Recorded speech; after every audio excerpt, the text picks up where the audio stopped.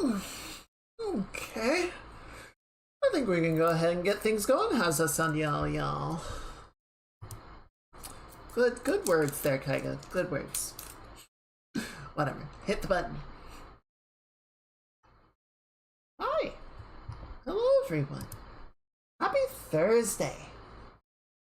Week is almost over. It is almost time for the weekend. I hope everyone has been doing well. I hope you are ready. I hope you have been taking care of yourselves. I hope you have an exciting weekend ahead. Well, exciting, restful, both? Whatever the case may be. Let me say hi to Alia. Hello, Mage. Welcome in. Good to see ya. Hello, Standing. Hope my day has been cooperating. It has. Projects at work were strange, but we kind of saw that coming. The thing that I have on my plate right now is kind of abnormal, so we knew there were going to be road bumps. It's going smooth considering all that. But yeah, it's been a pretty good day. It's a very pretty day out. I am going to have to start busting out the fans again soon. I think we are sort of getting over that tipping point where the weather is really going to start warming up, and having the computers on, especially for the stream. And my window is west facing enough that I get a lot of the evening sun, and just put all that together, and my room heats up a lot in the evenings. It is also, I think, just about time for cold brew season. I think we are getting out of the hot coffee season. I think it is time for the cold brew season. I love my cold brew coffee. Admittedly, I'm gonna have to mess around a little bit because I have a blend of coffee that I like a lot for my hot cups. We'll have to see how it does for cold cups.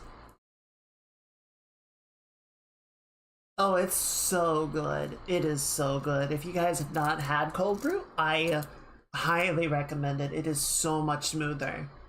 It like the actual chemistry of the steeping is different. So it's just like, it's a smoother, also heavier flavor.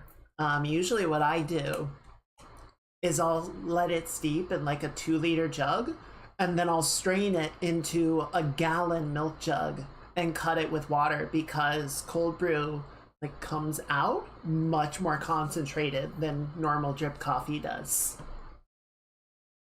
It's so good though. But yeah, the a lot of people will really sort of get on it about like, oh, you gotta do blah, blah, blah, blah, you gotta have like a coarser ground or whatever. It's like, whatever. I just use the same coffee grounds. It's mostly a question of whether this particular blend of coffee will taste good as a cold brew as opposed to a normal drip. But we'll figure it out. It has been a little bit difficult just because, what did I even get before? The last kind that I was getting, they stopped carrying it, and I don't think it was even the grocery store not carrying that one. I think the maker just stopped offering it. I don't know. It's the enshittification, right? It's just like, you got the ones that you like, the stuff that you enjoy, and it just goes away. It just goes away. Hello, Artemis. Can do a drip check for you. One moment. Let me back up here. Make sure I'm on the right thing. There we go. Nope, that's the wrong way. There we go. Hi. Hope you're having a good Thursday. Welcome in. I forgot to say hello, lurkers. And hello, VOD watchers. I hope you're all doing very super well. I hope you're all having a good week. I hope you're staying comfy. I hope you're getting some rest. Yeah, it is very good to see ya. I am actually starting my weekend this evening because I gotta burn through all my sick days. So I'm just taking basically every Friday off between now and the end of May. So it's gonna be just a bunch of chill 3-day weekends, which I don't know. I got to the end of work today and I was just like, yes. I don't know. I'm doing okay, all things considered. I definitely need to do a lot of like preparation stuff over the next month or so, but I'm trying to not stress about it or overload or anything. I figure I have enough time. This is actually kind of the nice thing about having 2 months, right, as opposed to 2 weeks. That's like, okay, I have time to figure all these things out. I have time to, that I don't have to rush any of it to get it all done. So that's good. Let's see. I was thinking about tomorrow. So what I need to take my bike by the shop tomorrow. So I'm probably gonna do my ride a little bit early and just bike over there and then do sort of a hybrid thing and jog back. But yeah, probably gonna try and really buckle down and get some model work done tomorrow. It's been a little bit. I'm pretty happy with how it's coming along. I think I've got the body in a really good spot. I'm happy with where that's sitting. I think the sort of head stuff is looking pretty good. The hair's okay. I haven't really messed with the updated physics or anything. It's more just sort of, you know, as I move around, making sure that my hair stays properly coiffed and all of that. But yeah, so the kind of unfortunate thing, not that I'm really complaining, but, you know, if the job did end earlier, then that would actually give me some time to work on the model more dedicatedly and actually have a better chance of hitting the June release. But work is going to continue until the end of May, so it's like, okay, that doesn't really help that target, but it's okay. If we're still looking at an end of June target, then it does help. I'm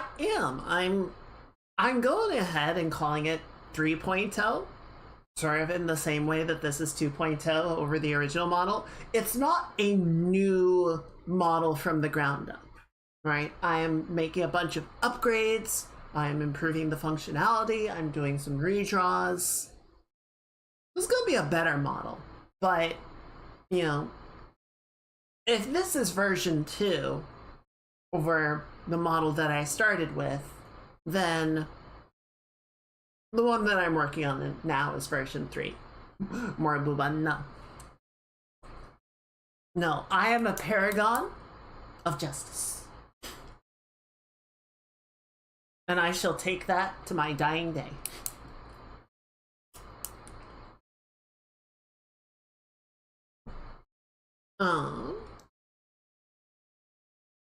Yeah, I don't know. I ended up watching a lot of Coco stream last night. I was up way too late last night watching Coco play Marathon. I was looking because I have a key for it, and I was thinking about downloading it and giving it a try. A few of my coworkers have been playing it. Watching them play it, obviously, it's intriguing, and it does seem like, I don't know, extraction shooters are a weird creature to me, because the whole sort of idea of them, right, is what if a battle royale but with progression, right? Is a battle royale something like Fortnite or Apex? You just drop into the map and it's like Hunger Games, right? It's just a scramble to find whatever you can. Anything on the map to give you an edge. But you come in with nothing. And either you die and you lose everything, or you win and you don't take anything with you. The whole idea of an extraction shooter is, well, you go in, same way, and if you manage to make it to an extract point, you get to leave with the stuff that you have found. And then you can take it in next time to have an advantage and improve your chances of going after some of the harder challenges, or improve your chances against other players, which has its own, I think, strengths and drawbacks. As my roommate was pointing out, a big part of the strength of the battle royale genre is the turnaround time, right?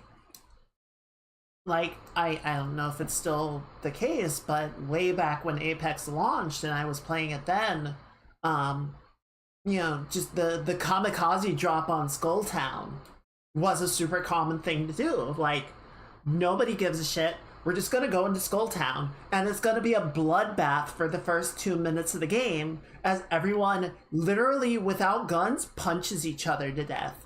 And anybody that finds a gun has an inherent advantage because you brought bullets to a fist fight. But there's no consequence, right? You just go in and you do it, and if you die, go next. Whereas now, there's stakes involved. And like, oh, I have this really nice gun that I've put time into upgrading, or I was really lucky to find, and I don't necessarily want to lose that, but I also want to have the advantage of taking this nice gun with me. So I'm going to play more carefully, right? You have to start actually thinking about it. And then if you have a bad game, that hits different. So I don't know. It's gambling without money a little bit. I mean, yeah, there's definitely chance, and you can adjust your play, but watching Coco and Boru and Sunny play Marathon last night, like, their inventories, not their in-game, not their backpack, their inventory at home, the stuff that you can take back, that was full. Like, they had to abandon stuff that they had looted because they had nowhere to store it. So Marathon is kind of extremely generous, and I have heard from multiple people there is kind of just a fuck it mentality. Like, the consequences of death aren't small enough, and you have enough stuff that you can replace everything that you find, that it doesn't matter as much. So it kind of starts to gravitate back into that fuck it, we ball mentality. So I don't know. I think it is interesting. I do want to try it out. And I don't know. Like, on one hand, there does seem to be, movement tech. There's power sliding, there's grappling hooks, there's stuff to help navigate the map. But it also seems almost sort of Halo-like, like the speed that you move at, the rate that you can sort of get around the map and address firefights also feels a little more tanky and old-fashioned. The time to kill is definitely not at Halo levels, but it'll be interesting. I've not tried it, and I'm curious to see what Bungie pulled out with this one. I want to give it a shot at some point.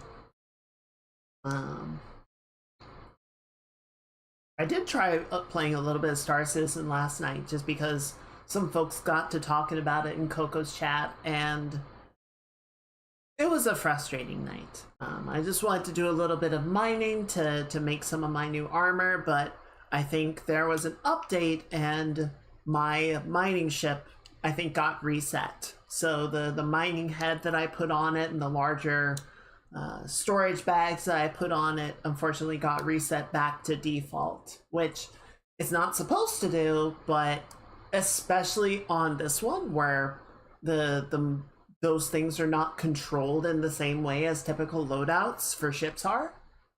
It's really common for the game to just kind of give you a default model when you call it back up. Like, if you're at one station it's there with you, and then you go to another station and call it,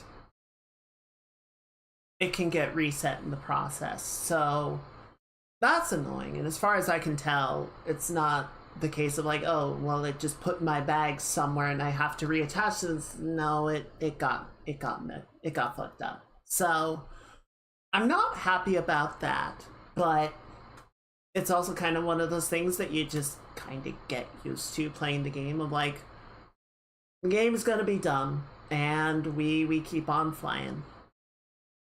So I'll deal with that later. I think I'm gonna work on the model some tomorrow. It's like, if you get good work done with the model, then you can play some Star Citizen. Because unfortunately, Star Citizen takes up enough of my computer's resources. I can have like Clip Studio open, but I really don't trust it to handle Live 2D. Live 2D takes up a lot of system memory. So I think trying to run both would be a bad time.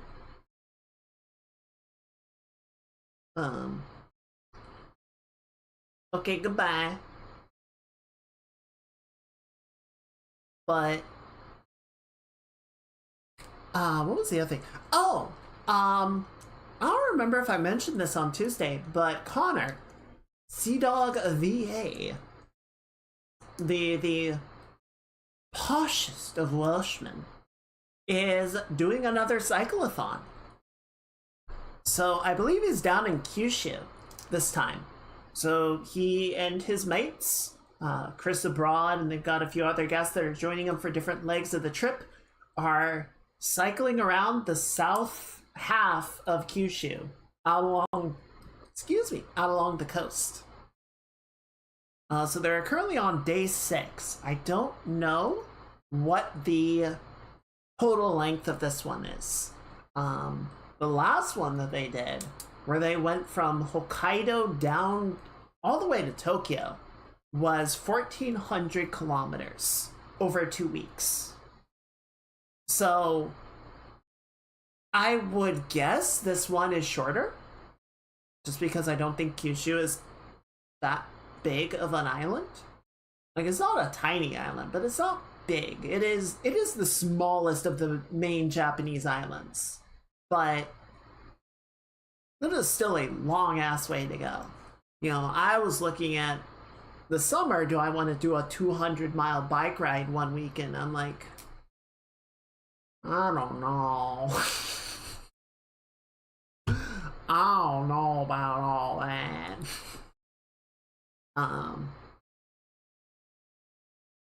But it will be fun. It will be fun. And of course, they're doing it for a good cause. They're raising money for the Immunodeficiency Fund.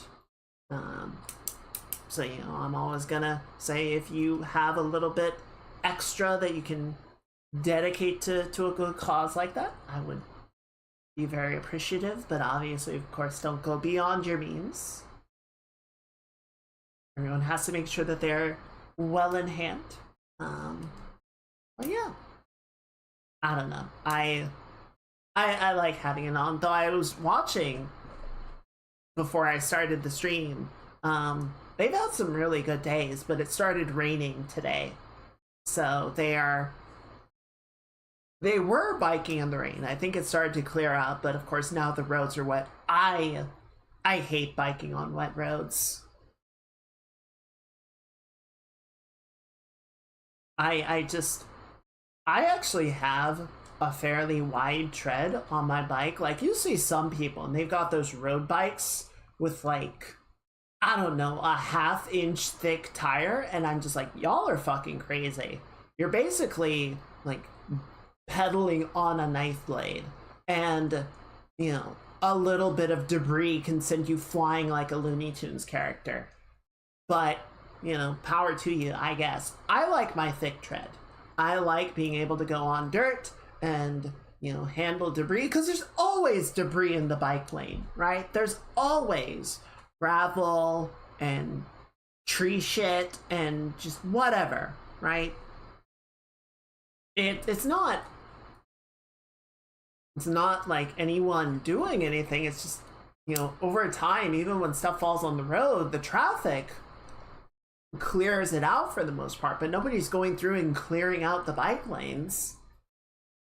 So it's what it is. No rain rides for me. Yeah, see, that's the thing. Like, on a clear day, I am a fair weather rider, right? Cloudy? Sure. Rain? No. Wet? No. I haven't even tried biking in snow. That would just be a disaster. I don't think that would even be possible. I think I would just get stuck and say no. Also, it would be, you know, fucking cold. But what is the, I don't know. The funny thing is I have wiped out on my bike, and it was on a sunny day.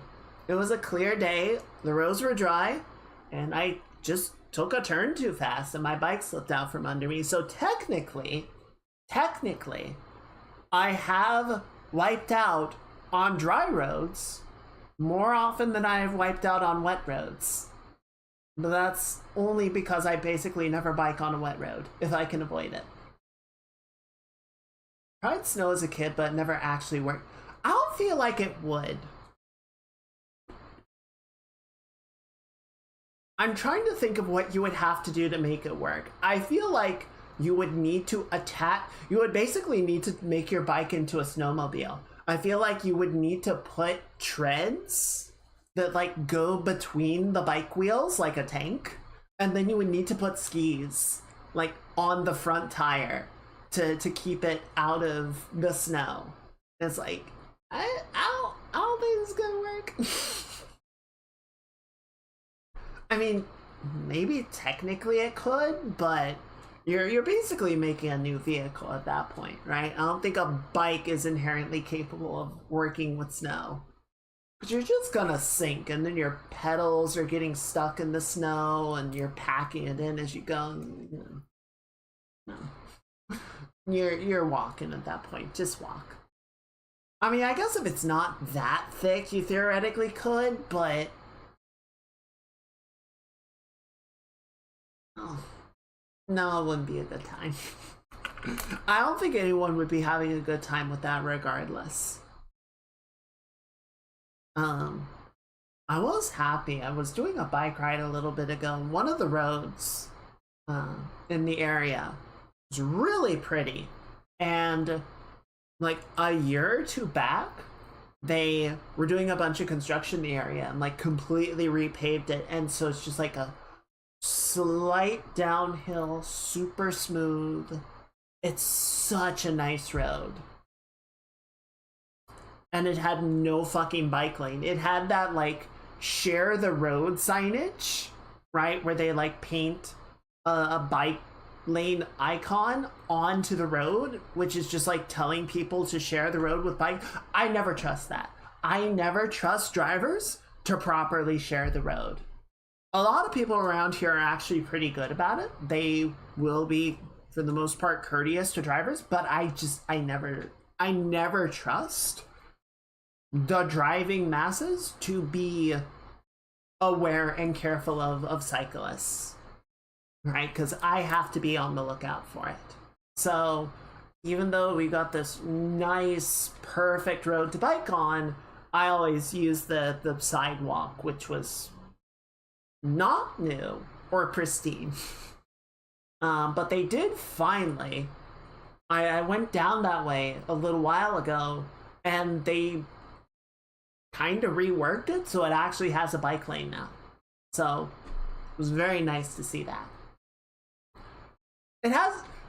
I hate when a road has a bike lane for part of the road, like half of the length of the road, and then you get to a point and the bike lane ends, and it's just like, okay, I guess I'll just disappear. I guess past this point, I as a cyclist just cease to exist. I'm a non-issue at this point. I just despawn. I get taken out of the load.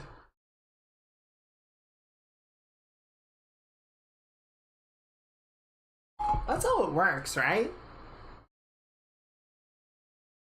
I don't know. I never know what they're thinking with that. It's like, yeah, we'll just, there's one road around here that has, like, it has a bike lane, but it comes and goes. So like there's a bit of a bike lane part way, and then it disappears, and then it comes back, and then it disappears again, and then it comes back, and then it disappears, and then like shows up a little bit before the road ends at a T intersection. It's like, why are you doing this? Just repeatedly like dive back out into traffic. We're all gonna be ghost bikers at that rate.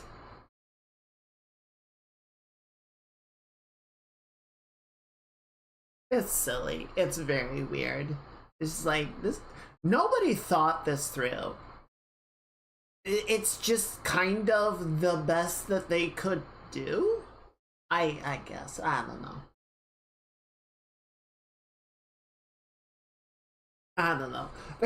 There's never a plan with any of this, right?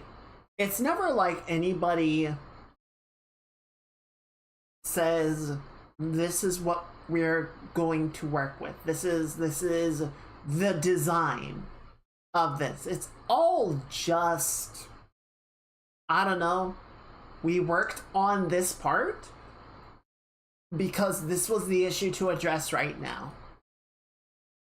You know, I remember a while back looking at old maps of my area. Like in the 1930s, they did an aerial survey of the area. And they had someone, I'm assuming in like a biplane, go over with a camera and snap photos. And then they, you know, process the photos and sort of fit them all together to form an aerial view of the entire area. And there are roads that I bike and drive on now that were around in the 1930s. And like some of them have gotten repurposed, some of them were train lines that got repurposed, some of them, you know, got diverted or connected as new developments happened, but like some of it has just been here forever, and we kind of just got we kind of just kept using it and building around it and redesigning shit, but there was never any point where someone like sat down and said, okay, this is what we're doing now, right? This is the new plan.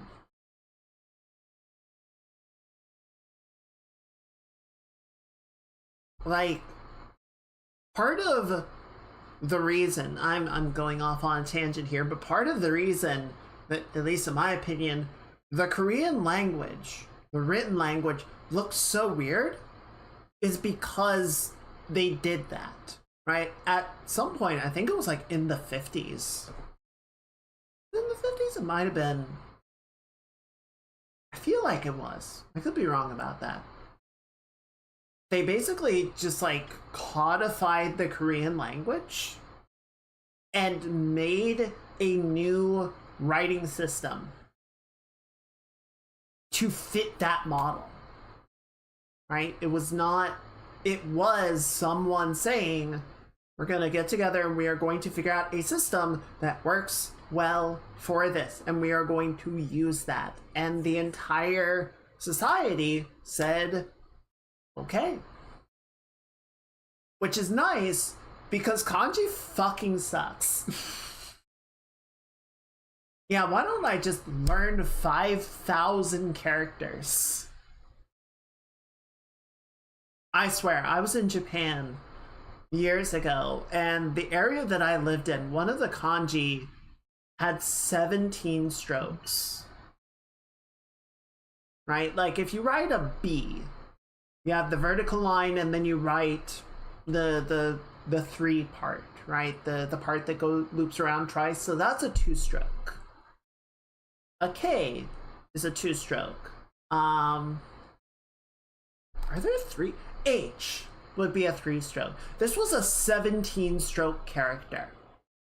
And it wasn't the only kanji for the name. And I'm like, this is dumb. I never learned how to write it, obviously. My kanji writing is shit. It always has been, and it always will be. I got okay at reading it, but a lot of it was just memorization, right? Of just like, oh yeah, that's this.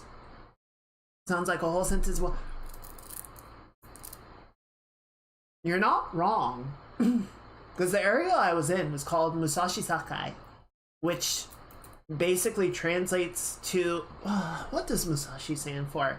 But it was basically the border of this territory, right? Like there is this clearly defined territory, and this is the province on the border of that. So yeah, the name was literally describing the location that it is. It's kind of funny. A lot of old languages kind of work that way.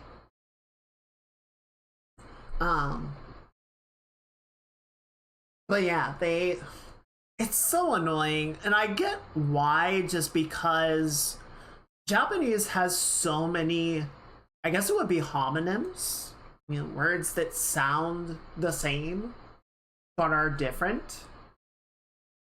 And in a lot of cases, the kanji for them are different. So that gives you a clear indication of which one you are working with, at least in written context. If everything got switched to hiragana, it would be a nightmare. It would be incredibly hard to work with. So I get that. But also, like, you have, and this is true for English as well, so it's not that surprising, but I feel like it is worse than in Japanese. You have like reading proficiency tests that native speakers regularly fail at, because the required vocabulary is so high to get through the upper level tests. And it's like, okay.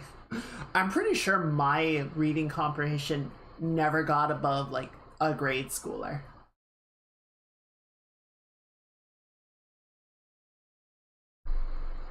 I'd like to think that says more about the language than it does about me, but maybe it says something about me too. I don't know. I've never been a super strong reader, so what do you want? Little Panda. Happy Thursday. How you doing? Welcome in, welcome in.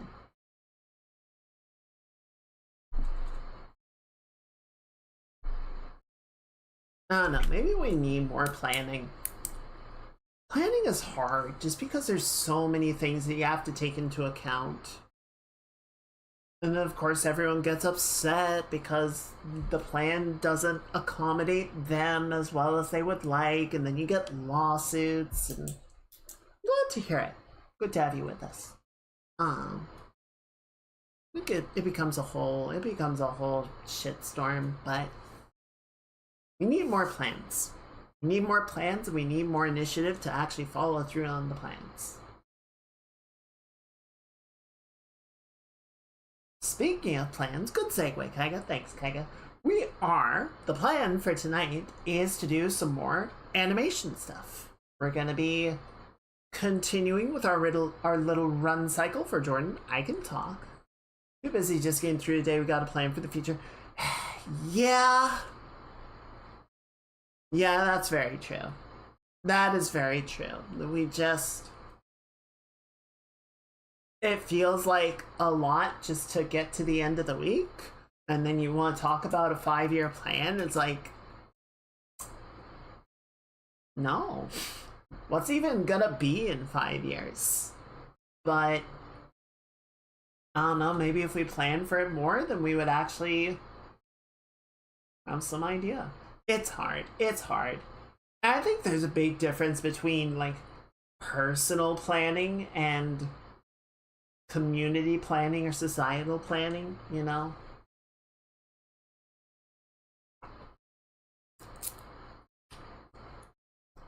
But I mean, I say all this like I'm some kind of master of planning, and I'm not. I'm not. I'm winging it most of the time. The most that I ever come up with plans is just like,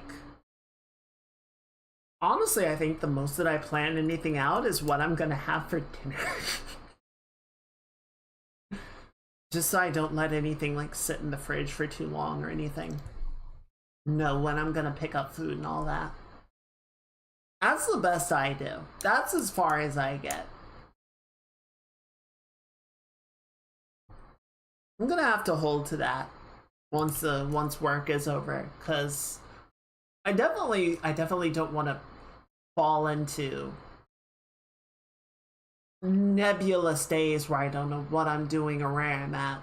The streams are honestly going to help me a lot with that, I think. Just knowing whether it's a stream day or not, or what I'm, doing accordingly, I think is going to be a big thing to help keep me grounded. I don't even plan that. Some days I just go to the fridge and see what's there. Oh, trust me, I definitely do that. But see, the thing is, I like to do a lot of meal prep, and then I'll sometimes pick up, because I don't like cooking every day, right? It takes a lot of time, a lot of cleanup effort, and I'm like, I would rather just take more time to prep a bunch of food that I can reheat later and just handle all of it on an evening. Ooh, bread. Well, you got to have bread.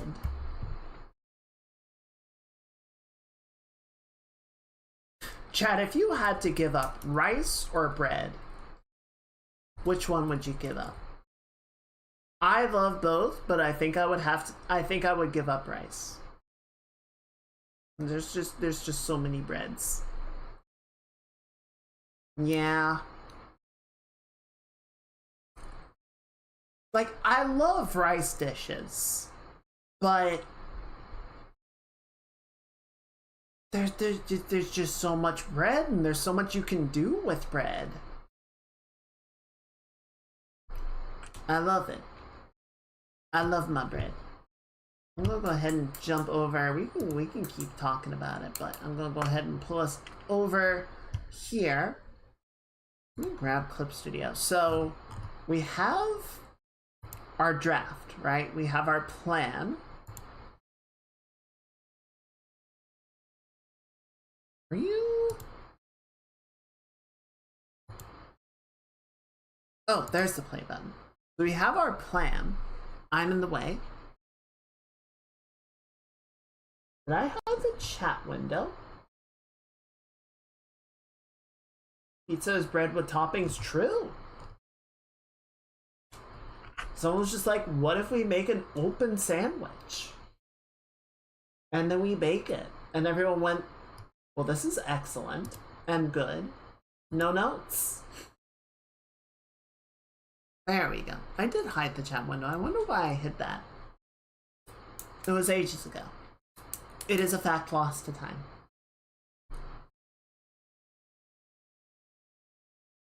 Chat. For your consideration,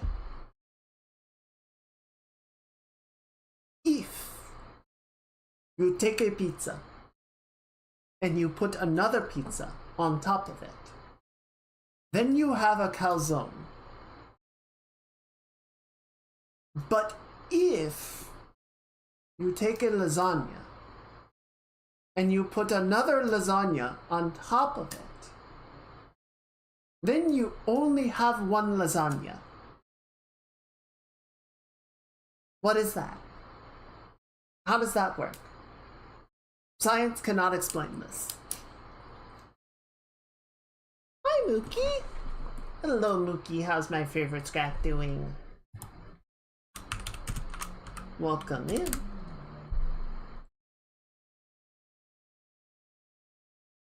I haven't had a good lasagna in ages, and by a good lasagna, I mean any lasagna.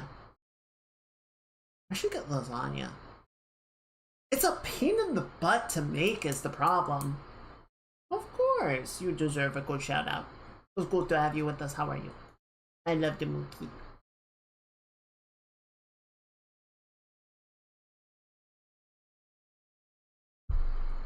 I remember you playing Baba Is You. That is a brilliant game.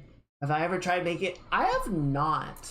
I've seen what is involved in making lasagna, and I'm like, yeah, this is beyond me. I'm not that good of a cook. I can make spaghetti. Spaghetti is easy.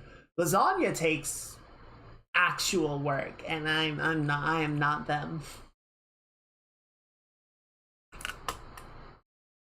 I wonder if there's anywhere around here that makes lasagna that I can pick up. I should look into it. So, okay, it's like, how is spaghetti the hardest level? You boil pasta and then you put sauce on top of it.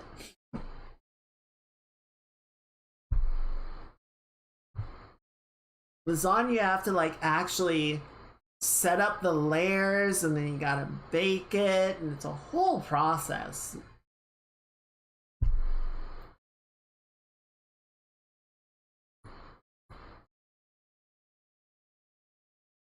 But yeah, so we drafted out the run cycle just to sort of figure out like the leg and weight distribution, all that is actually, but it really is. It really is. Chat. Chat.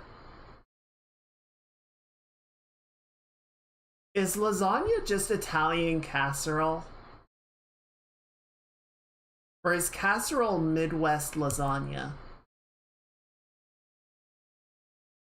These are the forbidden questions that are gonna get me killed by food ninjas.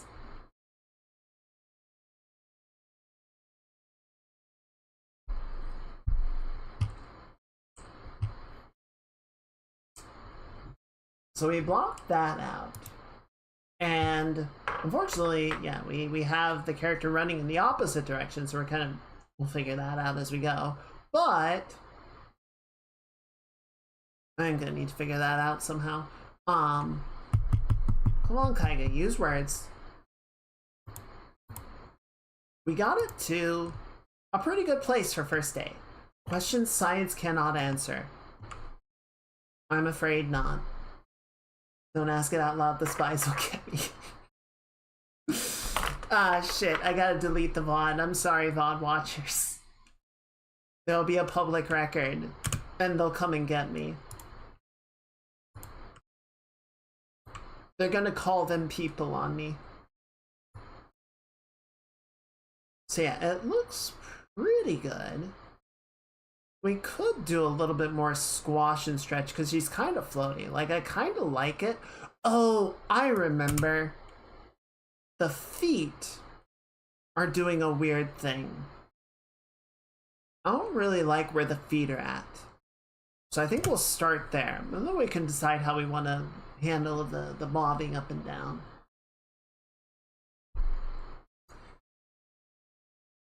Well, chat, if there's no stream on Saturday, you'll know the food police got me. It's been real. I appreciate all of you.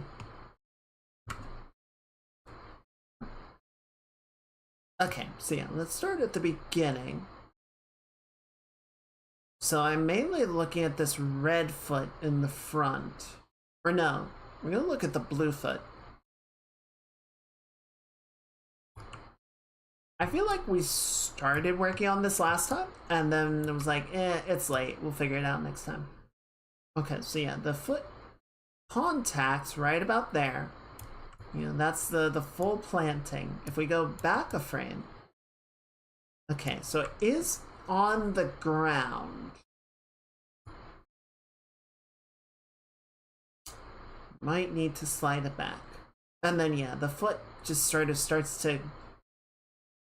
See, that's the problem that we're having, is the foot doesn't properly situate itself. If it is between these three, and then it goes forward, and then it goes way, way back.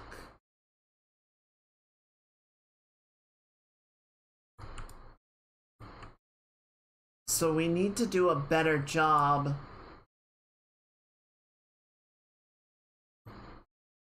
of getting the feet to stay continuous. I'm going to increase the distance that this travels to 450. Just because I want to see how that affects the timing. Like, the feet are still translating, right? They're still sliding, so it's not going to fix that. But I'm just kind of curious if that improves.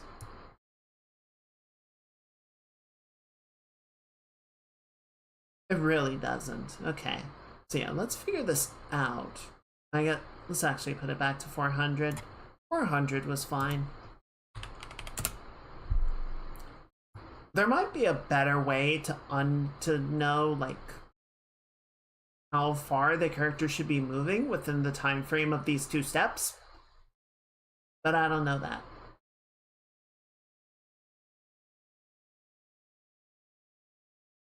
Let's see. So if the foot plants right there,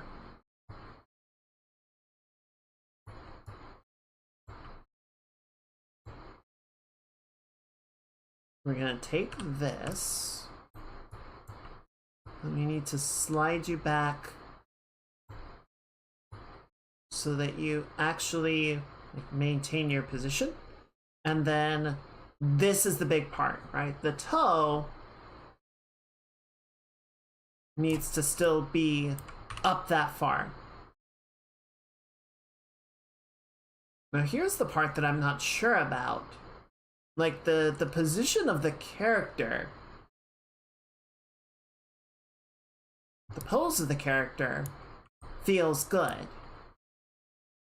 If I move the leg up to where the toe makes sense, we break that. So how do we get the foot to be where it needs to be without dismantling everything else? What we might be able to do for that, so we have the global control, root control, body control.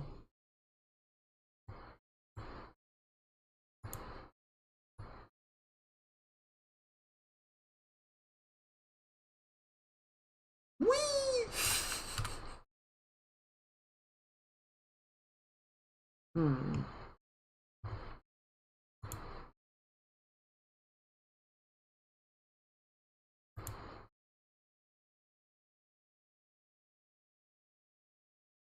See, I'm wondering if it doesn't. I was thinking for a moment it might make sense to have the movement of the global control not be linear, right? That there'd be sort of periods of acceleration and deceleration that would help move the character in the right way. And while that does kind of make sense, the problem is that the character is not going to move that way in the game, right? The character is going to be an object that will linearly travel at the rate that the player establishes with their input. So we can't rely on the movement of the character to accelerate and decelerate to compensate for the position of the foot. So how do we fix this?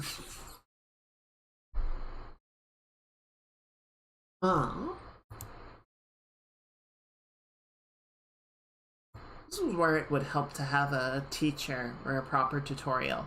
Let me see if I can find something.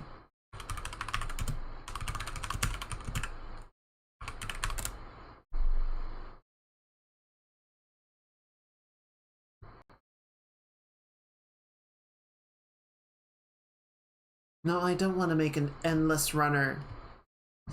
Piece of shit slop game genre.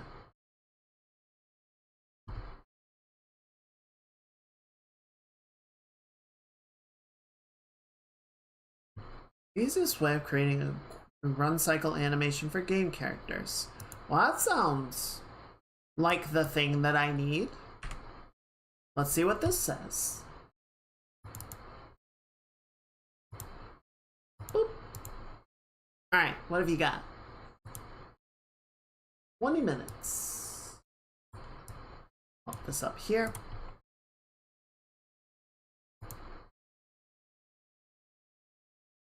Okay, well this is just a TTS voice, so that's we can just turn that off.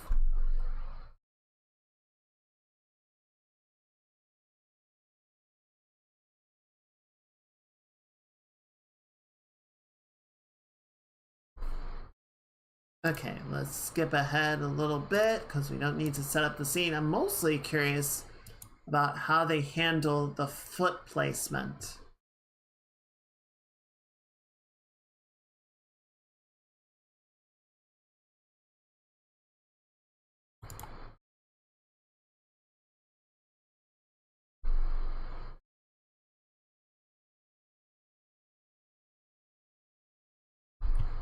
Why does the closed captioning keep turning off? Okay, maybe they weren't talking. Like imposing the character.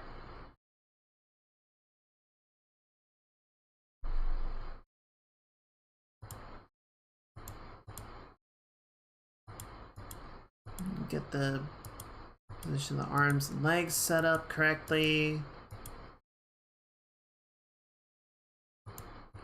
Copy the frames at the end.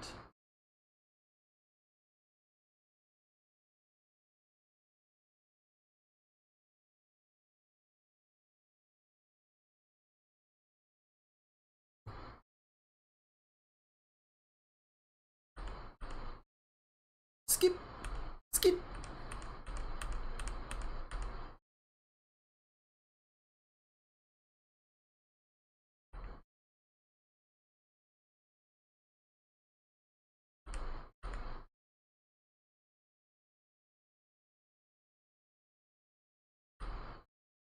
This doesn't really explain how to like properly set the positioning of the foot.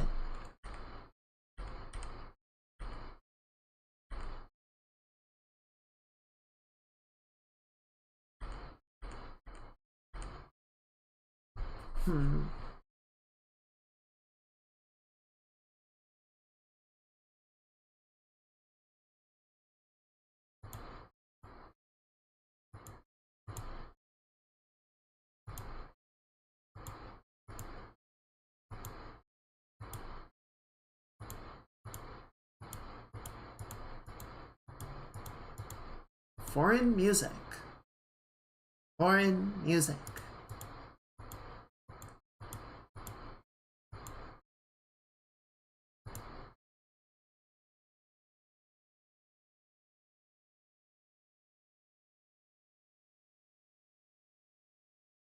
Like it almost, I don't know, it kind of makes sense, but I feel like the foot needs to position itself better.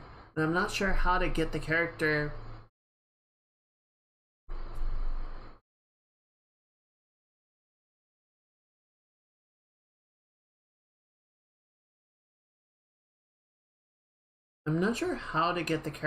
to be in the spot that I need it to be for the foot to make sense.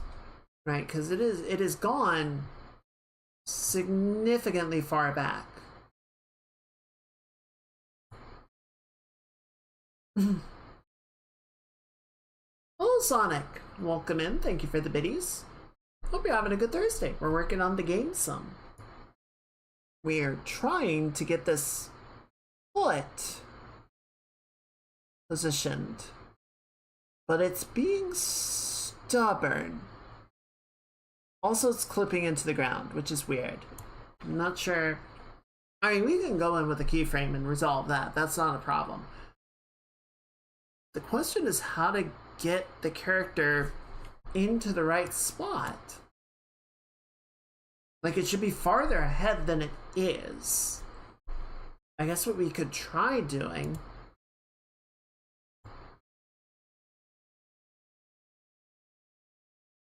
which I'm not a huge fan of, but we can try just increasing the amount.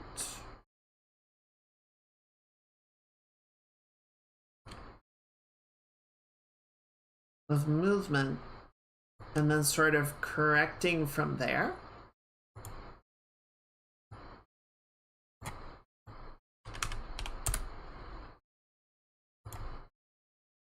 See how that looks.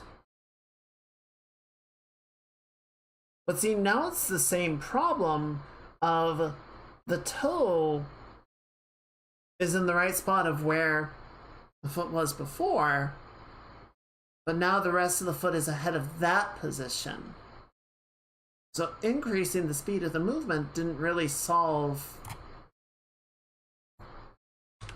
the root problem. Not for.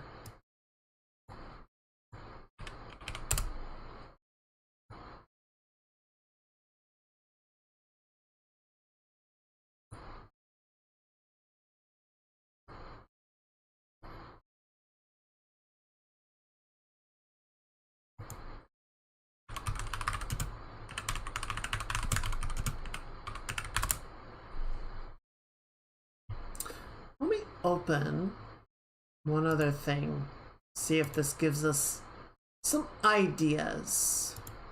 Where did I leave the canned animations? How are you doing tonight, Sonic? Let's see. Design, test blueprint.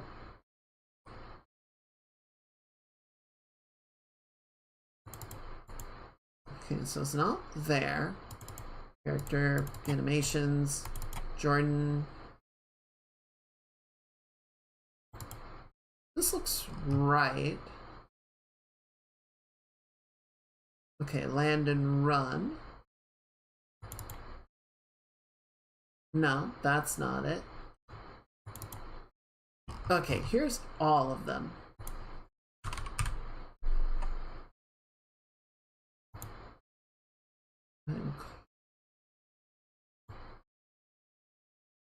So what do we need? We need not run box. That's a diamond.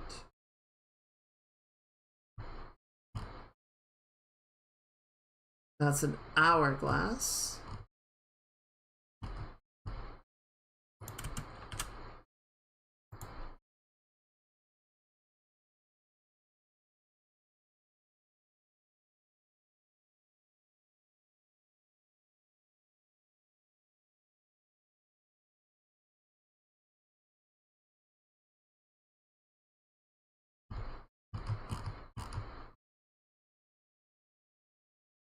Maybe this will work. I just want a straight line run. I don't know why this is so hard.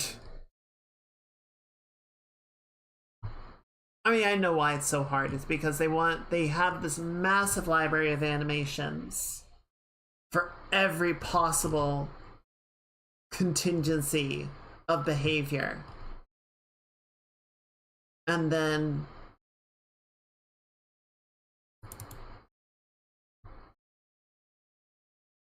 it has systems to decide which one to use accordingly, right? Okay, so if we slow this down, let's look at this frame by frame. How do they handle this? Okay, so part of the answer is the planting of the foot is really weird, at least with the way our model is set up. But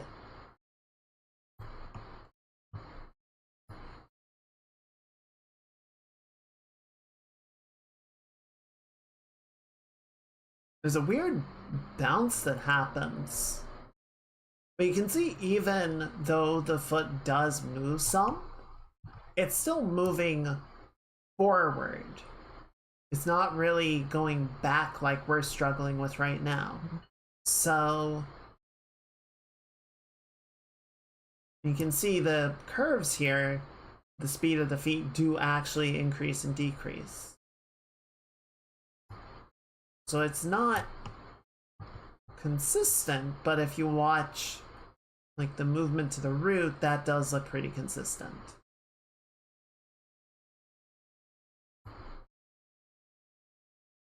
So how do we solve this? How do we fix this issue?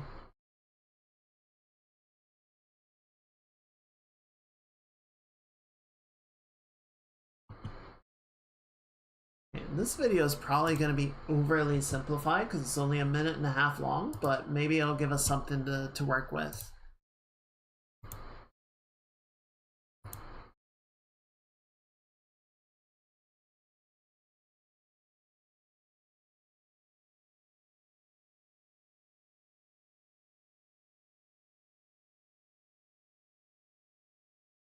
Yeah, you're going to do that in a minute? Because your intro sequence is eating up a lot of your time, buddy. Your intro sequence is eating up a lot of your time, buddy.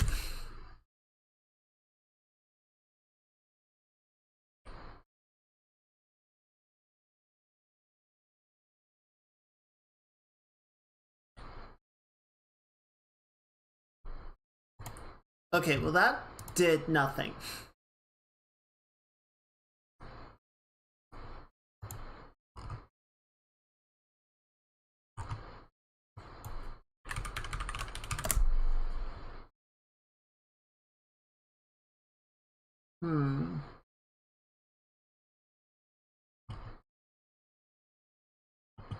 Can check this one, but I don't think it's gonna help that much.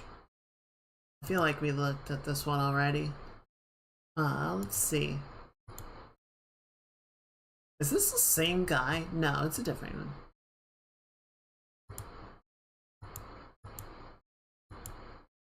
So we got that set up.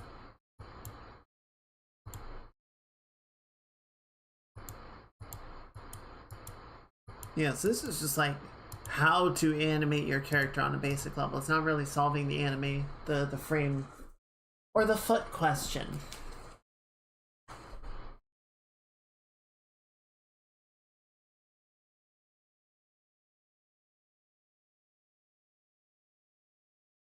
I wish there was some way that we could onion skin this. We're just started doing the best that we can with the grid placement on the floor.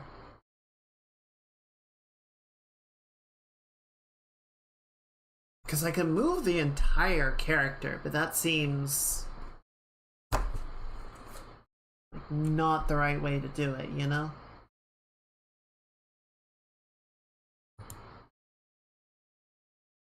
Because I could grab all this and these and you, and we can basically just like slide the character forward.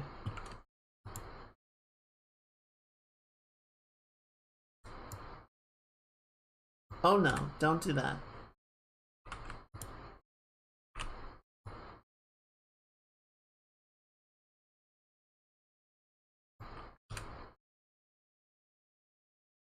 But see, this doesn't feel correct. It feels like we're breaking things as much as we're solving them.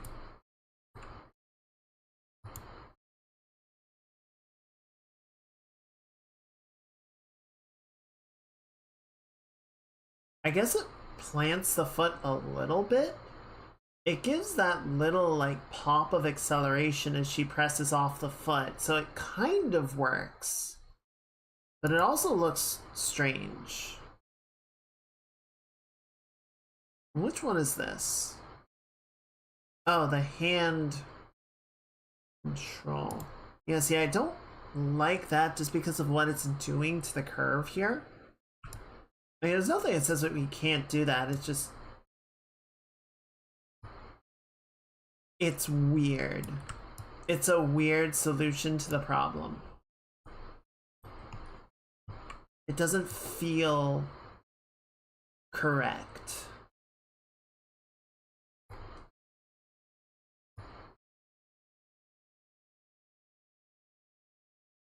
Also, we get this weird thing as a consequence of everything sort of snapping back into position afterwards. So like the foot hovers there and that looks really fucky, you know?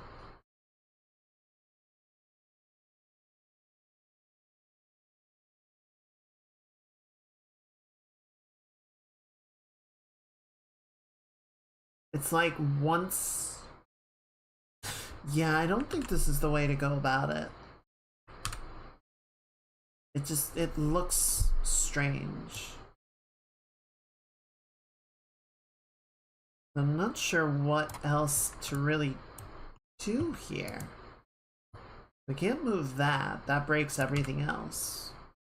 We can't move this, so that breaks all of that. I think that's just a problem with my rig.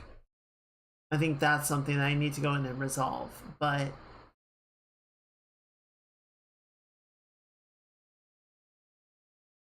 Body offset control. Yeah, so that just seems like there's some stuff that's tied to the root control, some stuff is tied to the body offset control, and it's all just kind of not moving each other cleanly. See, I can grab both and just move the character like that. And that kind of solves the problem that we were just running into a little bit, if only because it's a bit cleaner. Though, you see, we still have that problem of the character kind of pausing to get back to as those values reset.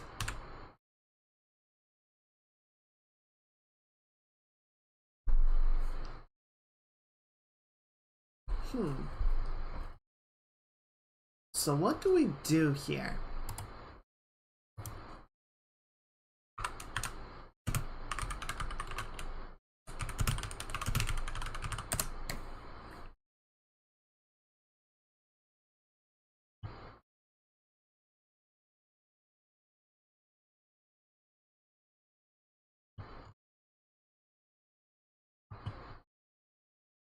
All right.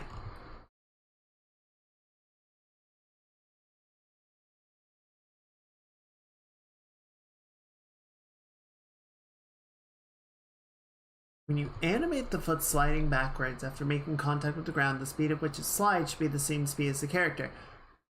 Okay, that makes sense. Where did I establish my run speed?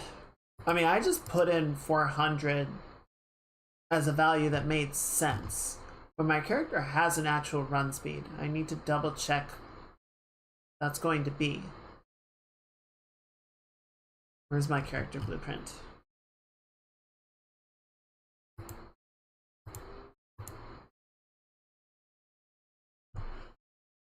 Where are you?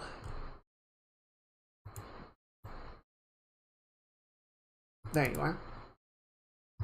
Okay, open this up.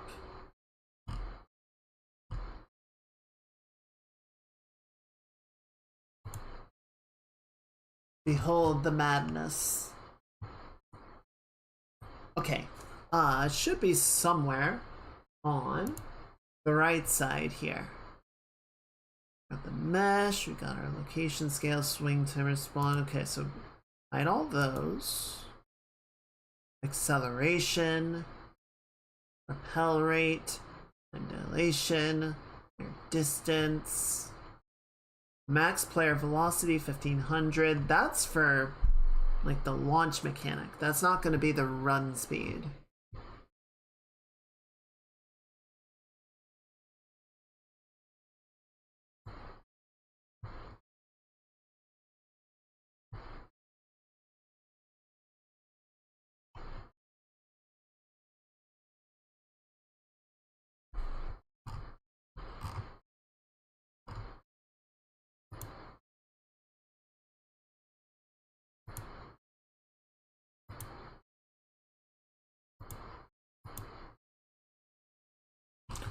Former, slot, mesh, navigation,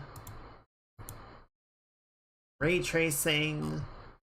I'm not going to put ray tracing in this game in case anybody was anticipating it.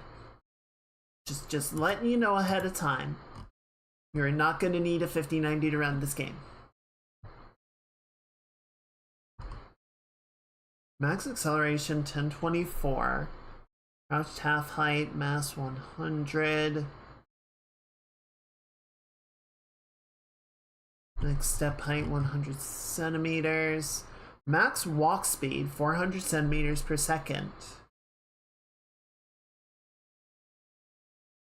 So it might actually be 400. Assuming that the value on the slider is centimeters.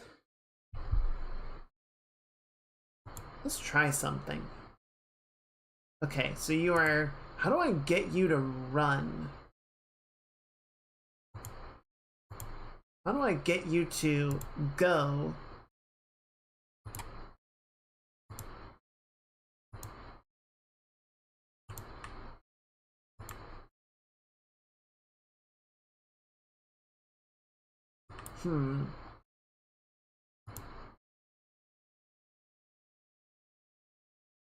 Okay. Stop. Stop, stop, stop. Also, where did all my frames go? Okay. So...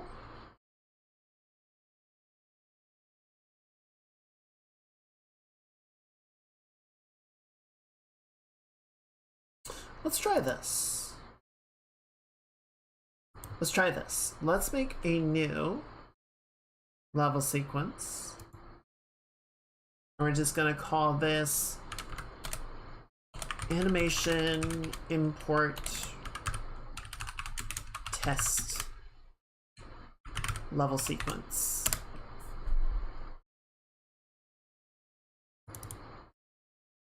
So we're gonna drop this in, and then we need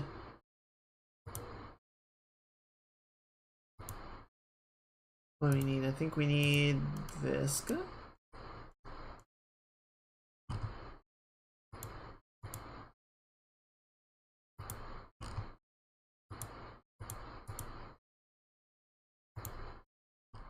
Oh, where'd you go, Jordan? Alright, hang on.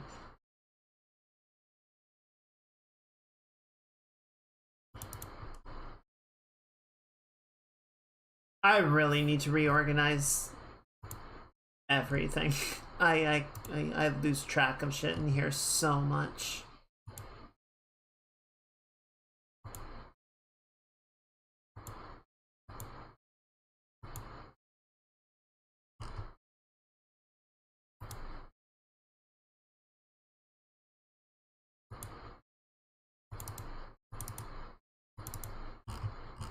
Okay, here we go.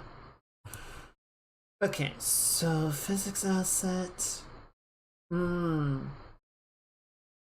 Okay, so the idea that I had might not work because I think, well, we can try. We can try. It might bring in the actual traversal of the space. It might not.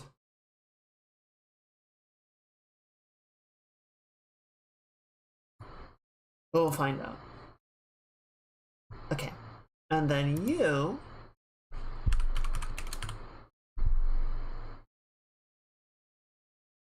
Okay, so not a hurdle, not a mantle, not a vault. We just need run. It's like a basic run. Not an arc, not a box.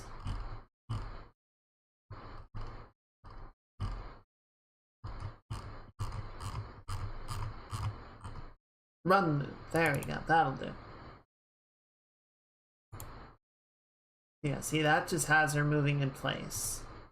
But what we can do is we can pause, go back to the beginning, and we can bake it.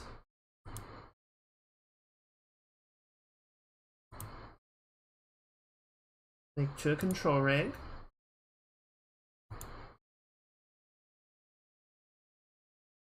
And then, where's the controls for this?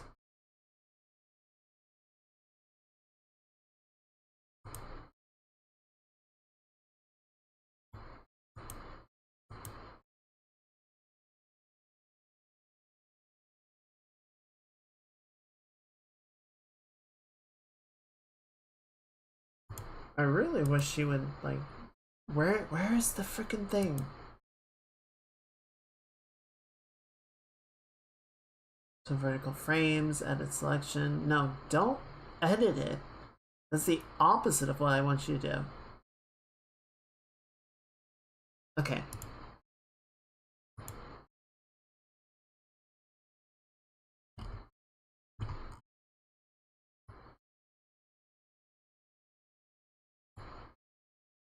I just want you to show me where this is. Okay. Go over here.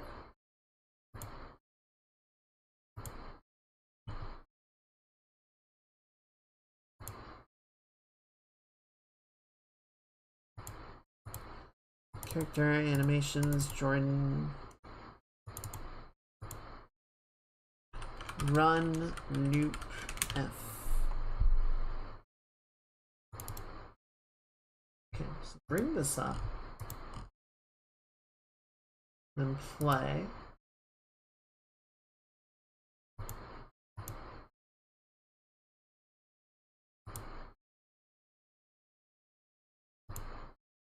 Okay, so yeah, I don't think we actually need to bake it in.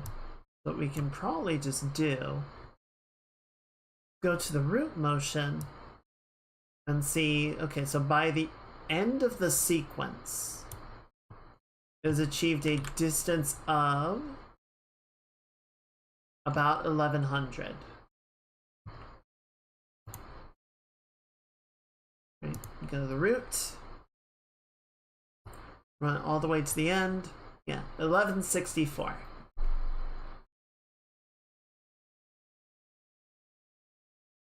So we're not going that far, especially because our sequence only runs to frame 24 as opposed to frame 150. So if we take 1164, divide it by 150, we multiply that by 24, that would give us a distance of 186, which is a lot less than the 400 that we're dealing with. And all of this feels a little bit moot, just because we still run into that problem of, even if we change the distance that we are traveling, it's not going to stop the feet from sliding.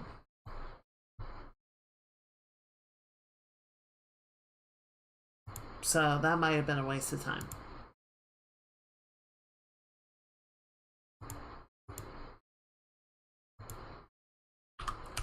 Right, even if we drop this to 200, it's not going to stop those feet from doing weird kicky things. Also, now she just looks really slow.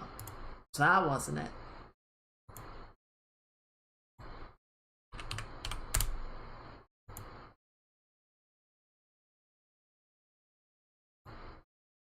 Okay. Sorry, chat. I wish I had a better plan on how to fix this. We're figuring it out as we go. We are learning.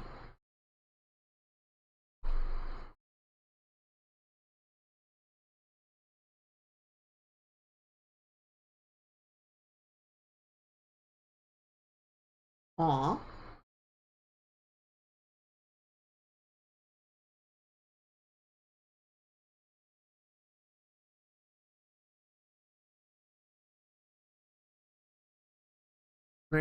Learning is indeed the plan.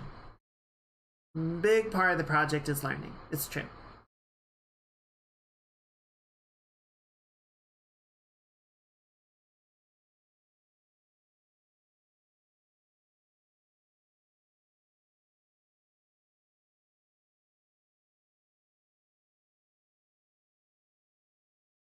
Okay, wait. Explain this again, please.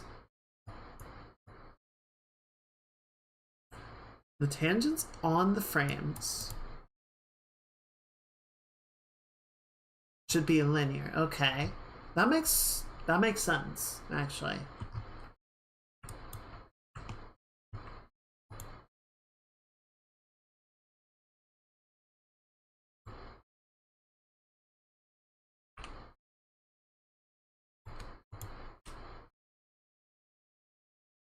So basically between like here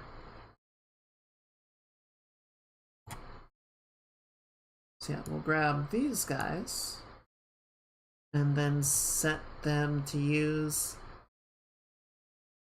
linear movement, like so. I don't think it really solves the problem, but it will help a little bit, maybe.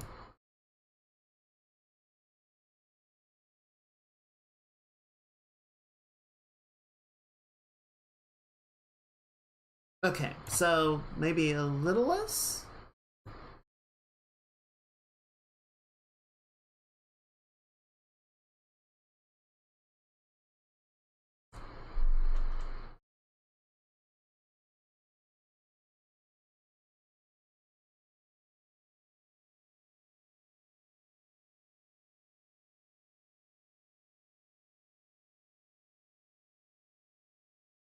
Okay.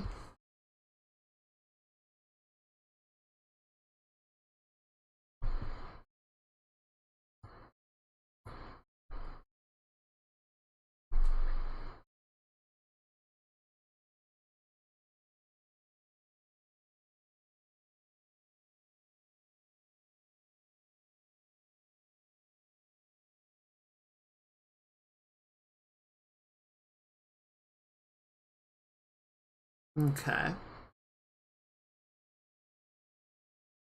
Okay.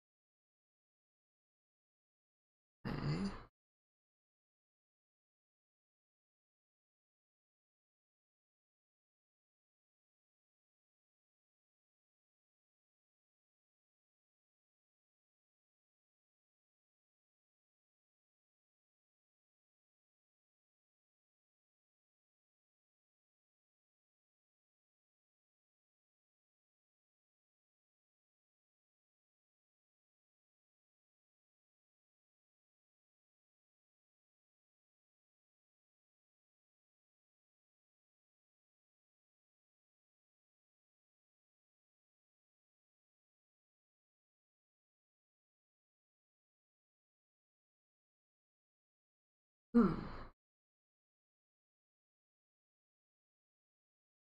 Interesting. I don't know if we have a locator type system in Unreal that we could use.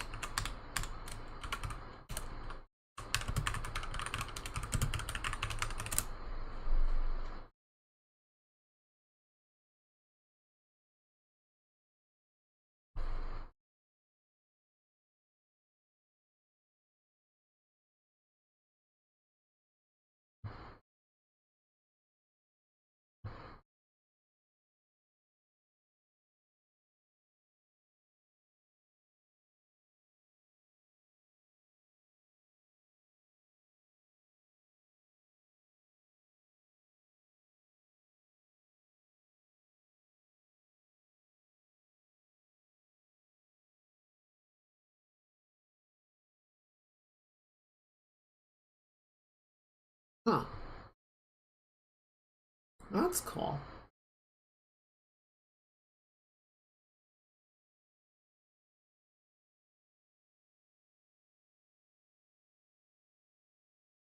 I don't think it quite solves our problem, but it's interesting.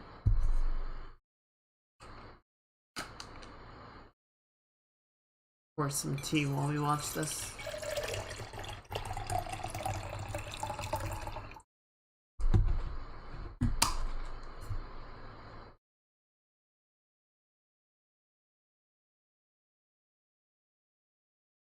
Okay. So I think we're gonna move on. It's interesting, but I don't think we have an actual constraint system that we can use. So that... God, why do you look like that?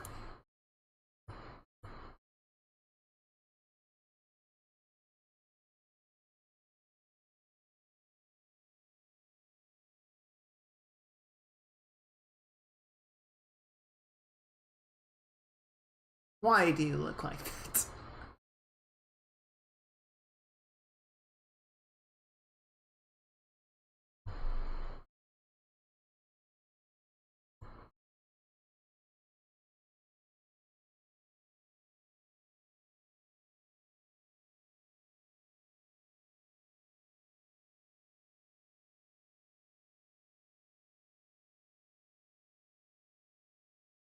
Right, so that's basically what we've done.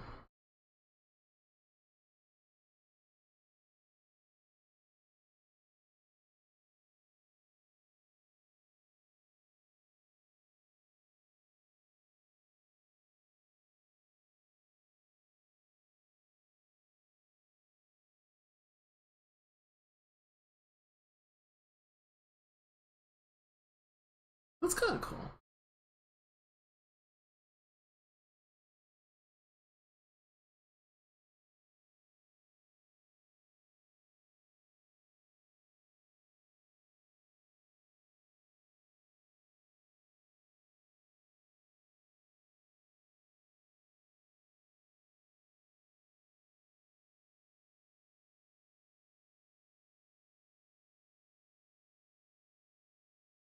Yep, there he goes.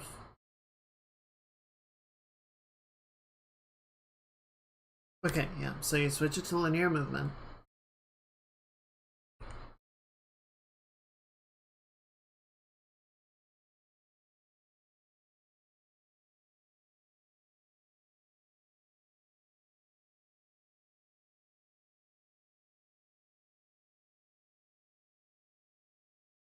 Okay, so the planting issue makes sense. But I don't think that's the whole answer, right?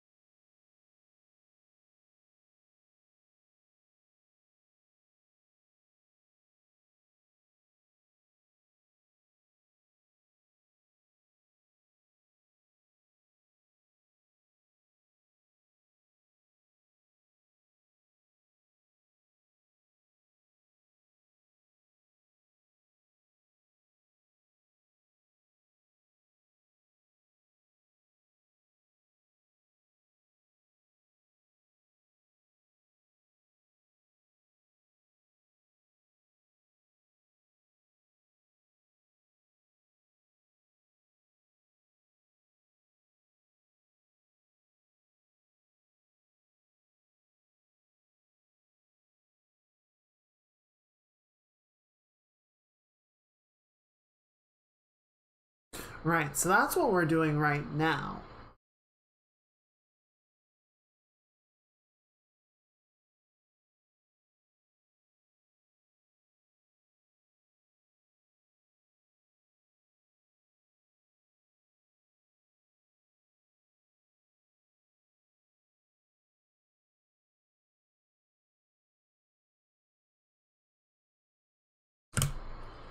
Okay.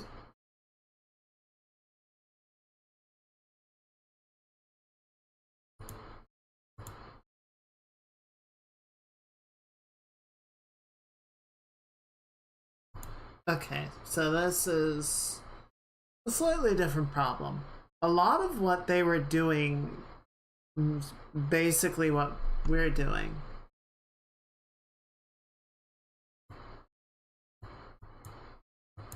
I think there was one part right at the end that he was sort of explaining is a little bit different, but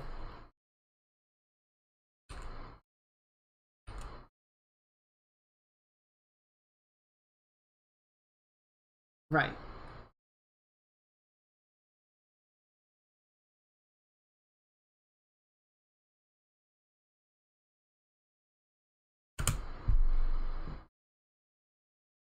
So are they basically saying just to like change the timing on the rest of the rig? That seems weird.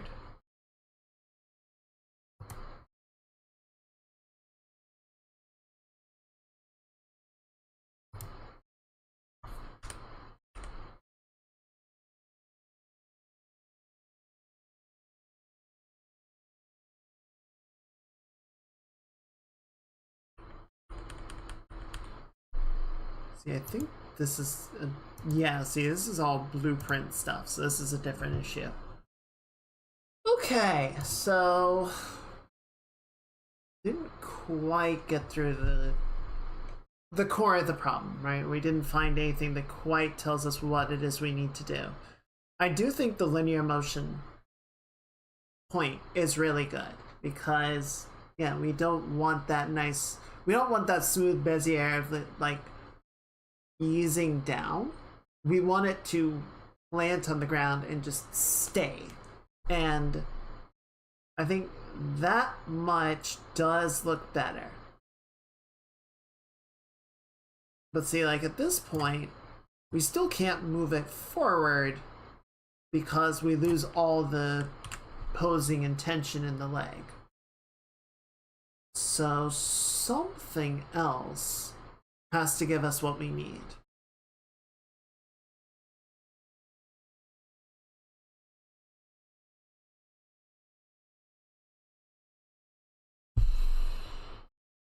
I'm not sure what that is.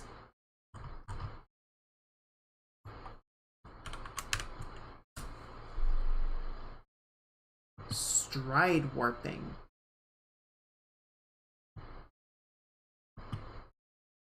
Alright, a couple more threads to dig through.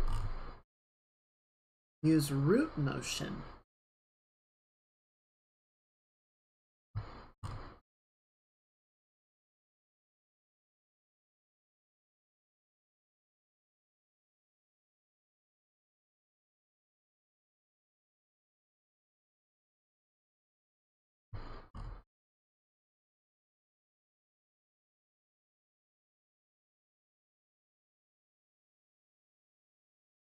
Okay, yeah, root motion is using the animation files. So that's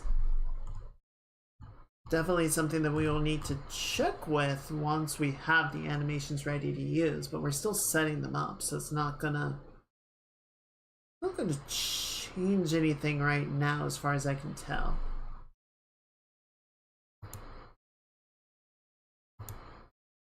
Well, that's cool.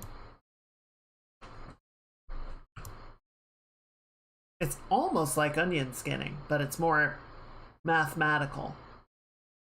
Now, the cool part about this is we can see the part where the foot is backpedaling, right?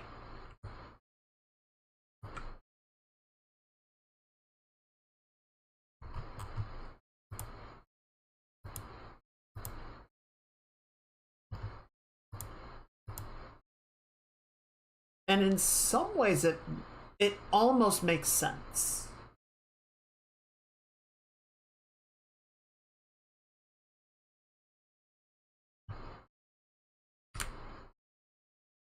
Like, it almost makes sense for the foot to go forward. Like, let's take the global control.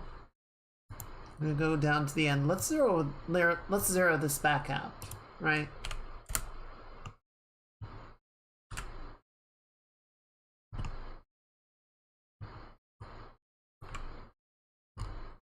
Go back to the foot control. Like, this makes sense. It looks good.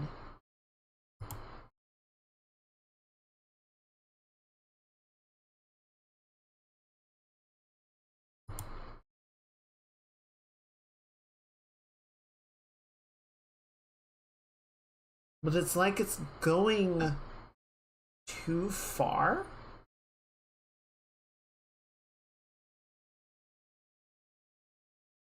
I don't know. This is weird.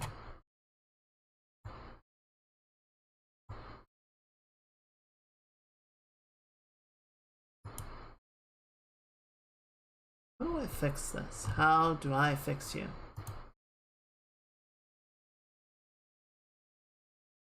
Okay. IK retargeter. When using the IK retargeter to retarget animation from different characters. Okay, so this is a little bit different, but maybe there's something in here we can use. New IK goal. Okay, maybe not. Speed planting.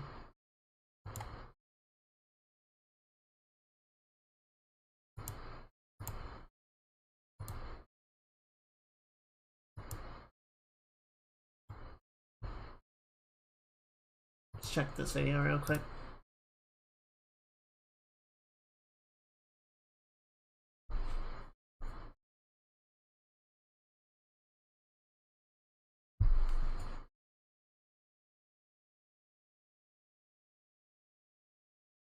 Use the stride warping. Dynamically adjust the distance, match your character's speed. That's what your character be firmly underground. Okay.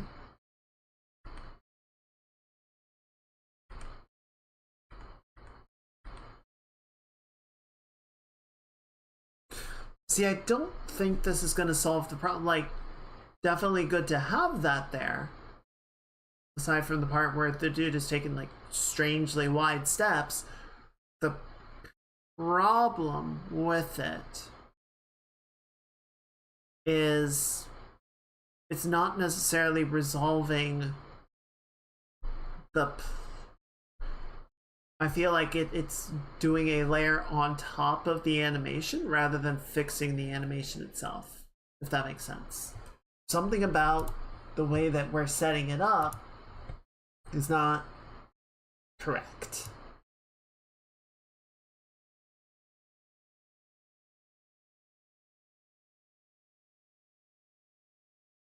I want to understand what that is. What about it is not right?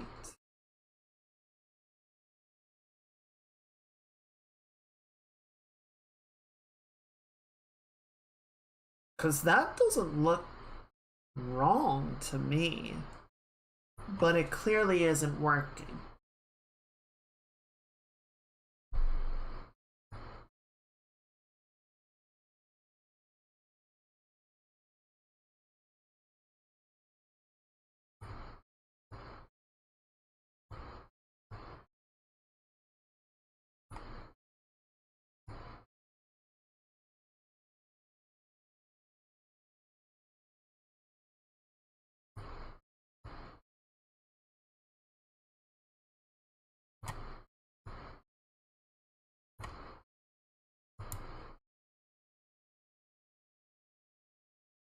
Kind of smooth it out a little bit there, right?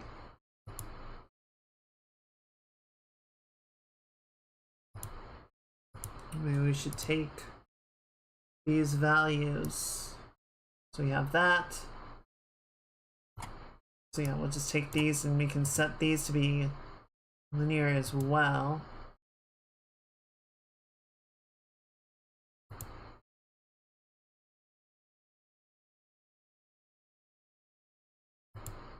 See if that helps at all. Alright, and then let's head back up to the global control. We can head up to the top here. Let's go ahead and give her some movement again. And see what that looks like. I feel like it's not going to be substantially different, but maybe it'll feel a little bit better.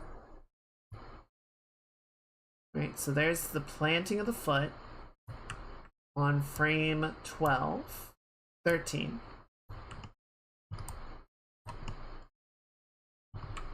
So it falls on that line and then fully plants there. And then the toe goes back a line and a half. Okay, so that's a lot of drift. Right, the heel comes in right there.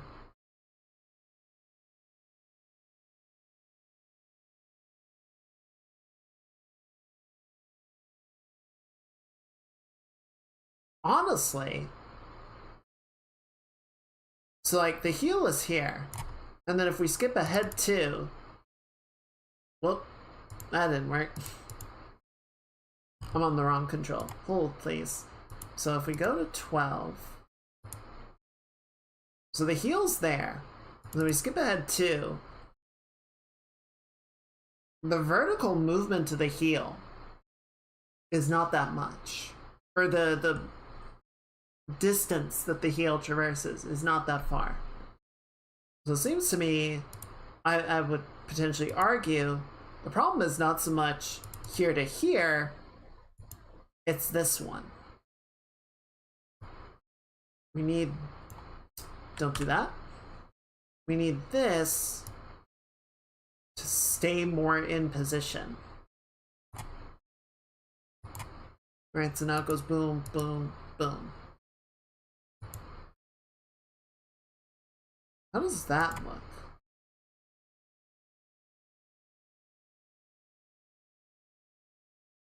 That's what we need to see.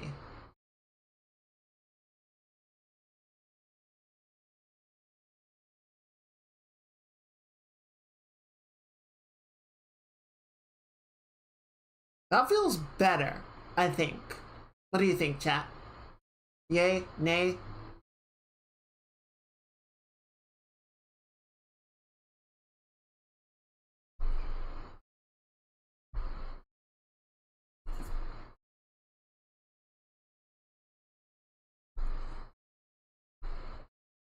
I think the foot is more grounded as it goes through. Pretty good? I'll take pretty good. If I can get to a point in this project, like if I can release this project and everyone's like, if nobody says anything about the animation in the final product, I will be perfectly happy with that, because like it was passable enough to be not worth commenting on. That's good enough for me.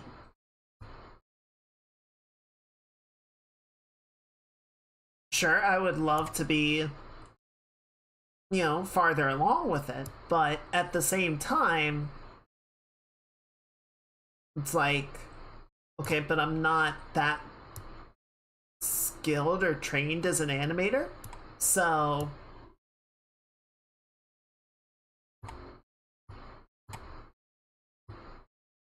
I will take serviceable.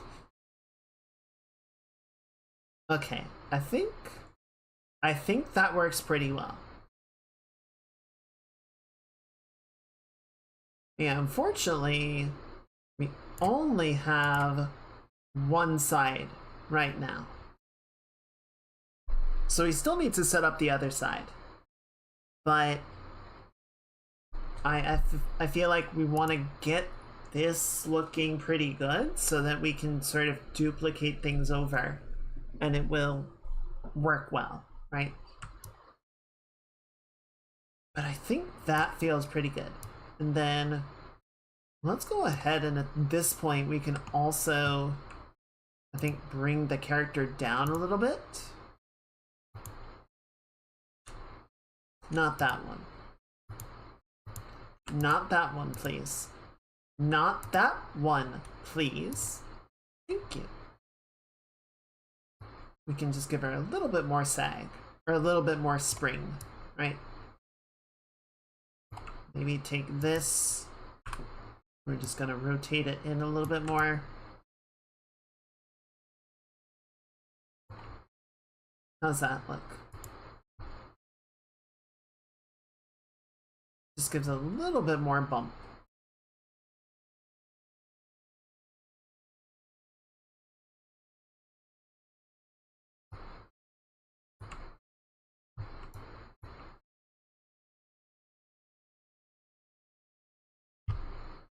Okay, we'll do one more thing for the sake of argument.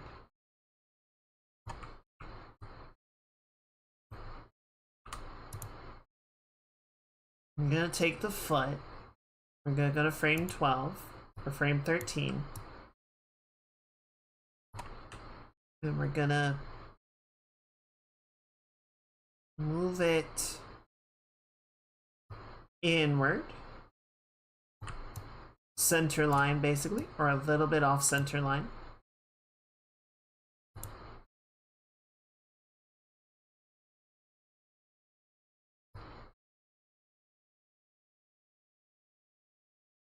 And then all the way through here, we're gonna keep it at that value, right? So negative 12.6, same value, same value. Just so that she sort of has the foot underneath her. And then let's grab this and we will break the connectors. So this one can be smooth.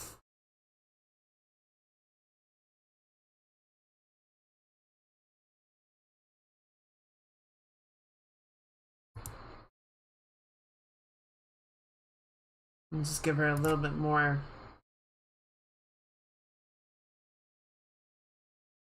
of like a planting of the foot underneath her weight as she runs.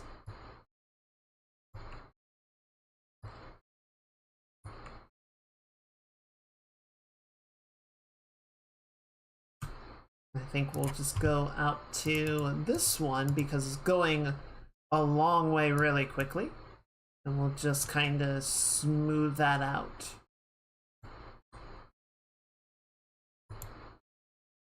So it doesn't kick out as far as quickly, right?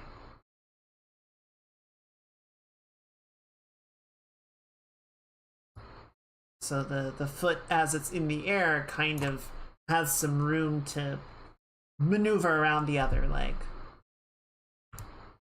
So you don't bump into each other that much.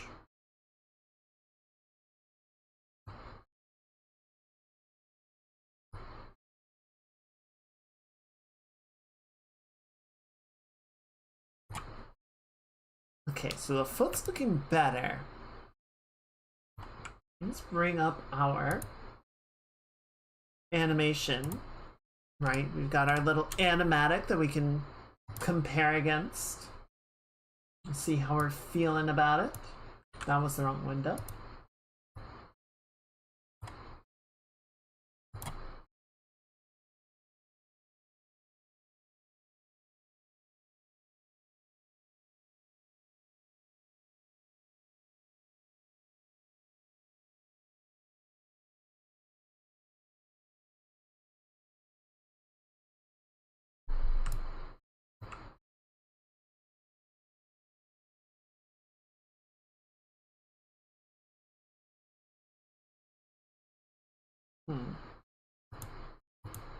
I kind of feel like if we go back to the beginning,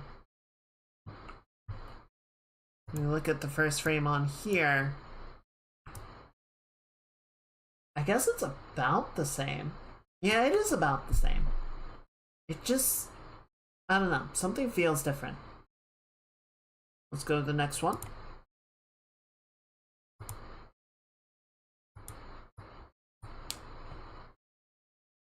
Next one here.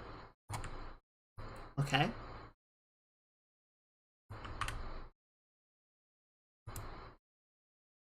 Let's bring that up a little bit more.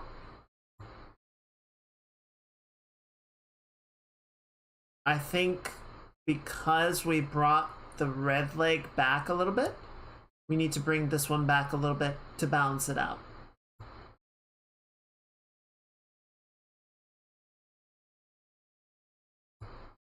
And then we go up here. Next. Looks pretty good.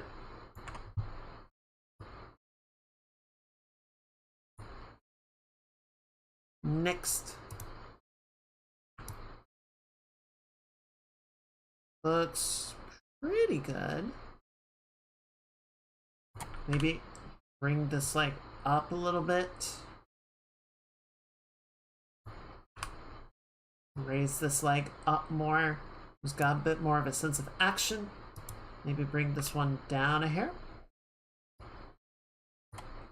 Bring it in a little bit as well, just because we don't want to hyperextend it.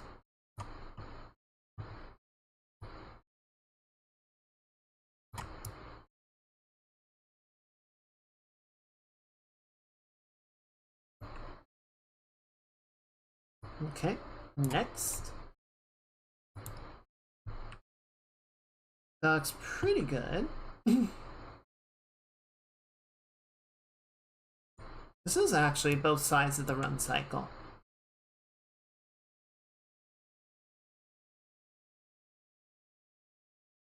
Looks about right. Alright, let's just double check them. Because we only did the linear movement stuff on one side, right? So we gotta make sure that we take adequate care of both feet.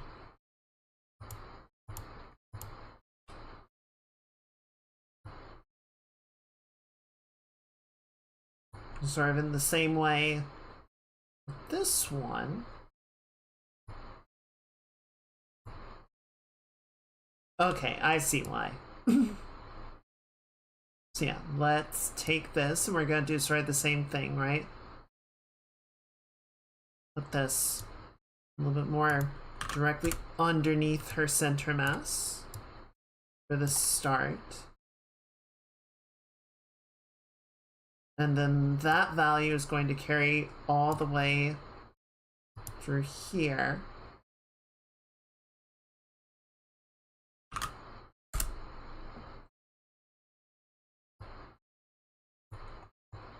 All the way up to this point.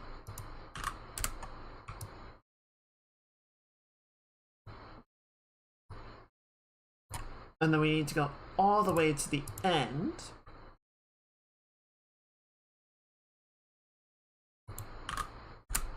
And make sure that that carries through, right? Because we need to have it start and end in the same place. Okay, good. We're gonna go back to frame 1. We're gonna grab all these values. So everything up to frame 7. I'm just gonna grab all of these fellas right here. And we're going to set their calculation to linear just to help ground the positioning of the foot. So we see the point of contact is right there, right? So right before that line. So a little bit of sliding. Then we see the ball of the foot. See, I feel like the roll through is not bad. I feel like that works. But then we kind of have the opposite thing where the heel... I guess it's okay. It's okay. It feels like the foot doesn't roll through as cleanly, but it does go.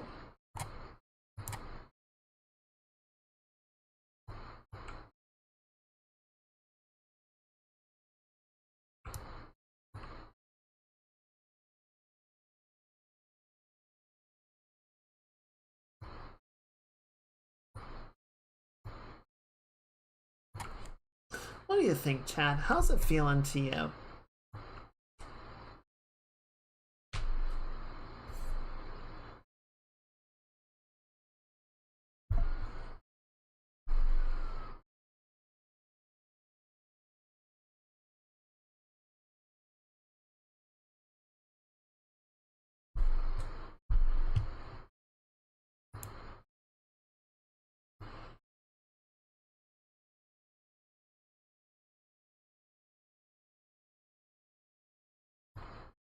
I think we can do that same thing as on the other foot where we grab these guys and just bring them down a little bit on this frame.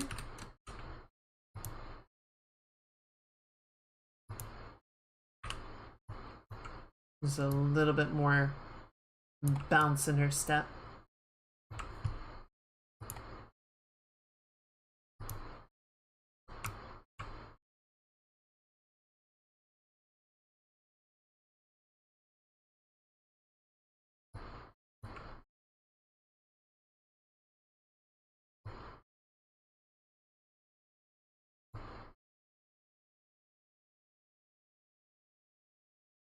How are the shoulders doing? How are the hips doing? I think I set them up decently well.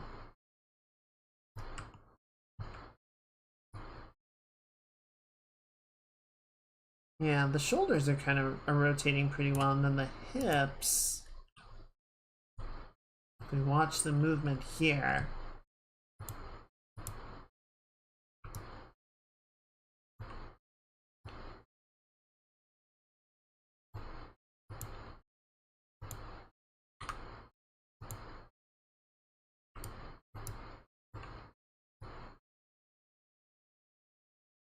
yeah, that seems pretty good. Right. Favors one side and then favors the other and then comes back.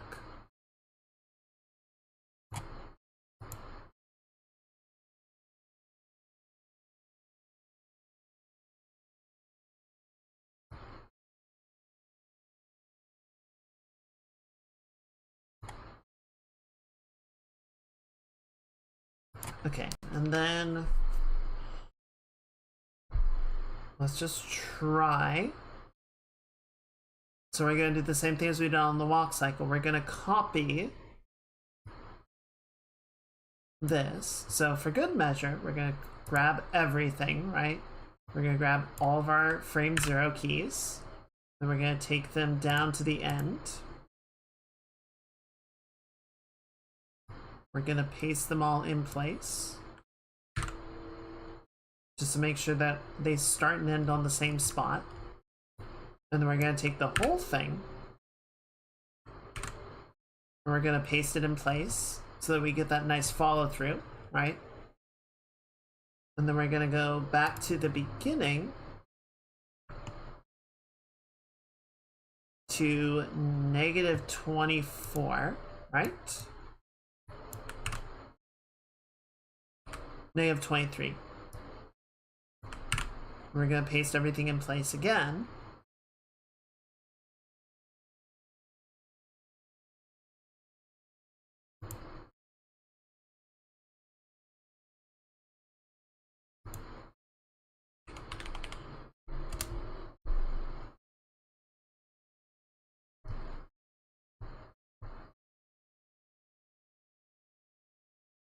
Go to 0. Oh no, I fucked everything up. I fucked everything up. It's really bad. It's not good. This is not good. This is bad. This is bad. Hang on. Okay, run it back. Good. Is frame 24 correct? No, it's for -25. I think it's -25. There we go. Alright, that's a clean paste.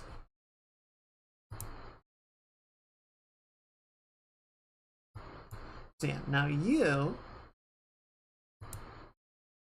need to be 0.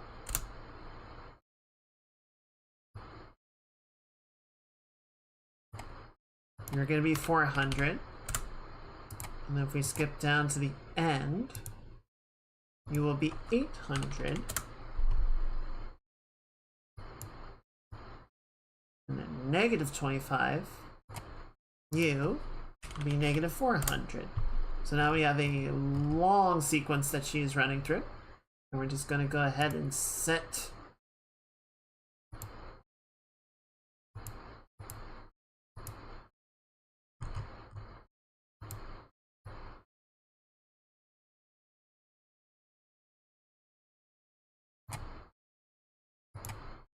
it should be right, right?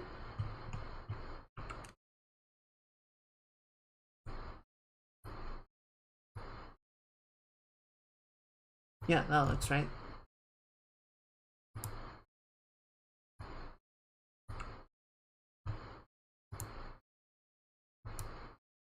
Just want to see it run multiple times through, right?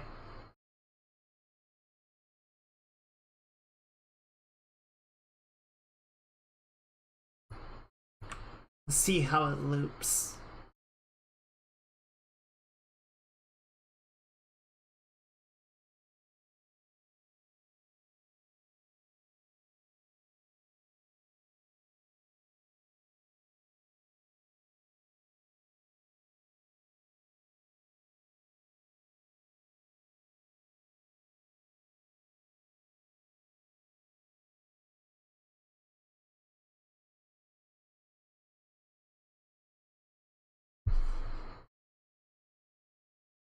So we're not gonna know for sure, obviously, until we get everything like attached to the model, until we get the animations actually running on the model. But it looks okay. I think it's a decent balance of like kind of floaty animation, but also it's got like enough weight and bounce to it that it doesn't feel like completely detached.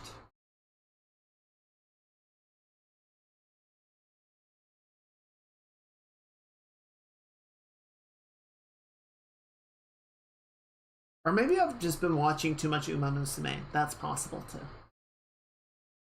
Not that I am remotely at the same level as that animation team. I was watching the final race in Cinderella Grey last night, and my god, could you tell how much they saved budget for that like one episode. I guess it was 2 episodes, but still, holy shit. I do love when animation studios like budget out to go super hard on the finale. You can always tell, and it feels so good. All right. I want to take a break from this for a minute, for a little bit, because there's one thing that I think will help just sort of make things a little bit nicer, so to speak. I want to see if we can figure out how to do it. How are we gonna do it? Let me see if I can figure this out.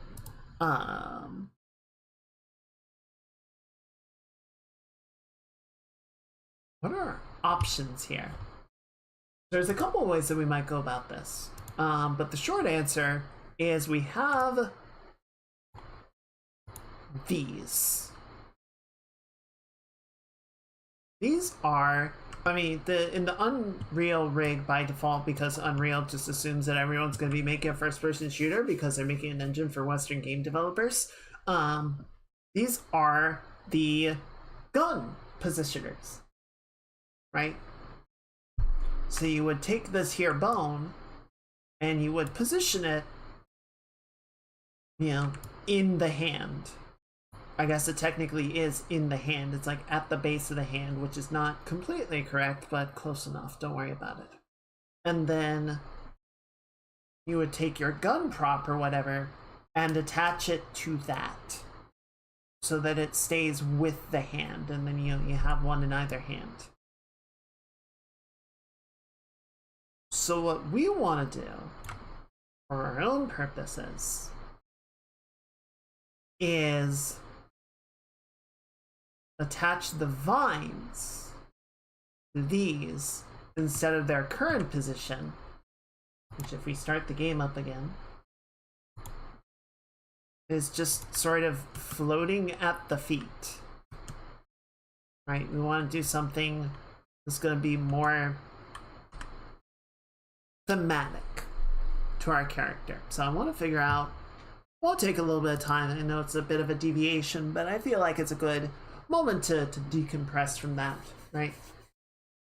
And let's see if we can figure out how to move our pivot attachment.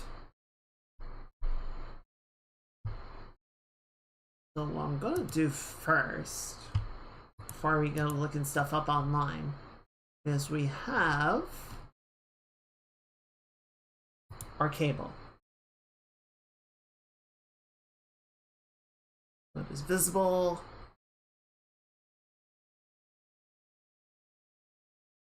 I just wanted to see if there was some simple thing right up top of like, where do you want me to attach? Attach start, attach end, attach end to, component name and location, number of segments, advance.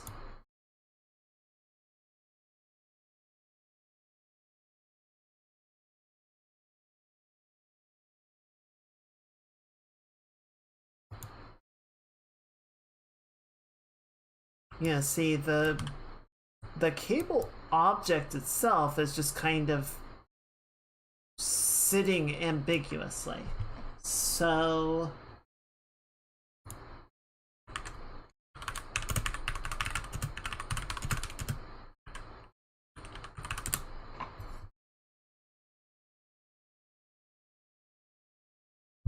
we're gonna see how we can specify where we want the cable to route to.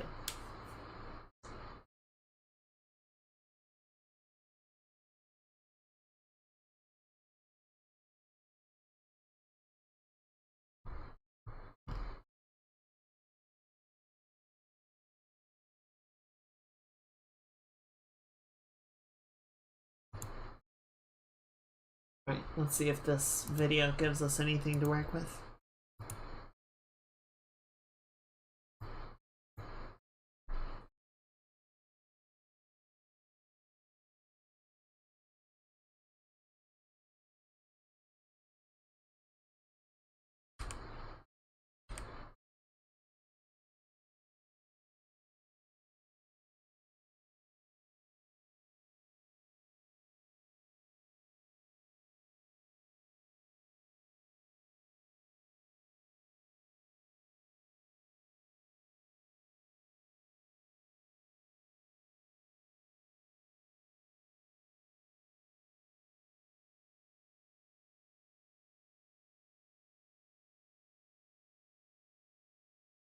I love Cube. Cube is good.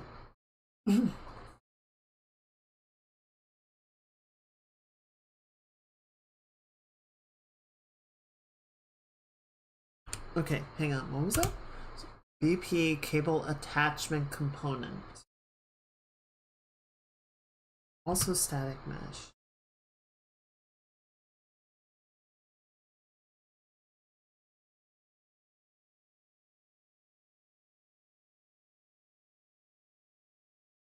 Okay.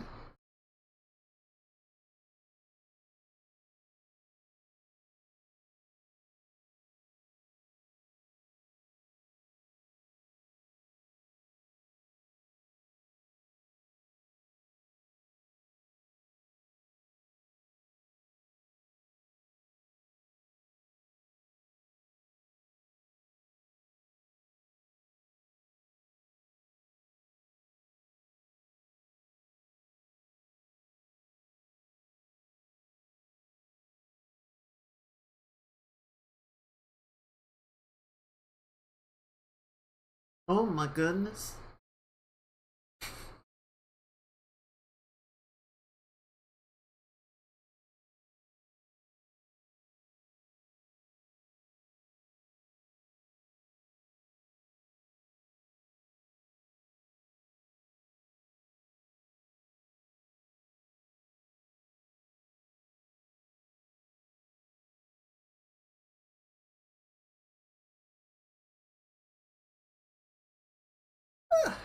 Excuse me.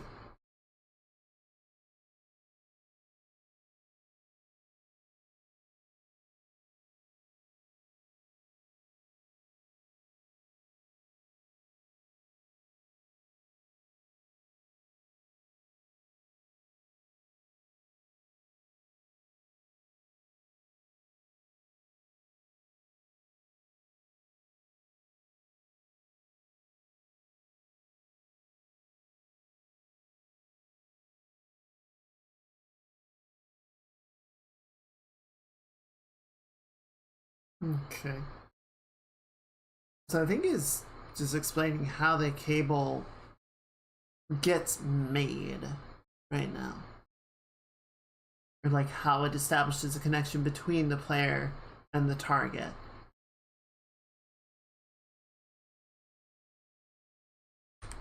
Let's skip ahead a little bit.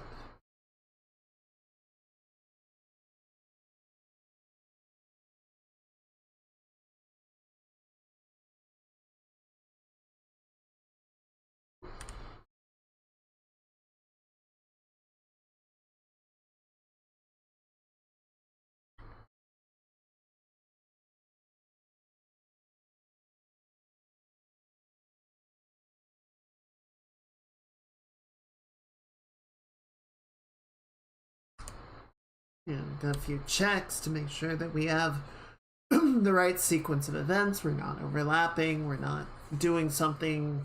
We're not trying to throw like a second cable out, whatever. That all makes sense. So then we add the cable component.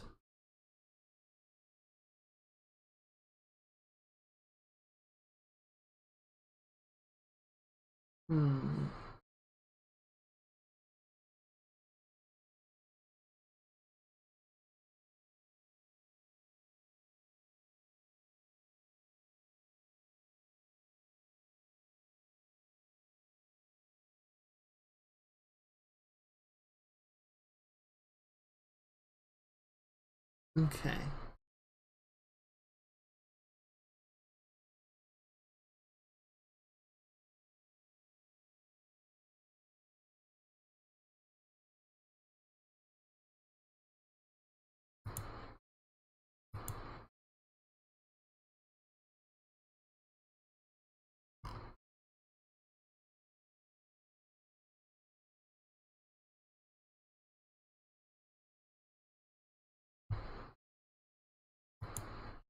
Okay, so interesting. I think for our purposes, doesn't quite answer the question because we need to figure out how to take our cable and attach it to a specific point. And there is an option. What happens if I uncheck attach start? Okay. And attach end.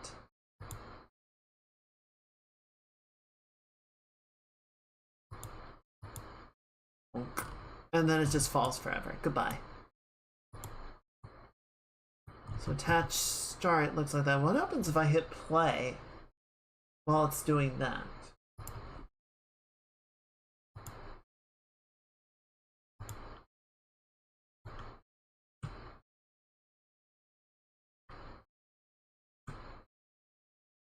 Okay, so some part of the game's behavior, or some part of the character's behavior, is already controlling this. I need to remember how I set that up. Where did I do that?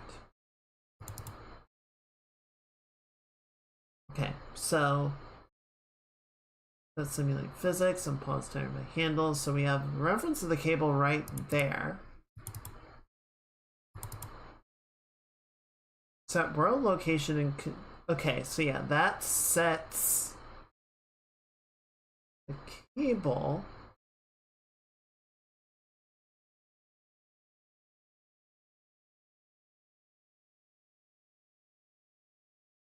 Grab point, okay.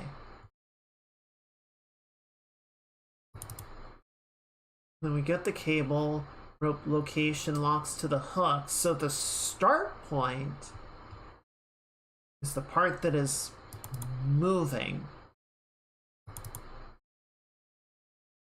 That air control and rope length. Okay, okay. That makes some sense. So, okay. So if we go back to the viewport, get the cable, attach N2, component name.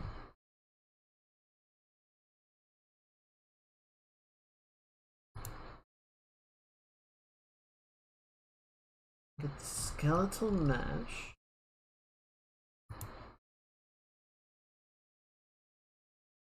But how do we? Okay, so this answers the question a little bit. So we need to attach, rather than trying to attach a cable to a joint, we need to find a little bit of a guide on how to attach object to a joint.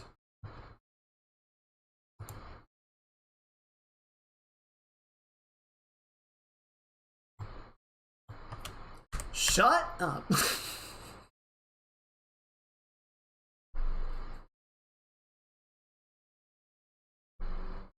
That was mean, I'm sorry.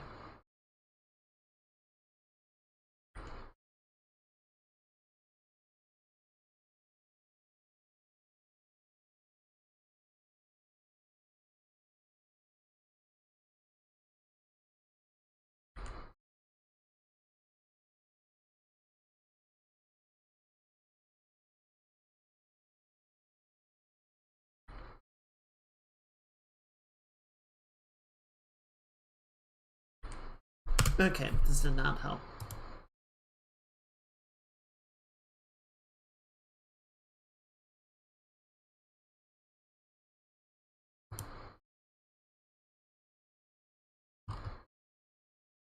Let me try something. I have an idea. It might not work. We're gonna find out. So I need, where's my construction? Not the event graph. I need the construction script. There you are.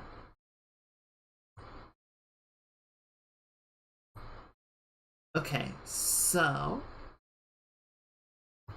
go to Unreal. We need UE5. Get reference to joint.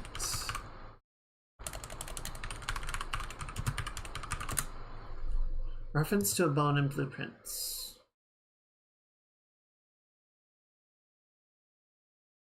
On a hit event, you should be able to read the bone socket name and hit component. You can store damage on the character. This is fit for bone detection. Okay, so can I get a reference to skeletal mesh? And then we get simple collision, get angular damping, get mass, constraints, scale, physics, object, material. Do you have something? Get bone name. Get number bone, get parent bone, get bone mass.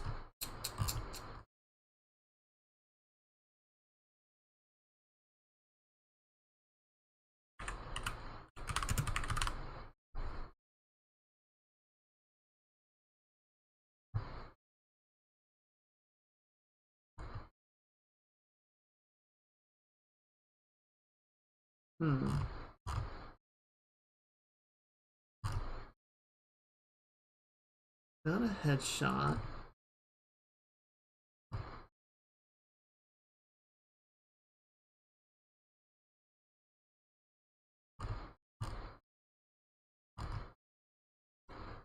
Okay, almost.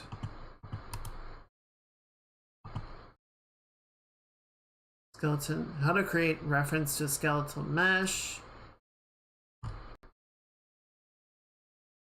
How to reference a skeletal mesh in C++. How to add bones. Working with modular characters in Unreal. How to use skeletons.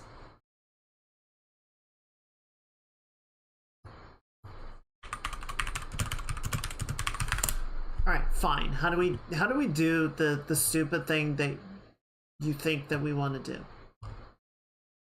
When you do your attachment, you need to specify the socket and snap the target. Can you show use the code? Okay.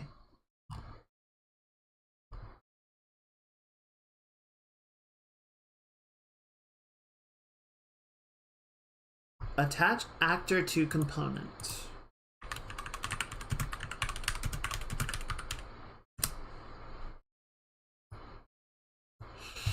Okay, so that might be the thing. Okay, create socket. Setting and using sockets with static meshes.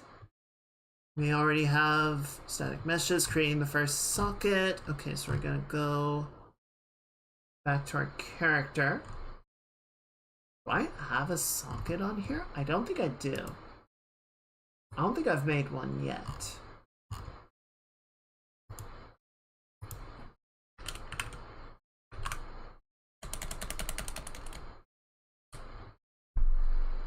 To start off, we will need to create the socket. To do this, click on the Window drop-down menu from the top of the editor and select the Socket Manager.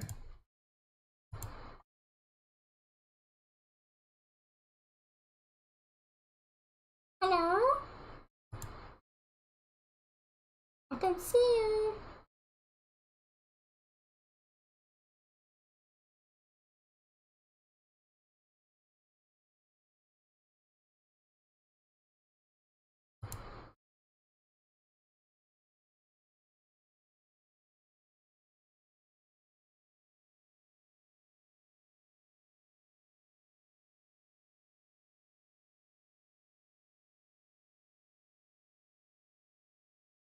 Where is this? And this tutorial is so outdated that the windows don't even look like this anymore. Is this Unreal 5? No, this is Unreal 4. That's how old this is. Where is the socket manager? God damn it. Alright, hang on.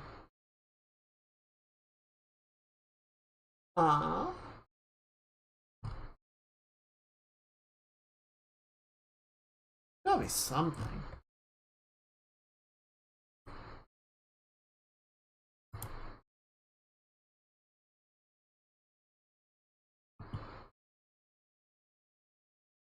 Go to your mesh you want the socket for, find the skeleton in the hierarchy. Oh, okay. So we gotta go here. Yes? Yeah, this is skeleton mesh. Okay, so then we need the...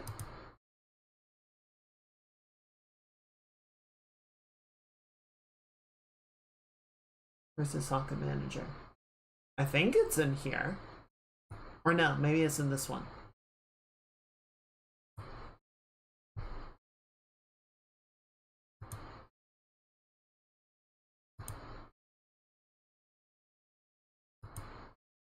Add a virtual bone. We don't want a virtual bone. Create asset?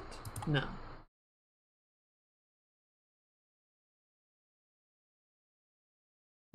Did I don't think I already did this.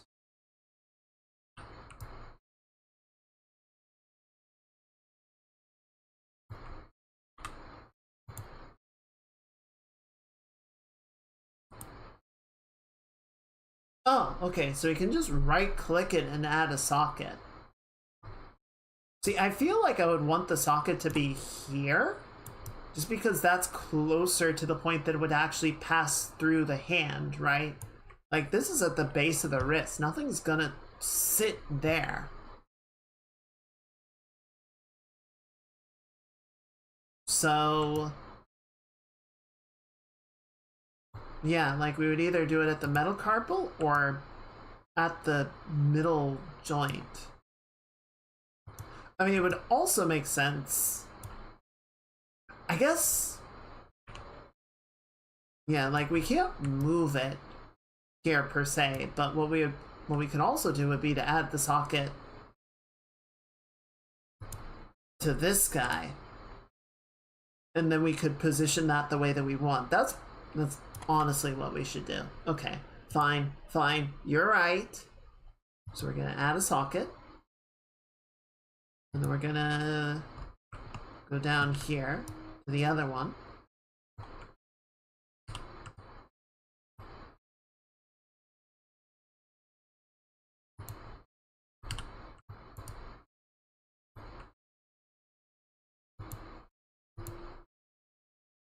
This is weird. There's just another IK joint right there. Okay, let's delete this then. And we're going to add a socket to you. And we're going to add a socket to you. So now we've got one on either hand. And we're going to save that.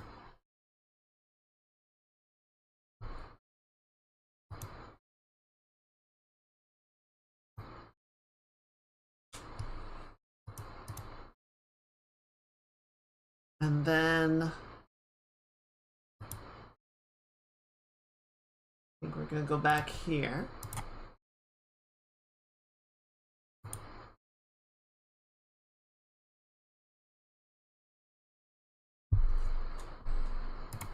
Okay, yeah. So we go to skeleton mesh. Go down to... yeah, I'm pretty sure this is Unreal 4 that we're looking at in this one.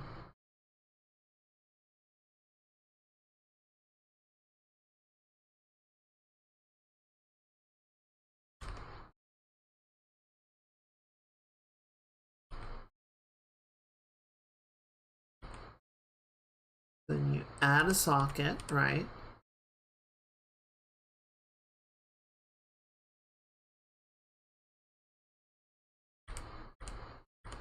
They name it properly because they are responsible, and I am not.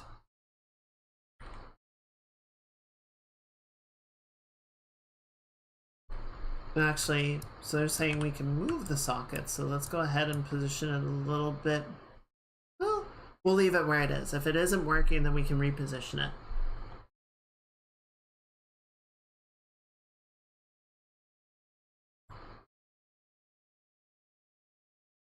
I guess they do go ahead and move it, so why not? We can always reset its position later if we decide we don't like it. That seems good. We'll grab this one, do the same deal.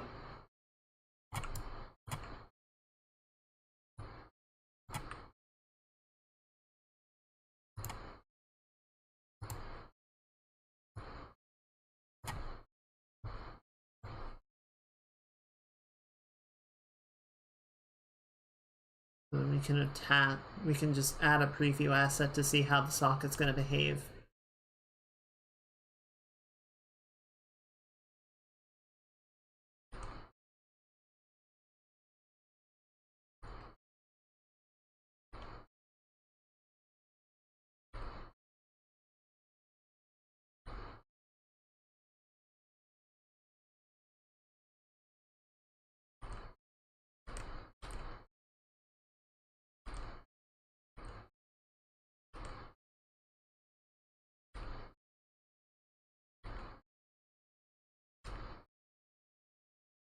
Okay, so now we're getting into part that I actually want to like double check on.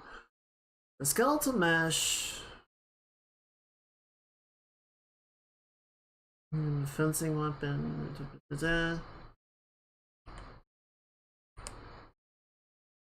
So find a socket by clicking the actual blade or the skeletal mesh and then go to parent socket over here. Okay, let's try that.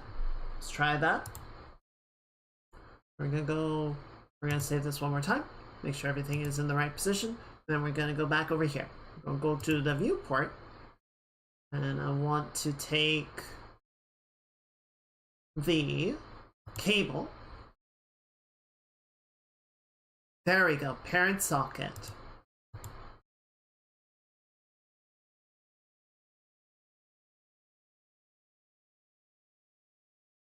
Select a different parent socket. Cannot change socket on inherited components.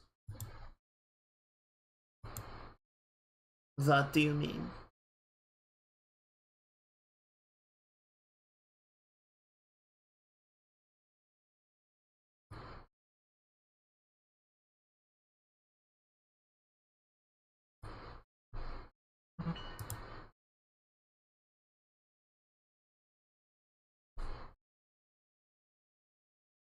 Huh, okay.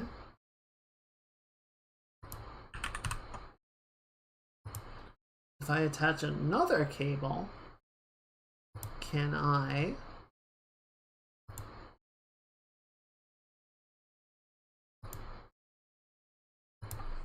So the answer is no, but I should be able to establish some way. I guess because, what is it? Both allows you to specify custom triangle mesh geometry, source from this blueprint, editor only false.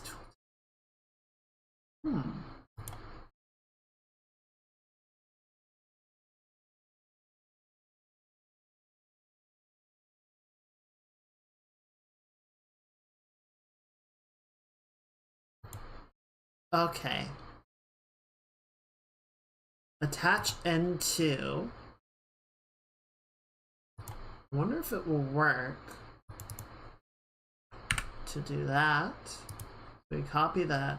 Can we tell you to attach the end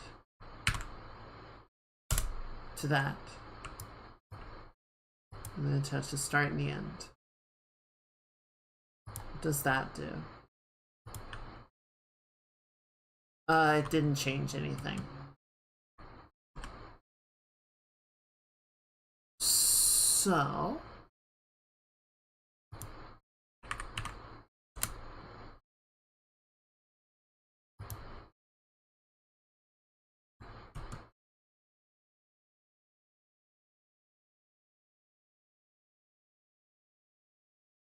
Well, so something is different.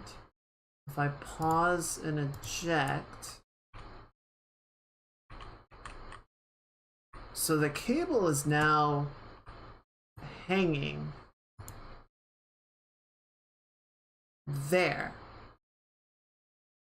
as opposed to actually following the character around.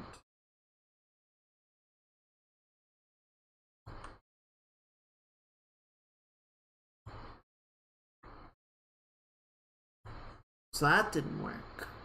If we turn attach end off, where are you now? Yeah, you're just flopping around every which way, aren't you? So you don't know what you want. You don't get what I want. Okay, so let's reset these. Go ahead and attach the end back. So that should get it back to following the player's feet, which is something.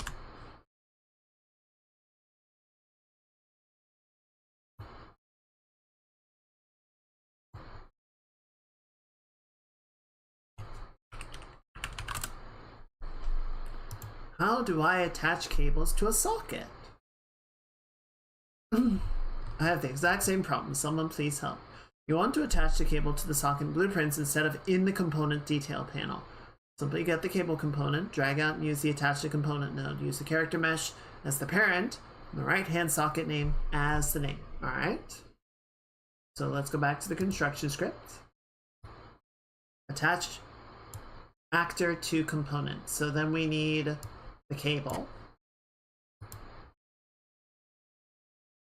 And then we're going to paste the socket name in here.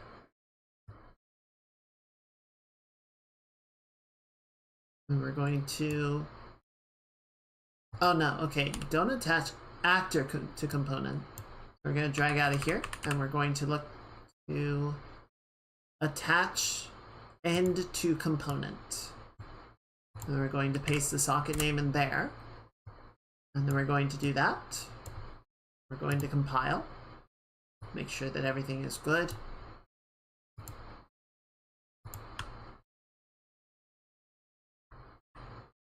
But it didn't change anything. Why didn't it change it? Use the character mesh as the parent.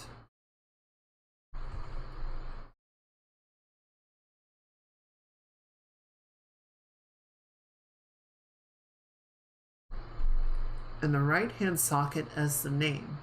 Also use snap to target for the attach rules. Okay, so simply get the cable component, drag out and use attach to component. Did I use the wrong one?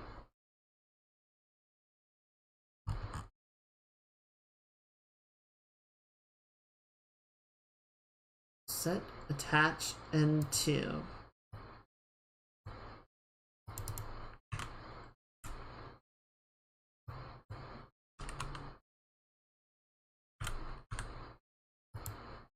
Let's just try doing that, see if that works any better. See if it's happy with that. Okay.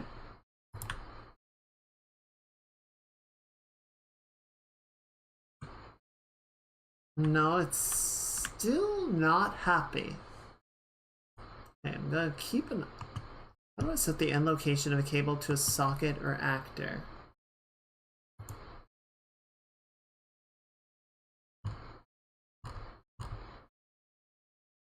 Add a socket to the hand of the pawn and then attach the grapple line to the pawn. That is, make the mesh the parent.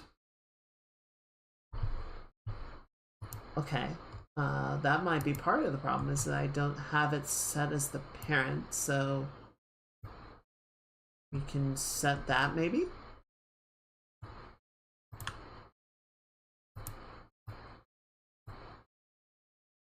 No, that didn't do it.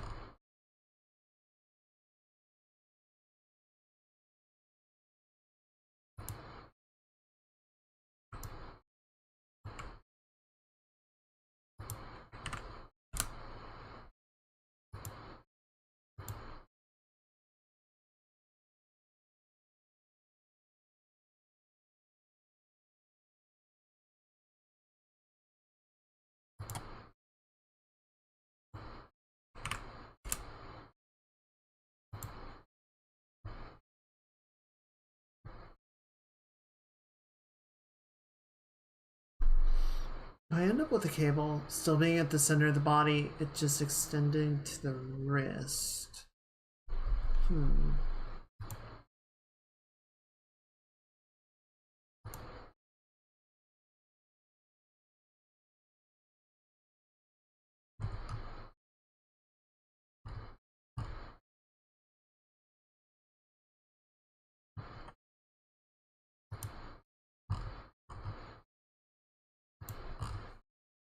Okay.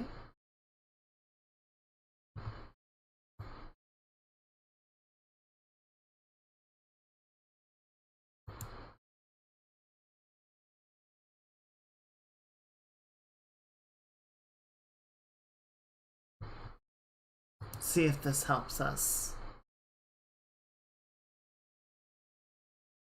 Overview, rope structure, skeletal mesh. I'll worry about that part later.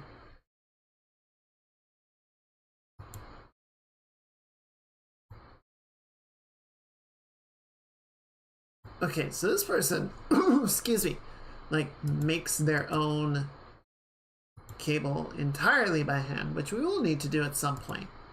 But that is not the concern here. Cable components in Unreal. Attach them to another blueprint. Okay, this seems potential.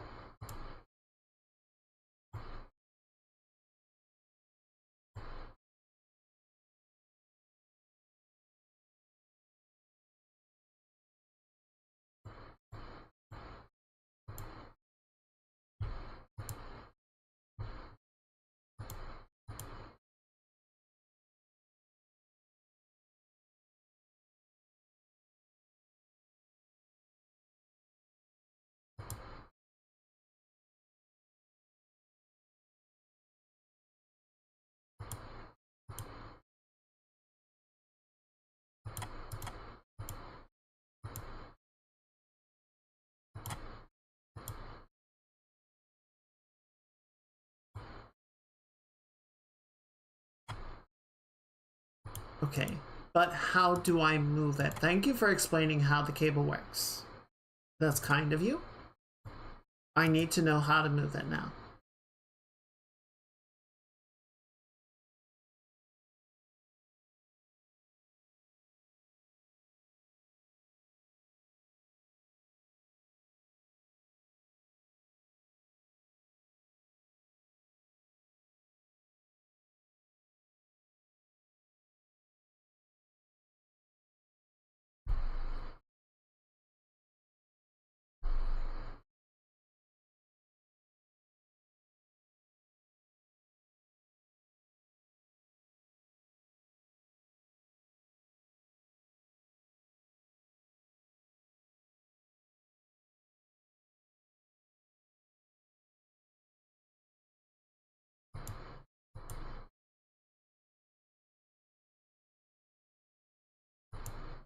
Okay, I see. So this part doesn't work because the socket is not a component in the blueprint. It is part of the skeletal mesh. So seems like this would still be our best bet, right? We still need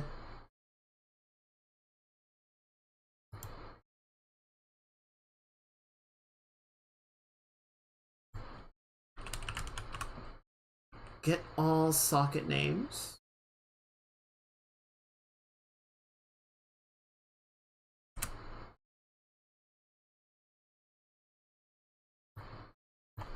No, we really don't. We shouldn't need to do that.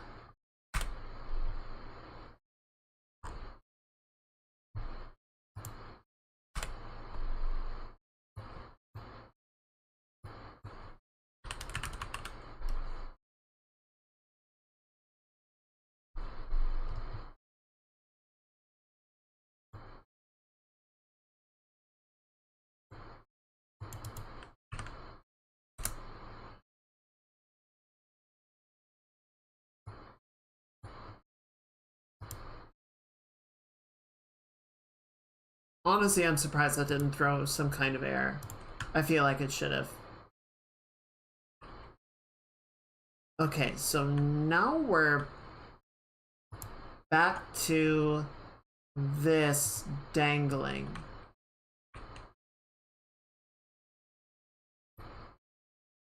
Which is different. Not necessarily good.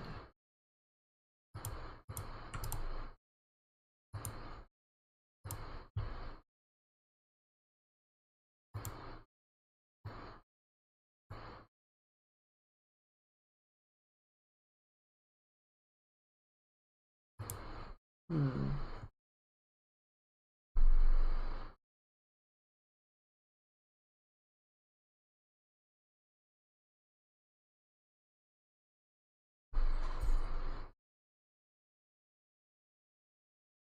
Hmm. So the start point, if I am understanding this correctly, the start point moves around, right? The start point is what is attaching to the book. Is that world location rotation? Yeah, so the start point is moving around. That is getting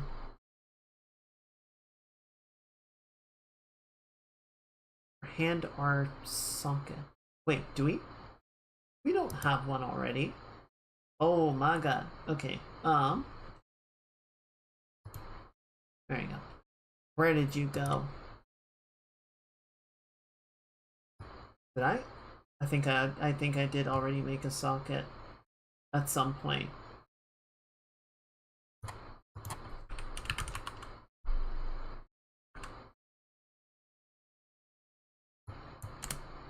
Or did I? What did I do? What have I done?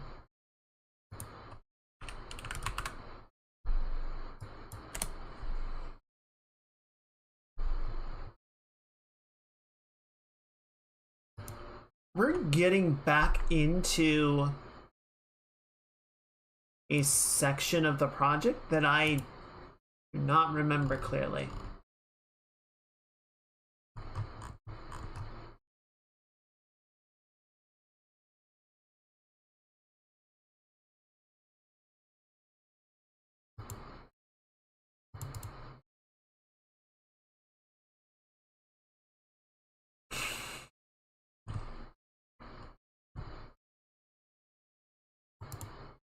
Hmm.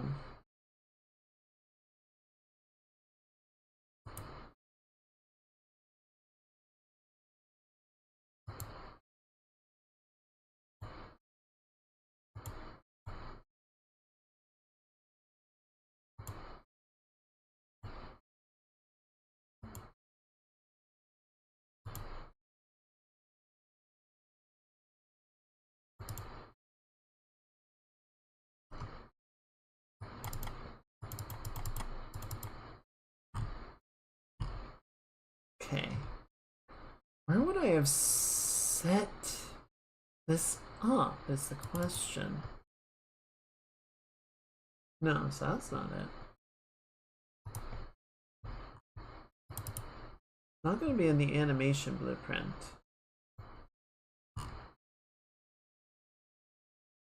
I feel like it would have to be somewhere in the skeleton, which is right here, but unless it's still looking for a socket from the old mesh? Possibly. That could be. That could be. Okay, well.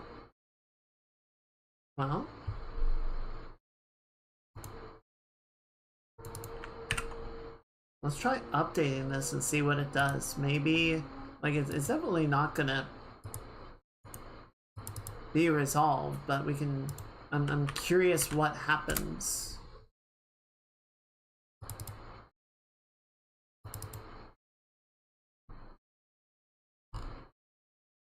Okay, let's go to the construction script, and we're just gonna disconnect this, just to avoid any unintentional trouble.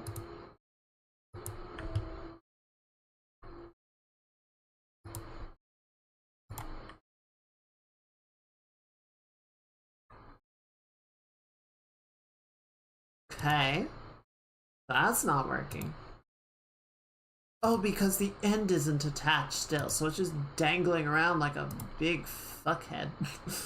Okay, so it's still at the feet.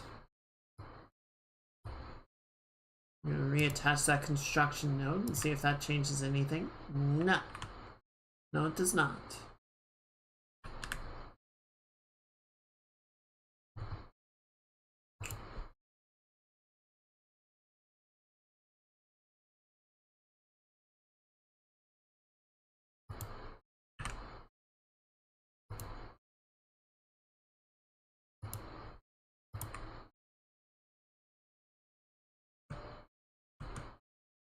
Why aren't you doing anything?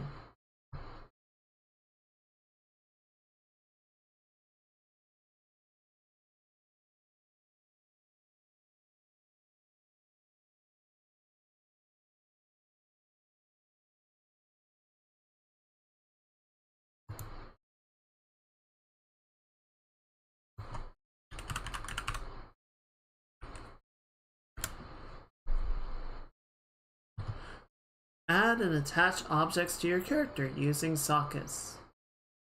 I feel like this should just explain how it works, right? Try to attach a sword, static mesh removable, to a socket from player, third person when he walks over a trigger.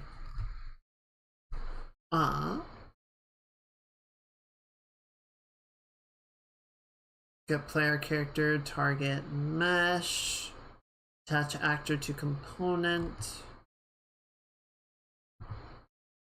Okay.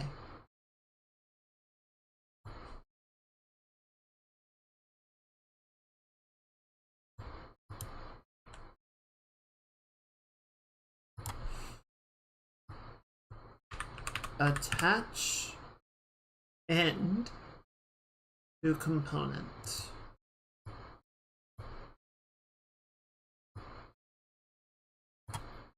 Target. Cable. Component. Parent. In socket name. So this is a different thing than what I'm looking at, but maybe it'll work?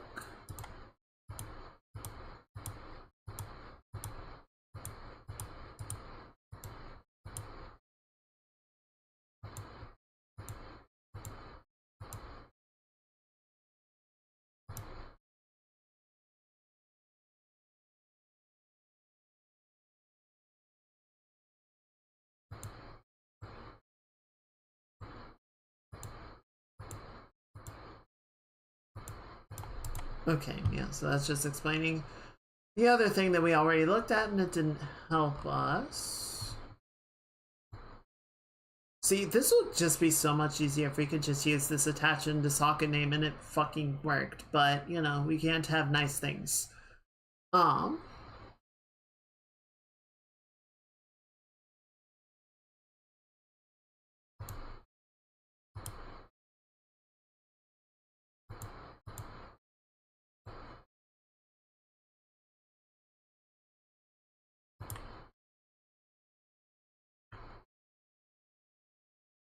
It still doesn't work.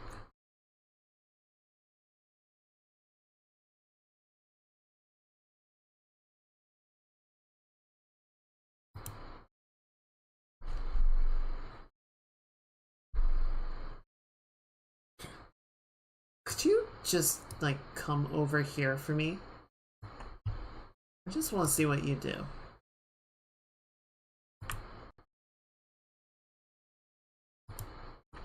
See, that's really interesting, because even though I moved it...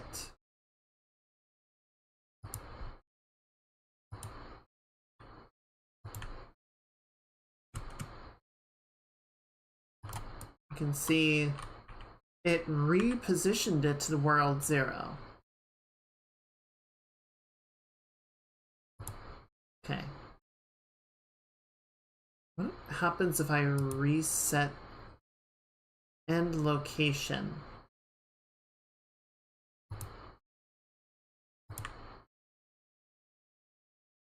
You still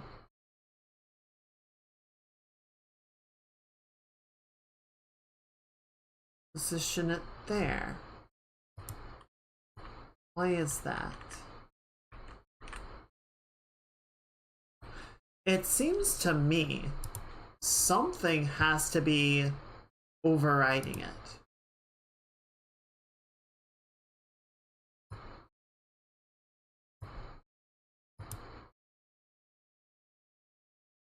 Something has to be overriding the end position.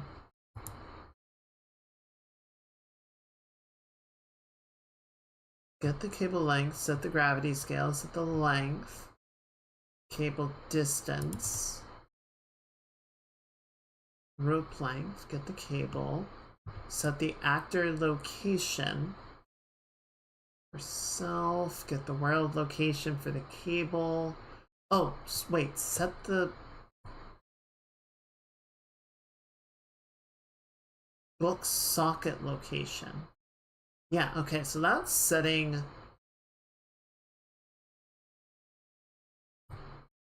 end location. Get the socket transform.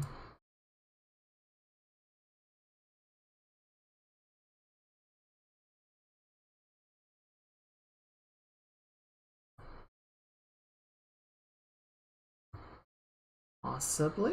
What if I bypass this?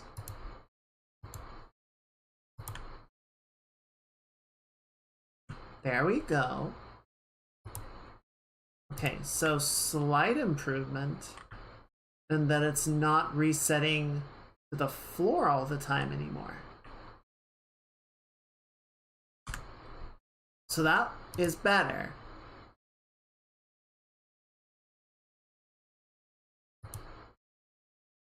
Marginally. But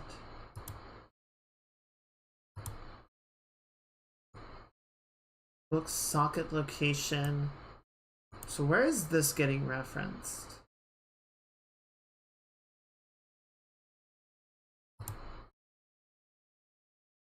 So that's a vector, so it's got to be somewhere in here. Assuming that I organize this correctly. I didn't organize this correctly. Or it's just... Oh no, there it is. Line references. Rope length. Swing ledge. Okay, so this might be... Wait.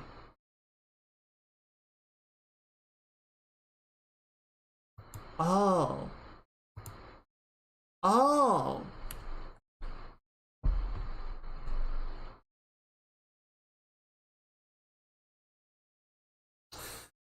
Chat, I think what happened is I set this up at some point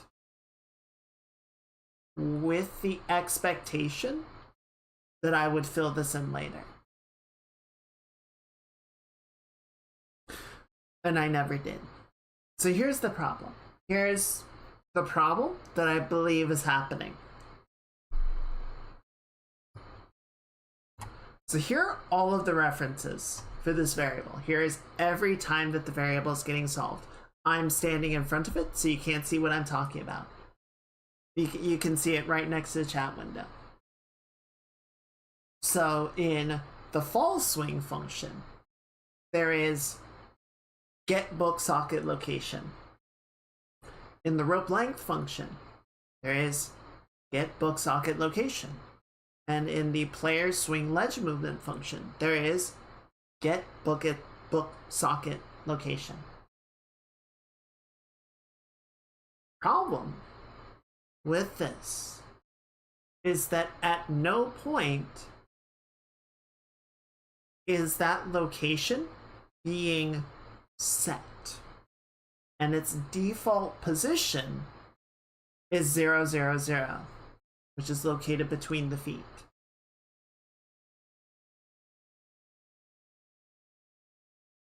So these functions are trying to get the location of the socket and update the position of the book, or the position of the rope rather, to where that is.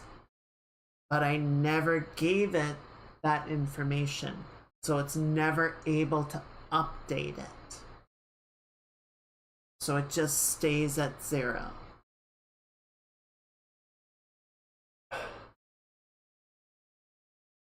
Okay. So that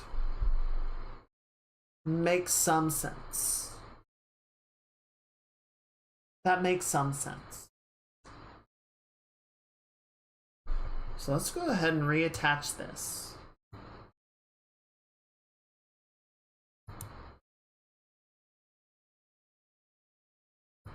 So then we are going to turn this value, and we're going to get the location. Get socket location.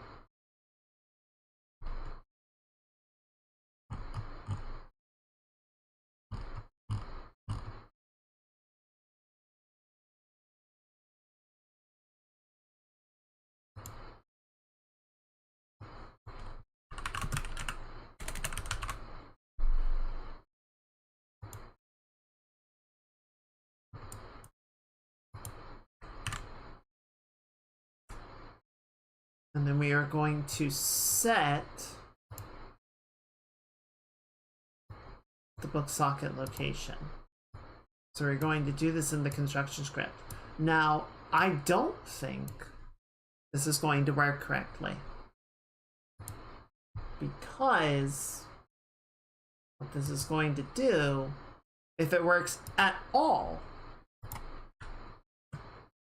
well, so it didn't work because it just either got a value of 0 from trying to call that, or it's still resetting it.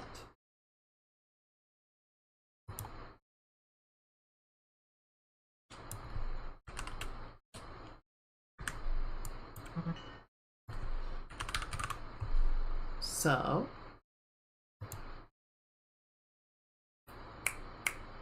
let's go up here. I would like to know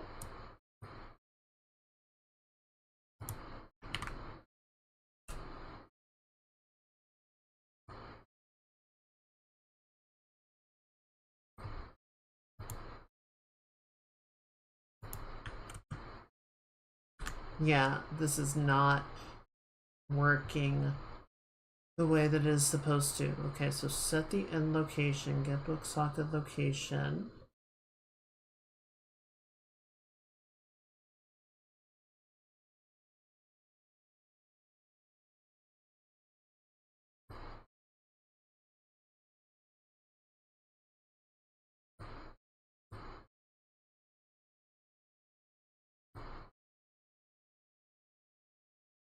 Try this one more time, but I feel like I'm just kind of breaking things as much as I'm actually attempting to solve it.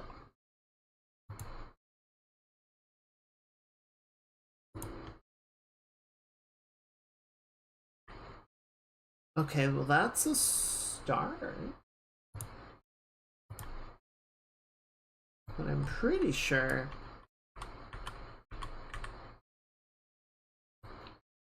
yeah, see, it's not in the actual position. Well, okay, it's better though, because the mesh for the default position is in the center of the body, and this is out to the side. So it is trying. It is trying, but the math is wrong. We gotta figure out why the math is wrong.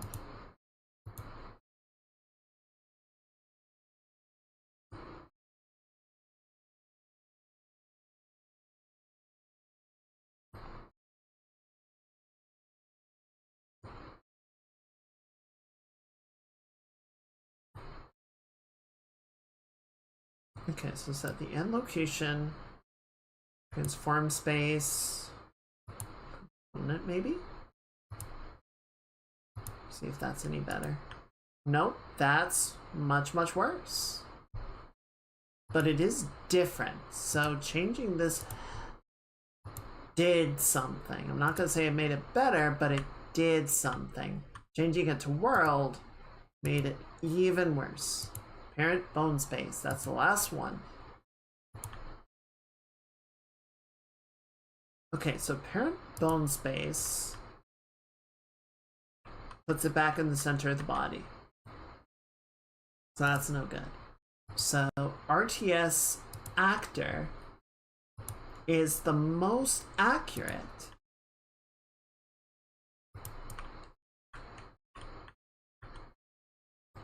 But it's still visibly separated from the character. So that's no good. That's not what we want.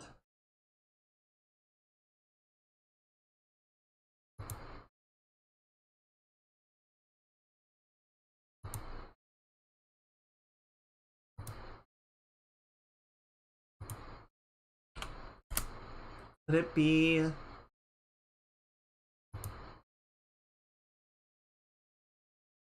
No? Okay. Changing the end location in the blueprint to 0 did not fix it. It is still the same position too far. Okay, probably a bad idea, but what happens if I move the cable?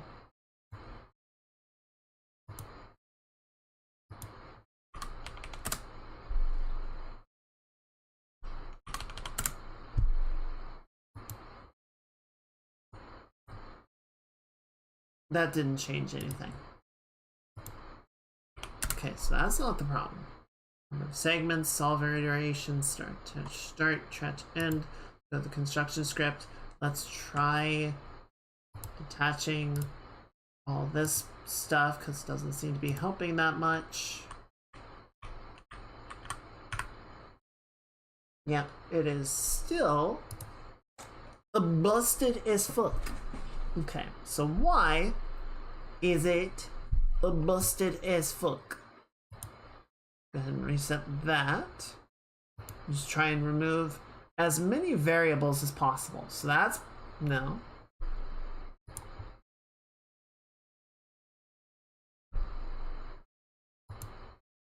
I mean, the fact that we have anything going at all, right? I want to take as a good sign. And yeah, if we reattach the bone or the mesh instead of the skeletal mesh, then it goes back to being 0 because it can't find a result and returns a value of 0. So this is working.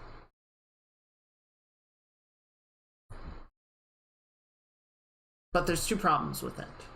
Problem number one, you can see it's not moving with her hand, it's just getting like the initial position. And then it just sits there. So it's not updating. It is not actually attached, it is just in a single instance getting a position and going with it. Maybe that's why.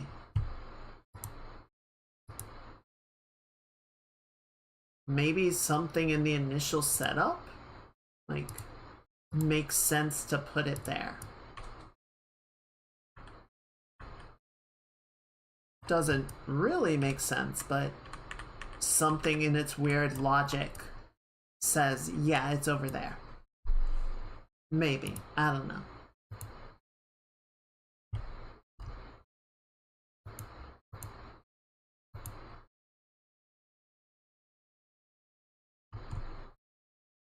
Where did the cable go? There you are. So where are you? Why are you? How are you? How are you, chat? Attach end to socket name and location, cable length, forces, component tick.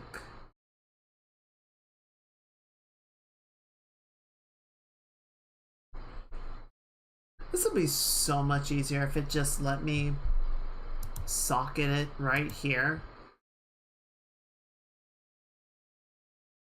Cannot change socket on inherited components.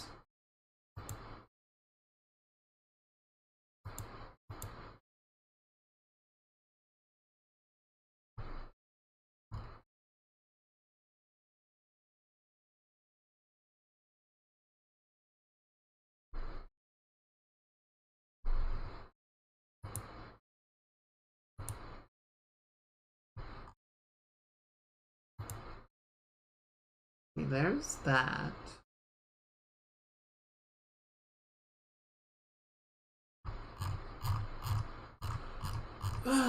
Really wish we could figure out why this is doing what it is. Okay. Skeletal mesh, advance. Move back over there.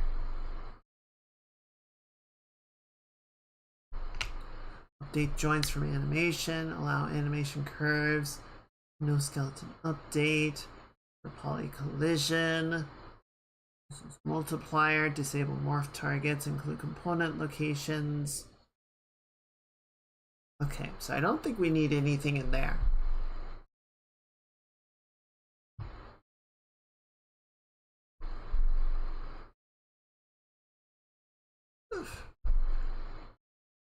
Right.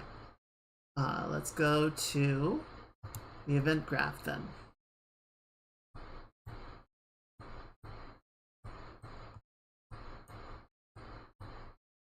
Let's try a thing. Let's try a thing.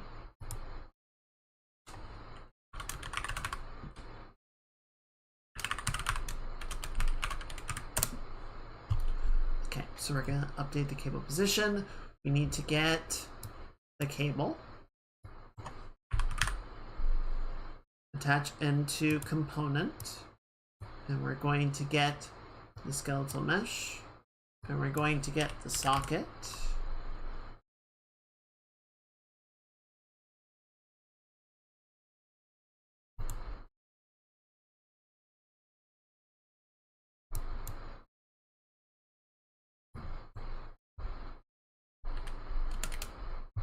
See, this doesn't look right because I don't know what socket it's attaching. So, get socket bone name.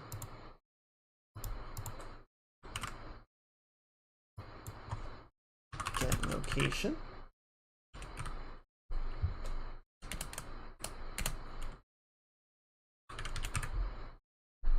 Get socket location of skeletal mesh, I guess.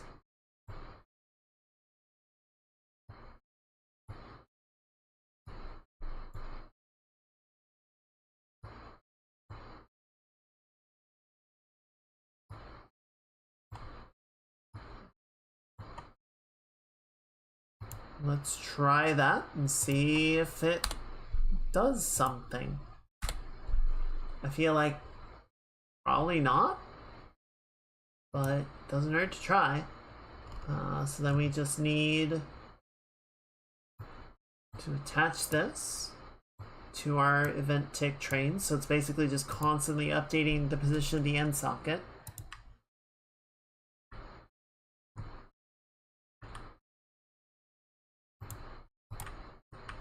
See, now it's okay. So it's different.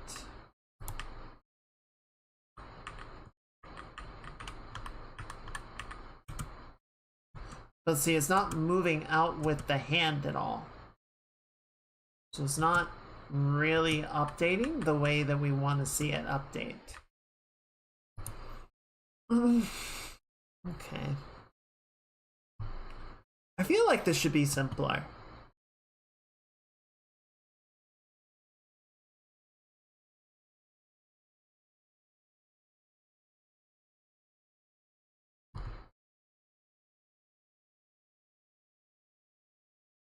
This post is over a decade old.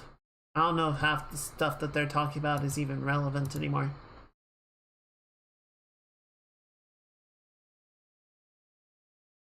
So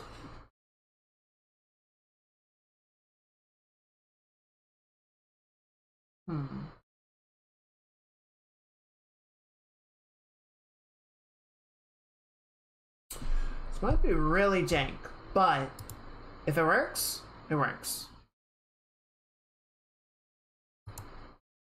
Let's try adding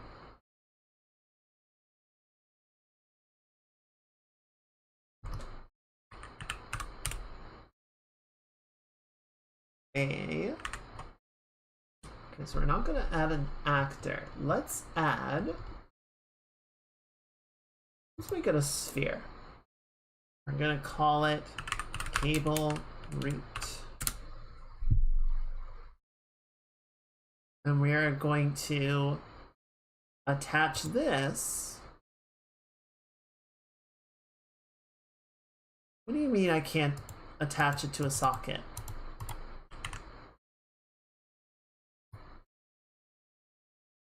Drag to another component over to attach the component and become the root component. Drag to blueprint graph in order to drop a reference.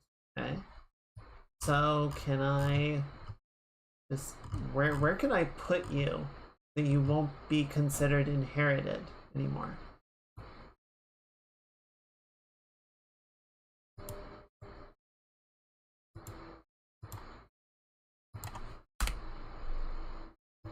I would like to make a thing that I can actually socket.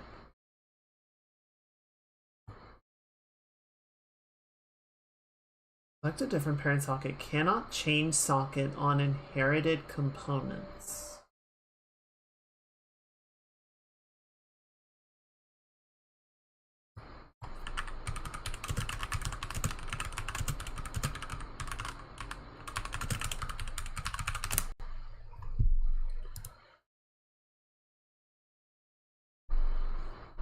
The setup of components you have, you can do the attachment in Blueprint. You set up like ours, having a spotlight and a static mesh, using attached component.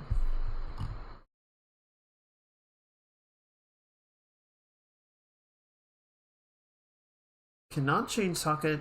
To solve this by using the Blueprint node. It has to be a child of the mesh so that it can use the sockets. Okay. So let's attach. We'll put that like so.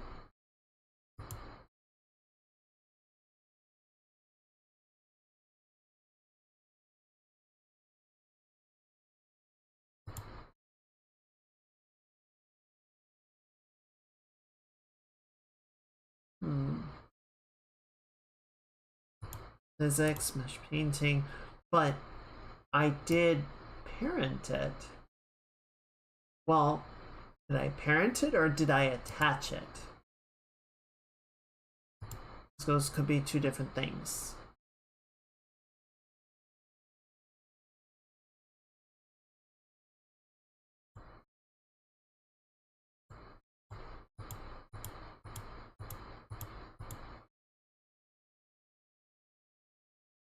Static mesh, ability, static, stationary, editable, inherited, category.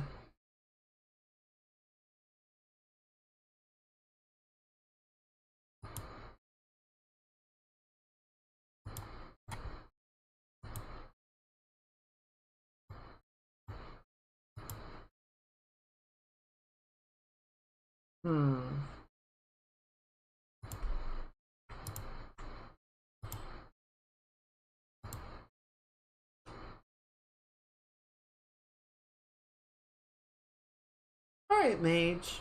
I appreciate you hanging out. I hope you get some very good rest. I hope you have a very good start to your weekend. Everyone say goodnight. You use modular components, you can make sure it's nested under the mesh with the socket and face body. It took me under the mesh with the socket. Right, it is. I have it organized the way that it needs to be as far as I can tell. But it's not parented correctly? How do I tell it to parent it correctly?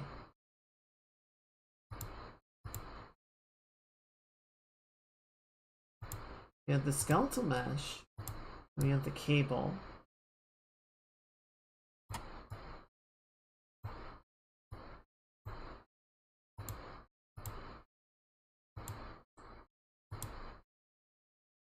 Oh, now you do it. Fuck you.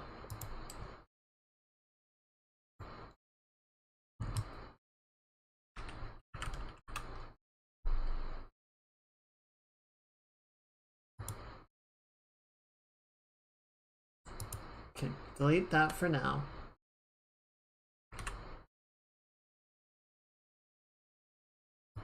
We'll bring another sphere in if we need to. Okay, so do that.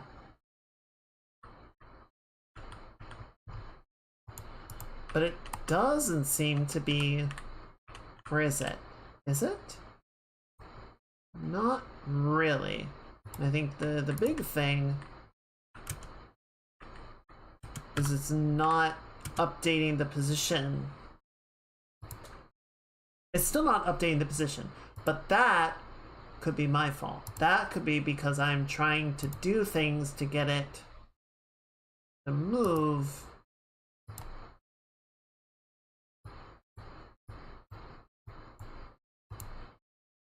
So let's detach this.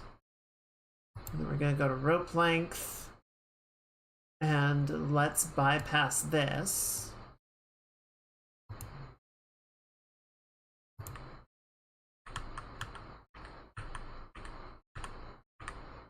Okay.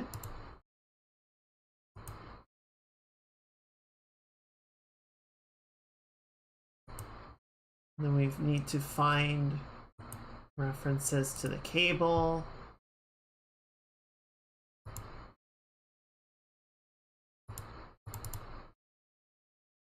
Okay, that one isn't attached to anything. That's good. And then we're gonna check this. Book socket location. That's not attached to anything. Good. Set world location and rotation. Okay, good, fine.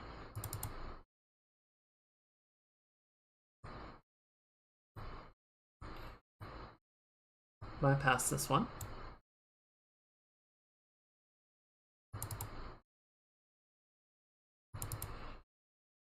Good.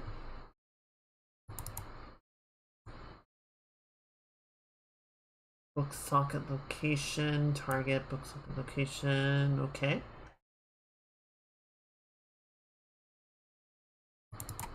And last one.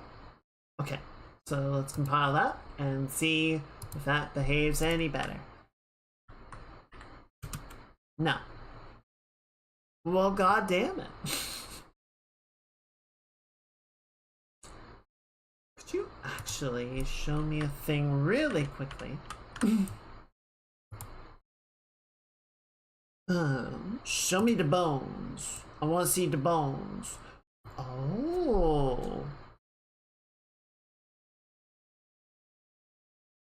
Interesting. So you remember that point where it was like really far out to the side?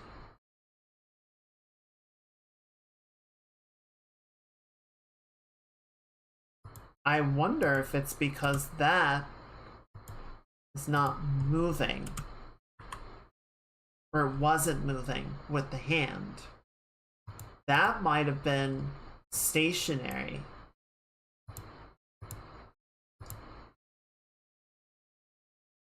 And it is.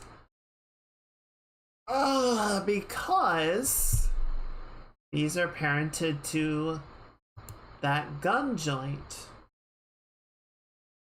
not the hands themselves. So we actually had at one point something that was working as intended, but because something else wasn't working, it was giving us the impression of it not working. So fuck. Okay. Oh.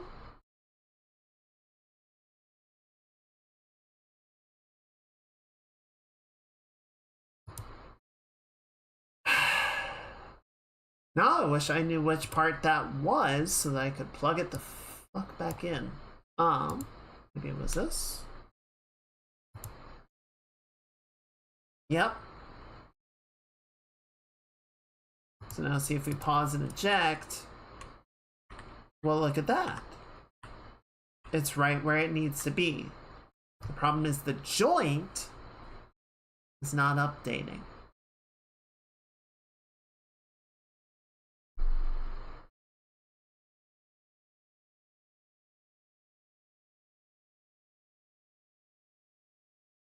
So, there's a couple of things that we can potentially do to solve this. First thing I'm gonna look for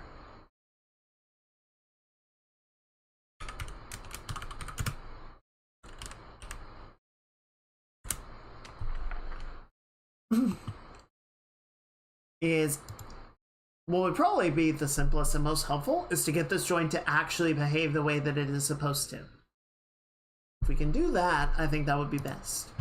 Otherwise, we can move the socket to something that is actually going to update, and that might give us what we want.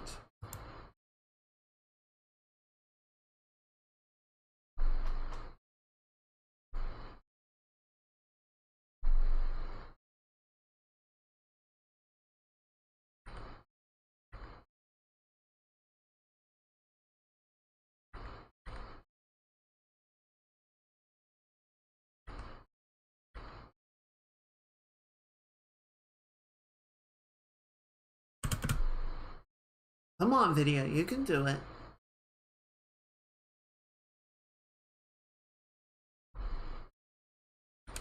Okay, I think we might have gone a little bit too far.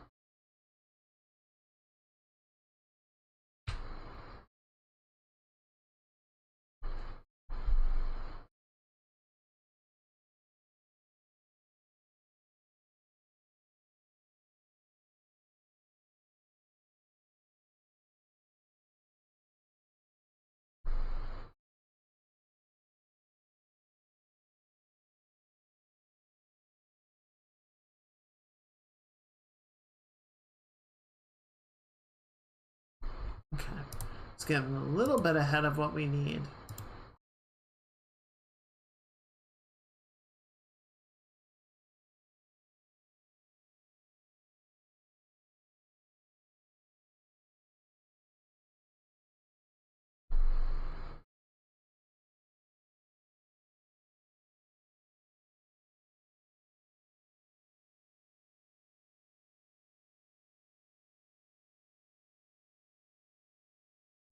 Okay, did I attach to the wrong position? We have the IK.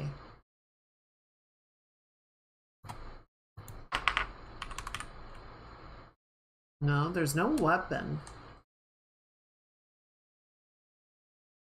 Okay, let's do this then. I'm gonna go back out. Go back out. Blueprints.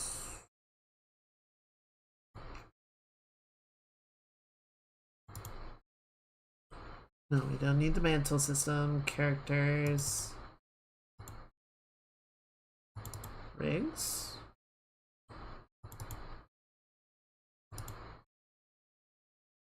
Open this guy back up. Yeah, IK handgun. Attach. Attach is down there. Okay, just for the sake of argument and double checking things, if we hit play, we're gonna pause, eject, show me them bones, where them bones at? Just like this guy.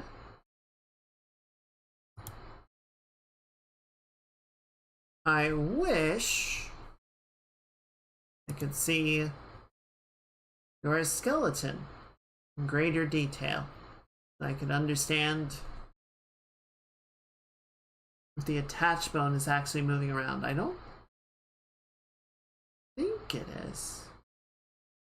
Oh, the attached might be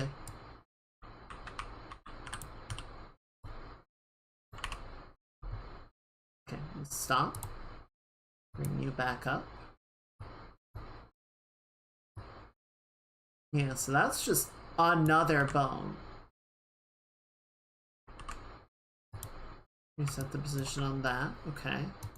And then yeah, we have the IK hand gun. We have the IK hand left and right. So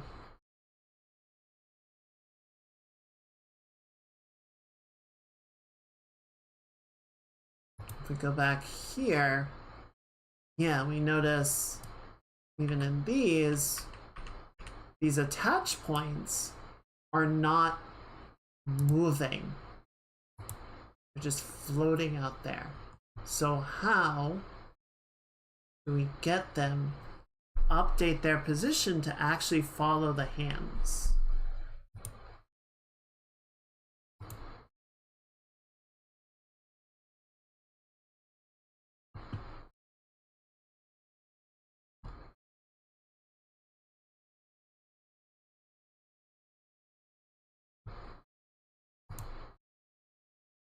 Let's see, this is a much longer video, so we're gonna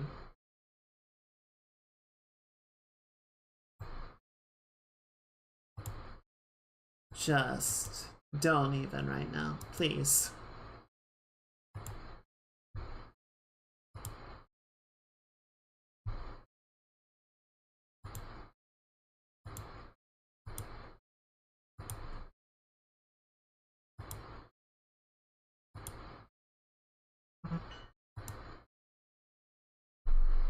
I wonder if this is actually in the animation blueprint and not in the regular blueprint. It might just be somewhere else that we need to be. It's not impossible.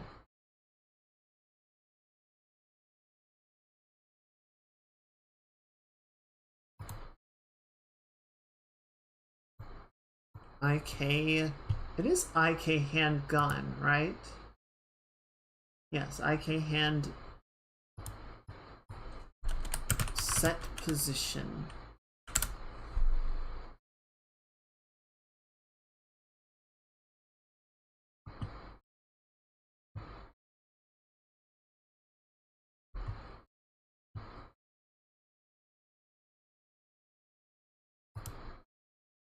If you generate a third-person template and then go into the control rig from there, you'll see an example of this being used. They calculate the offset, apply it to the IK foot, and then move the foot to match the IK foot at the end.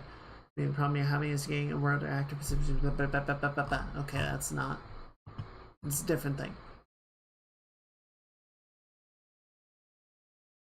Normally you attach the right hand bone, the object mesh socket, and use IK on the left hand to get it to appear attached to the other.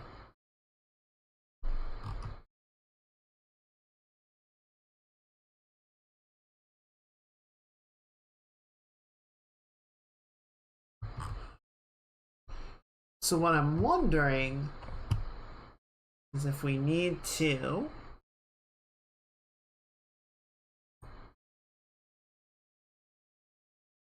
like maybe in here is where we would update the position.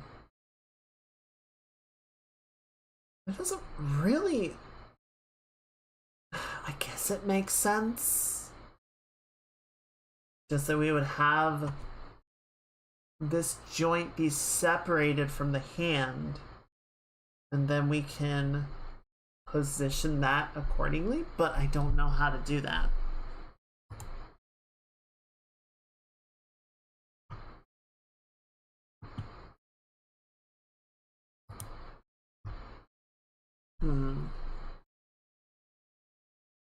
See, I thought this would be quick. I thought this would be really easy, and it's not.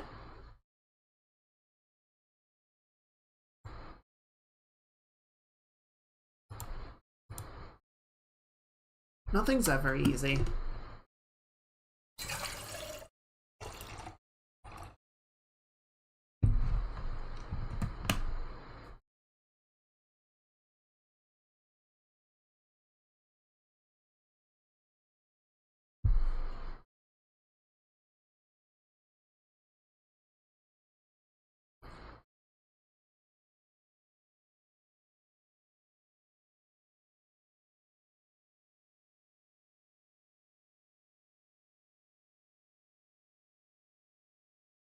Okay.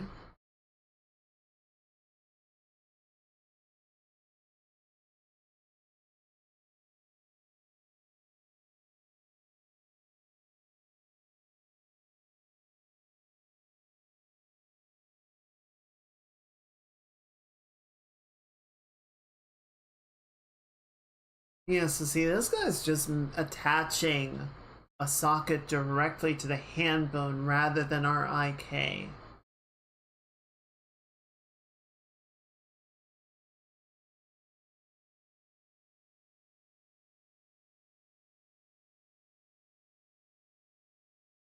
Hmm.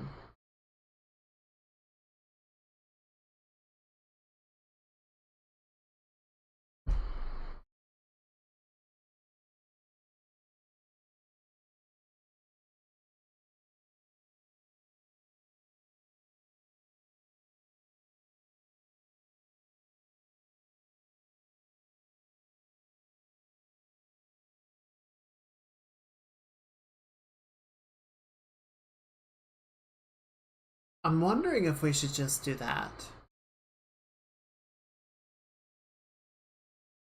Right? Should we just change the relationship of the sockets, or we're not even using this? I feel like that wouldn't necessarily be as good. Like, they have this set up for a reason. And I would kind of rather figure out how to make it work. But man, they are not making it easy. This is a lot more finicky than it needs to be. I feel. What is with the fucking redirect notice? Stop. Just go. Okay. These IK foot, IK hand are not connected to the pelvis. Why are the bones there? In some animations, when the character is moving, the IKs are not attached. It actually moves according with the bones. The IK bones are a legacy dating back to the original rig used in previous versions of Unreal Engine, so the whole reason is lost to history. Cool! The IK bones and joints have other names such as Motion Builder, Mixed calls them auxiliary joints, the IK bone. So are these just not actually being used at all? To have such a proper setup, the IK joints are linked to their IK root. At the world origin, the IK roots are linked to the character root, the part hierarchy, so they match up with base animations without errors. The IK joints are other uses include IK placements possible as mean to adjust the arms, using two-bone IK to lock hand placements. Not so much is useful now that we have sockets that can be added once in a reel, but still useful when authoring animations if one wishes to play keyframe animations. So we don't need this. Apparently this is actually just kind of a legacy system that is left over to keep some things functional, but we don't need it. Honestly, that was probably the most helpful. That was probably the most helpful thing we could have found, to basically say, yeah, you want to just move it.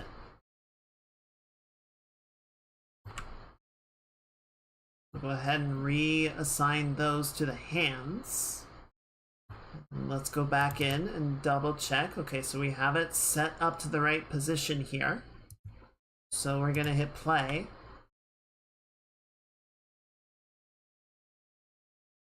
And good news.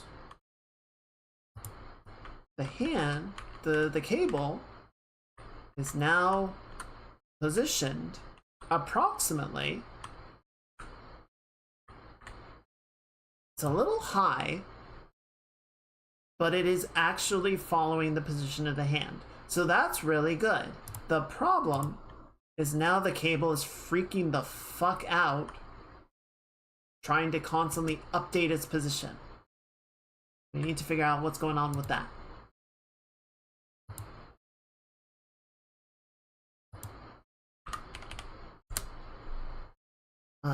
Number of segments. Let's increase the number of segments to, say, 50. And solver iterations, we'll leave that at 16. Maybe just giving it a little bit more material to work with? No.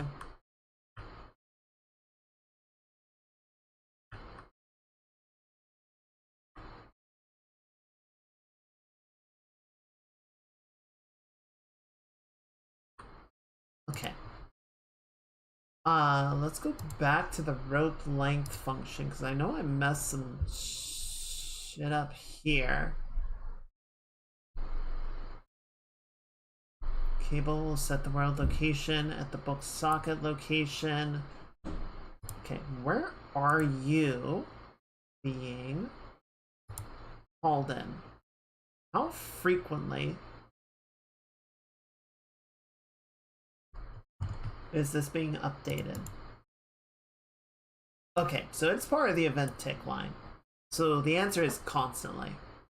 So it shouldn't be so slow as to be like spazzing out the way that it is. Sorry, I'm hearing some squeaking coming from somewhere, and I don't know where that's from.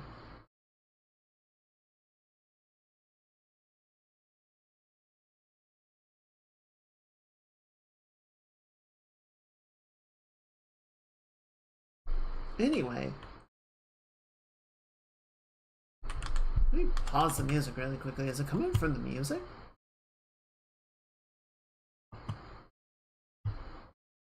Where's the music?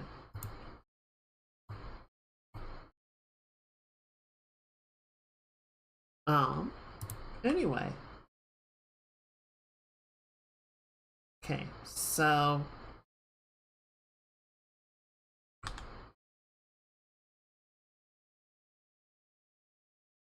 I'm very confused. Not hearing you here. Well, that's good, but my worry is that it's a fan, one of the computer fans, that's making noise.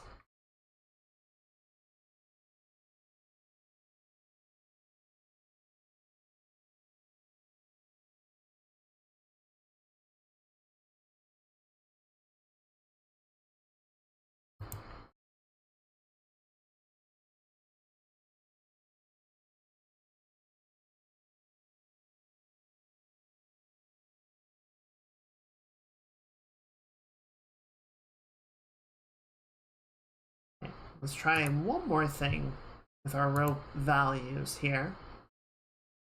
Let's go ahead and decrease the width of it, just because I think it's very thick right now, and location's fine. Cable length 200. Attachments are good. Force gravity. Let's try increasing the gravity on it.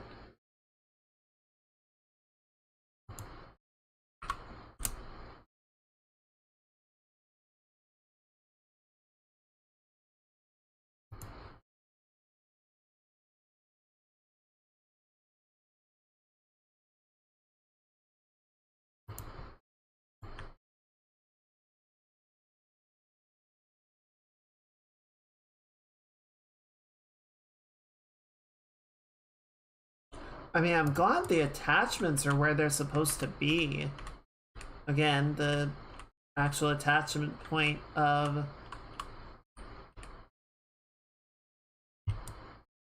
on the hand is a little bit high, but I can live with that for the time being. Is it?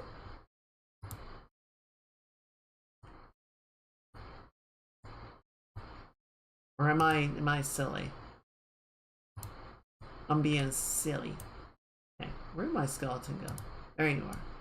Yeah, it is high. I'm not sure why it's up there when it's supposed to be down at the palm.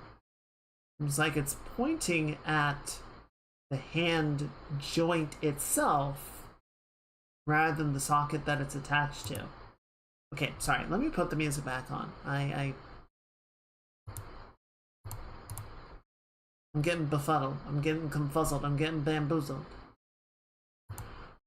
I'm tired. I'm clearly running out of brain power here, but that's okay. Just a little bit more.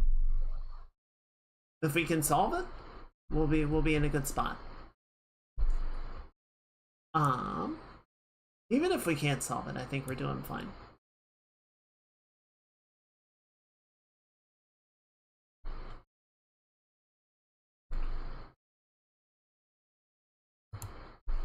Okay, so go back here, update this, or open this rather.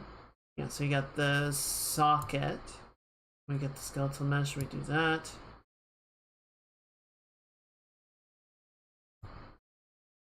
Let's try detaching this and see if it's okay with that still.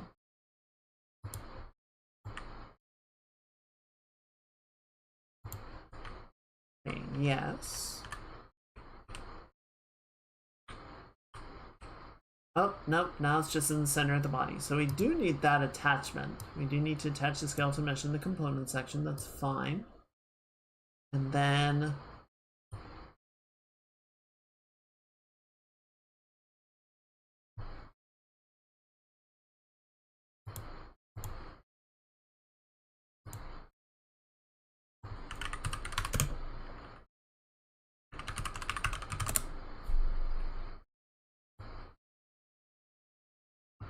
cable component constantly shakes.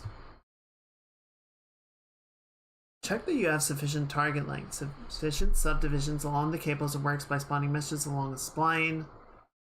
Or set, make sure collisions are set to off. That could be it.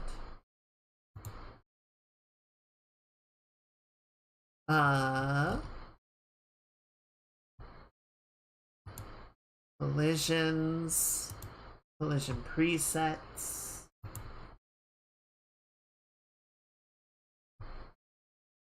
Lock visibility and camera.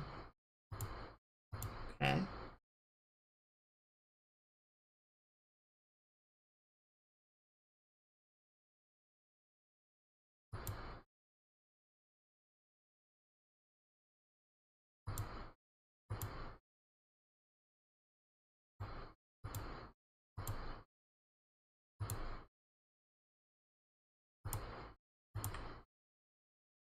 No, that's still freaking out.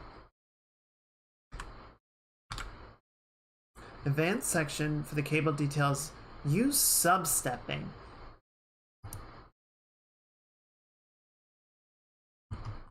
Okay, where is that? Cable, advanced, substep time. Enable stiffness. Use substepping. 0.01. After changing the material of the cable from opaque to translucent will help the transparency issue which occurs, but the material will blur unnaturally. Using motion blur. Okay, let's try turning substepping off.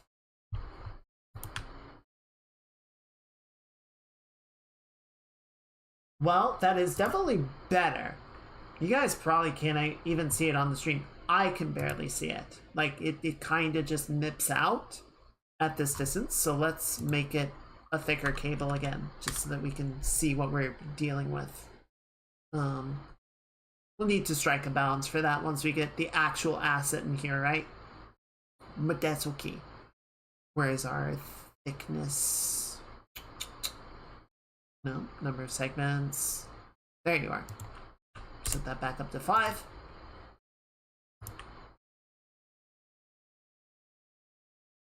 It's definitely still spazzing in the end position. It's not staying consistent the way that it should be. So I feel like that's the big problem. We need to figure out why that's moving as much as it is and get it to be stationary, right?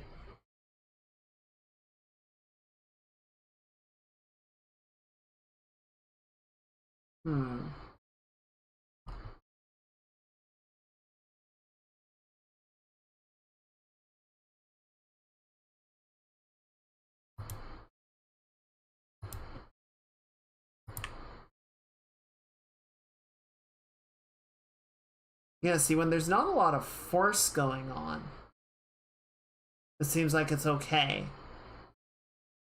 When the book isn't really moving, that's okay. But the more we seem to get this sort of like counter force going on. You know, the position of the start point freaks out, and then it just kind of cascades as a result of that. How do I fix that? I don't know.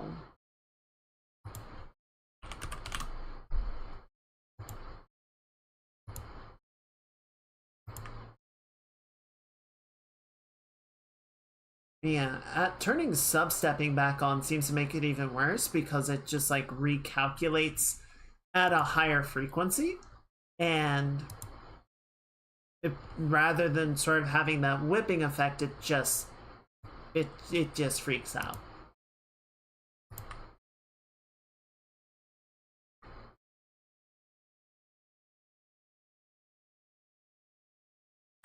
Okay. Yeah, it seems like I didn't really, or maybe it's here. Let's try reattaching this point and see if that does anything for us. No. No, that just broke the endpoint. Okay, so disconnect that.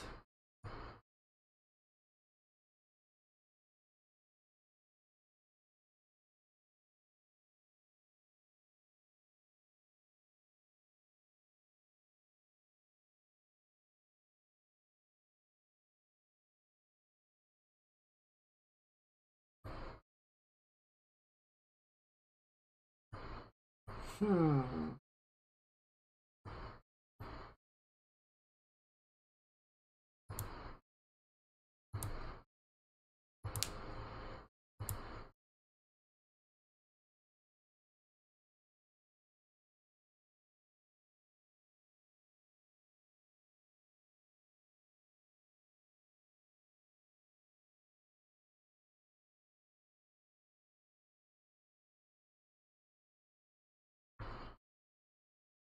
See, I don't get.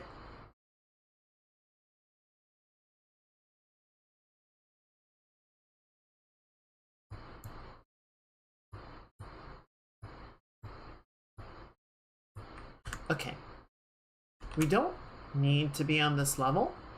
So what I would like to do is we're going to go to a level that is actually set up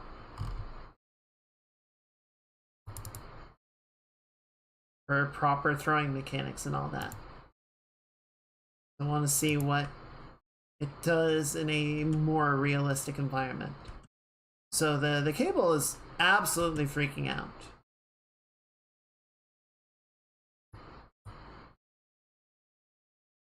We can see in a lot of instances, right? Like if we throw it, the cable behaves pretty well. There's a bit of lag, like the cable is visibly disconnected.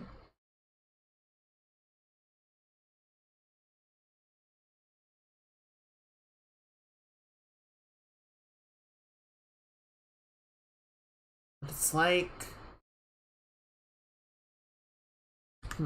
okay. It's like the cable. Okay.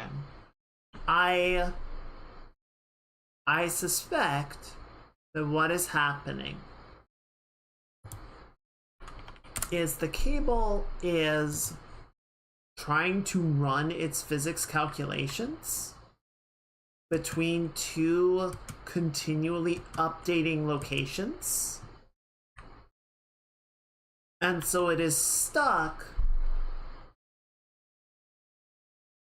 essentially trying to do two things at once, right? It is trying to understand its position, like it's trying to understand the relationship between its start and end position and calculate the physics running up and down the cable.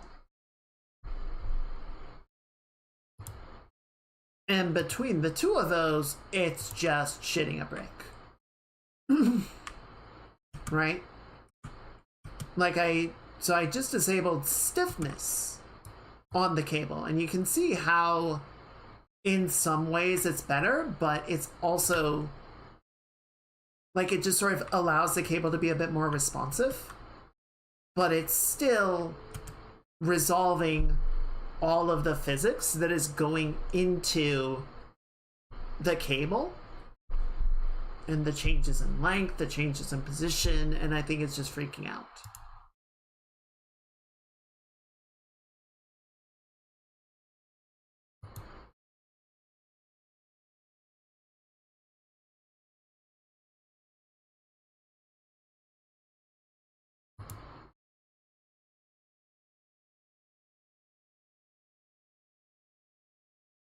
So the question then becomes, is there a way that we can steady that?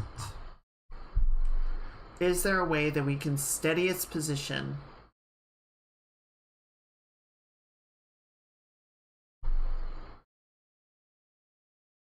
and calm its shit down?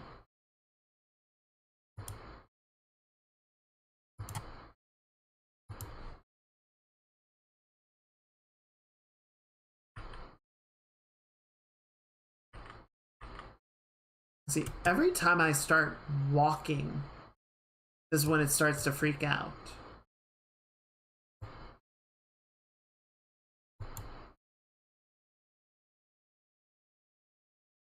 If I kind of just let it do its thing, it's pretty happy, right?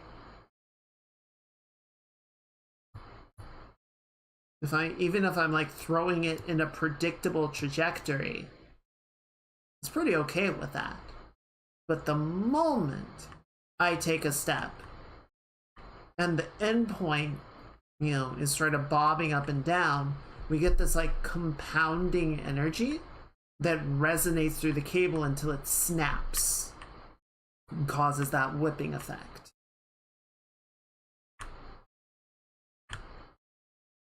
And once I stop, is where it seems to be the worst.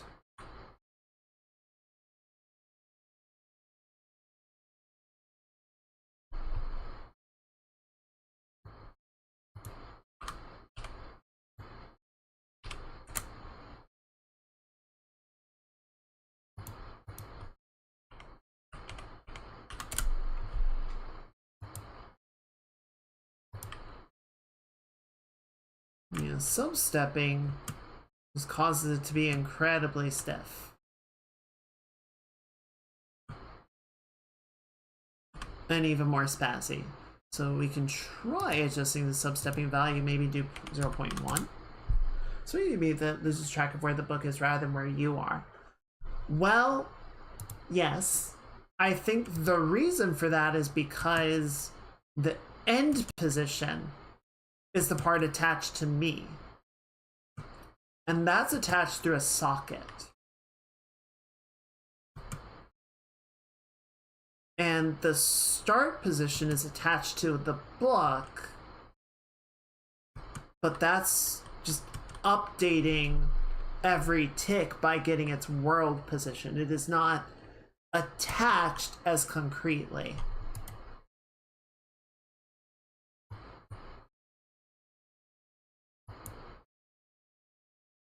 God, that looks super weird. I set the interval for the substepping really low. It's at 0.1 and it looks like stop animation, which is kind of cool in a way, but also not super helpful.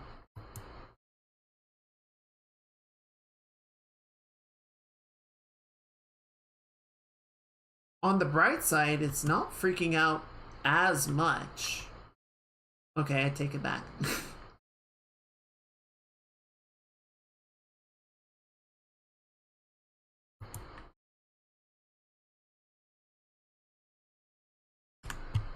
Okay, so if 0.1 looks like that, what does 0.05 look like?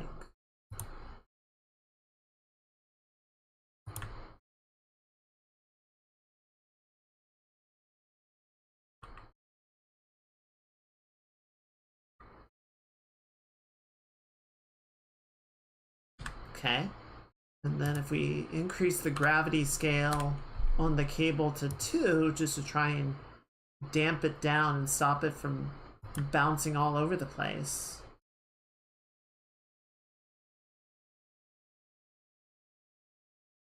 And it still has a few whip instances, but it's definitely more stable than it was.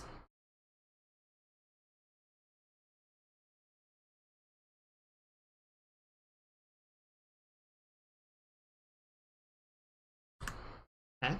And then final thing, let's just try disabling substepping one more time and see how that compares behaviorally.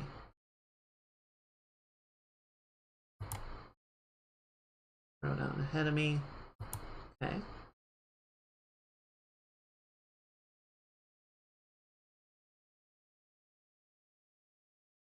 Yeah, that looks bad. That's just kind of spazzing all over the place, it feels like. So I don't think it was the turning substepping off. I think we do want to use substepping. We just want to adjust the value to something that's going to be a little bit more effective for us. Cable force.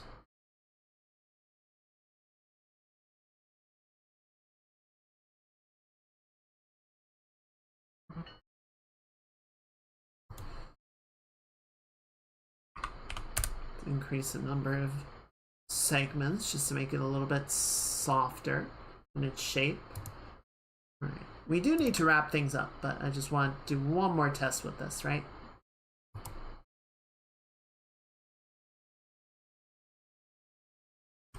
Whee! Okay, that looks a little bit better. Well, I kind of take it back. It's buzzing. It's buzzing a lot. And it's still doing that snappy thing.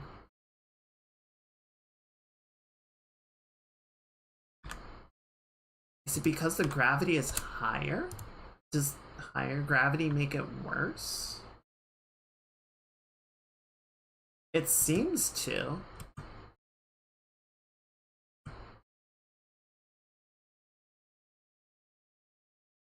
No, never mind. It's still bad. It is...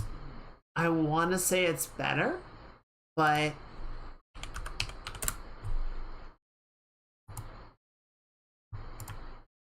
So if we increase the substep value, it was at 0.04 before, and now we have it at 0.08.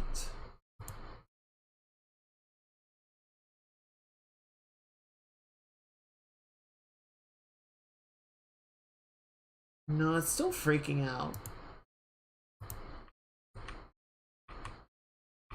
So the thing is, right, like it's holding its position correctly.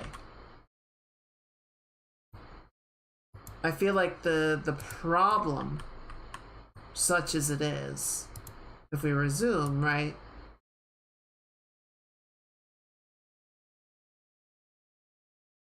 It's like it's trying to update the position. It is trying to... I don't know. I don't get exactly why it's behaving the way that it is. I don't appreciate it, but... I feel like I get it, but I also don't get the specifics of why it's doing what it's doing. Like, I get that it's trying to sort of calculate physics and position, and it has all these sort of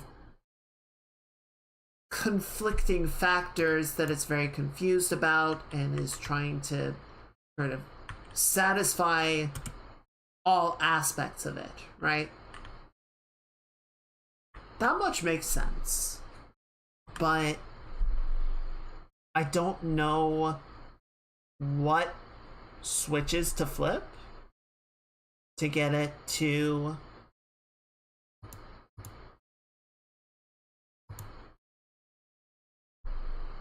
behave better.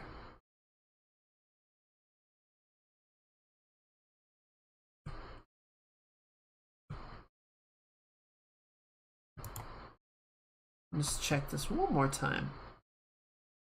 Yeah, it's still vibrating. Substep time, cable length, solver iterations. All the attachment positions updated at the same rate.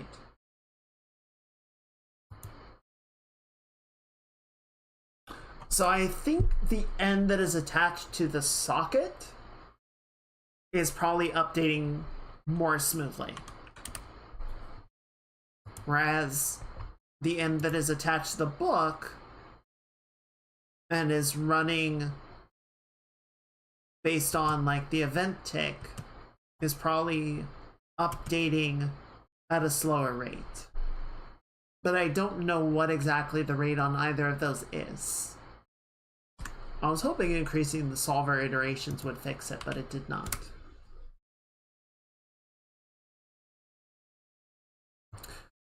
Just for funsies, I'm going to detach the start point. No, that did not make... Surprisingly, didn't really change much of anything. I thought that would do something, but no. And then for funsies, let's detach the end.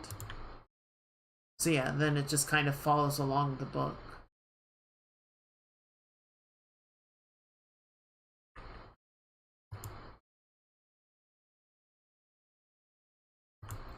So you can kind of see, right, like the cable... Oh, goodness.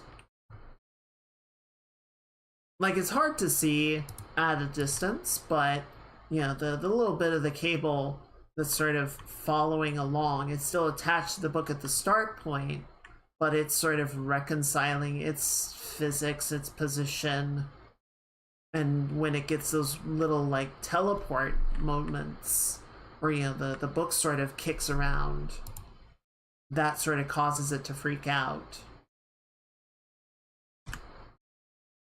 So, I don't know. I don't know how much there really is that we will be able to solve this. Number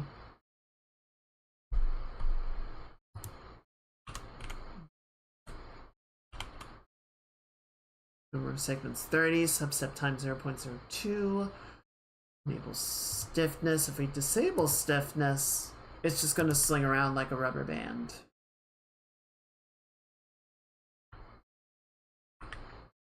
More importantly, to our immediate concerns, it is not going to stop vibrating because the vibrations are coming from the constant input on either end of the cable.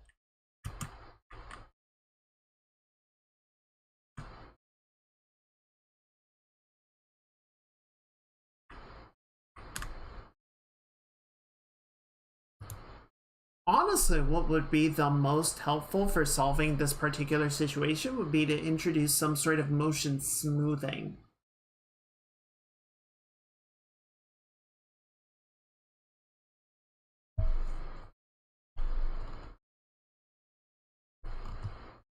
But I'm not sure if that is an option.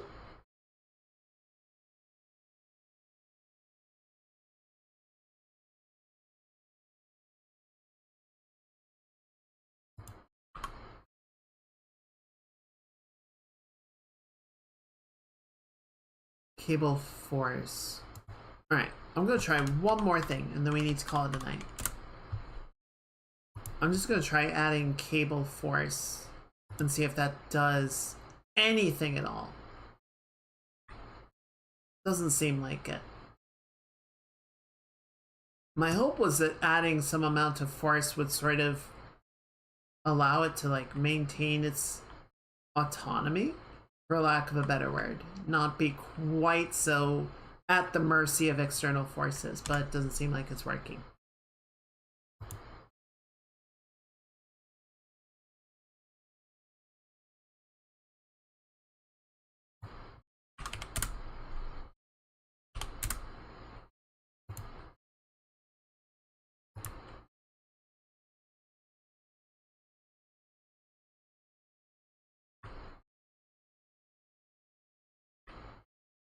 Yeah, okay.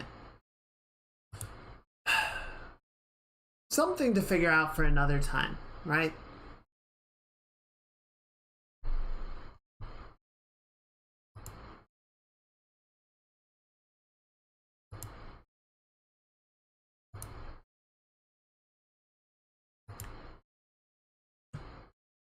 I keep messing with it just because I'm like, well, what if it's this?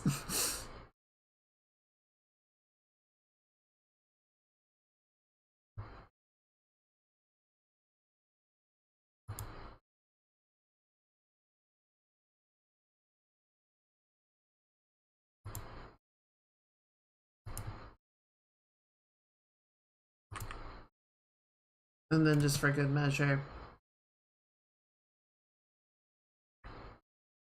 I enabled collision on static meshes, though that doesn't seem to have actually worked, which is interesting.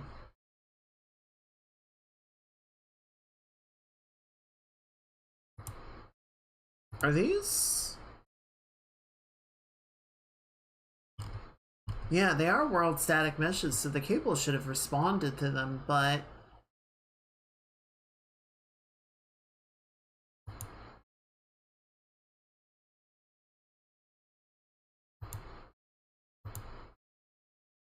I don't know.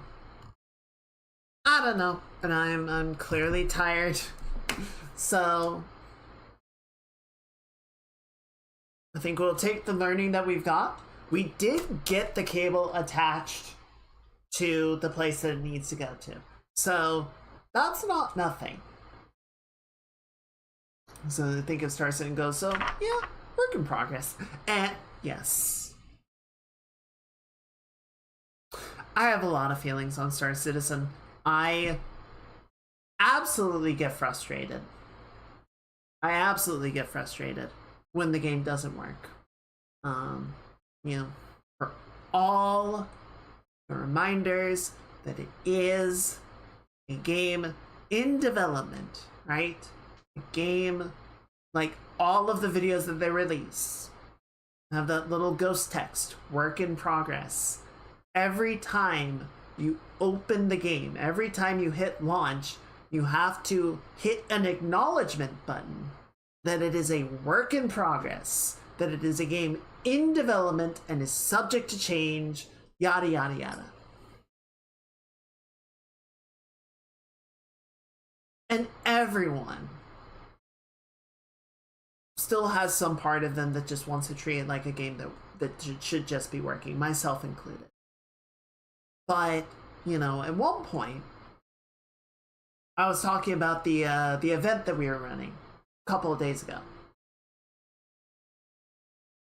Right, and this has been one thing that people have called the marketing department out on, in particular, is a lot of the, especially in like 2024 and 25, a lot of the promotional material made the game look more ready to go than it was. Made it look closer to launch than it really was. And people were like, stop doing this because you're lying. I do think they've kind of pulled back on that a little bit. But yeah, there was definitely a period where the marketing department was not in step with the actual development of the game. So that was an issue, but I think they've gotten a little better about it. But yeah, at one point I was looking at, I just had some of the display info up while we were running the event, and you know, there were 3 of us, there were 3 players in an isolated area with nobody else around for millions of meters. And no other live NPCs. We had killed everybody. And the game was tracking over 30,000 entities, right? All the corpses, all the stuff on the corpses, all the stuff in the environment, the nearby ships, just everything involved was over 30,000 entities. It's like, yeah, that's a lot. And, you know, that's the number of things that need to be tracked and calculated, never mind the complexity of what those entities are. So yeah, it's a complex game. Most games are incredibly complex, right? And you know, my intention with Pages was to make a game that wasn't that hard. I accidentally made a really hard to develop game. But part of me wants to see the challenge through. Part of me wants to figure out how to pare it back and do something simpler. But at this point, it's like, I don't know, we've already got it going fairly strong. And a lot of the things that I still need to figure out are things that I would need to figure out regardless. So I kind of want to just see it to the end at this point. And there will be some jank, right? This is not going to be a AAA game. This is not going to have perfect performance. Frankly, the shit with the cables, we might never be able to get rid of it. It's not that it's unsolvable. I might just not have the know-how and the resources to solve it. And at a certain point, I think you kind of just have to go, you know, Roy, I mean, it's a single dev game. Fuck it. What you gonna do? And we will learn stuff along the way. Yes. Especially, we're going back into it, right? Where we are going back into a period of jobless growth and development, where it's like, okay, well, if I've got the time to learn and practice, let's learn and practice and grow. And then, you know, I mean, I will definitely have to find a job before I finish this game, but it would be kind of satisfying at some point to just go into a job interview and they're like, so what are your qualifications? And I just show them the Steam page. Like, I made that. I did all of it. And they're like, oh, yeah, all right. Okay, but yeah, it is well past our end time.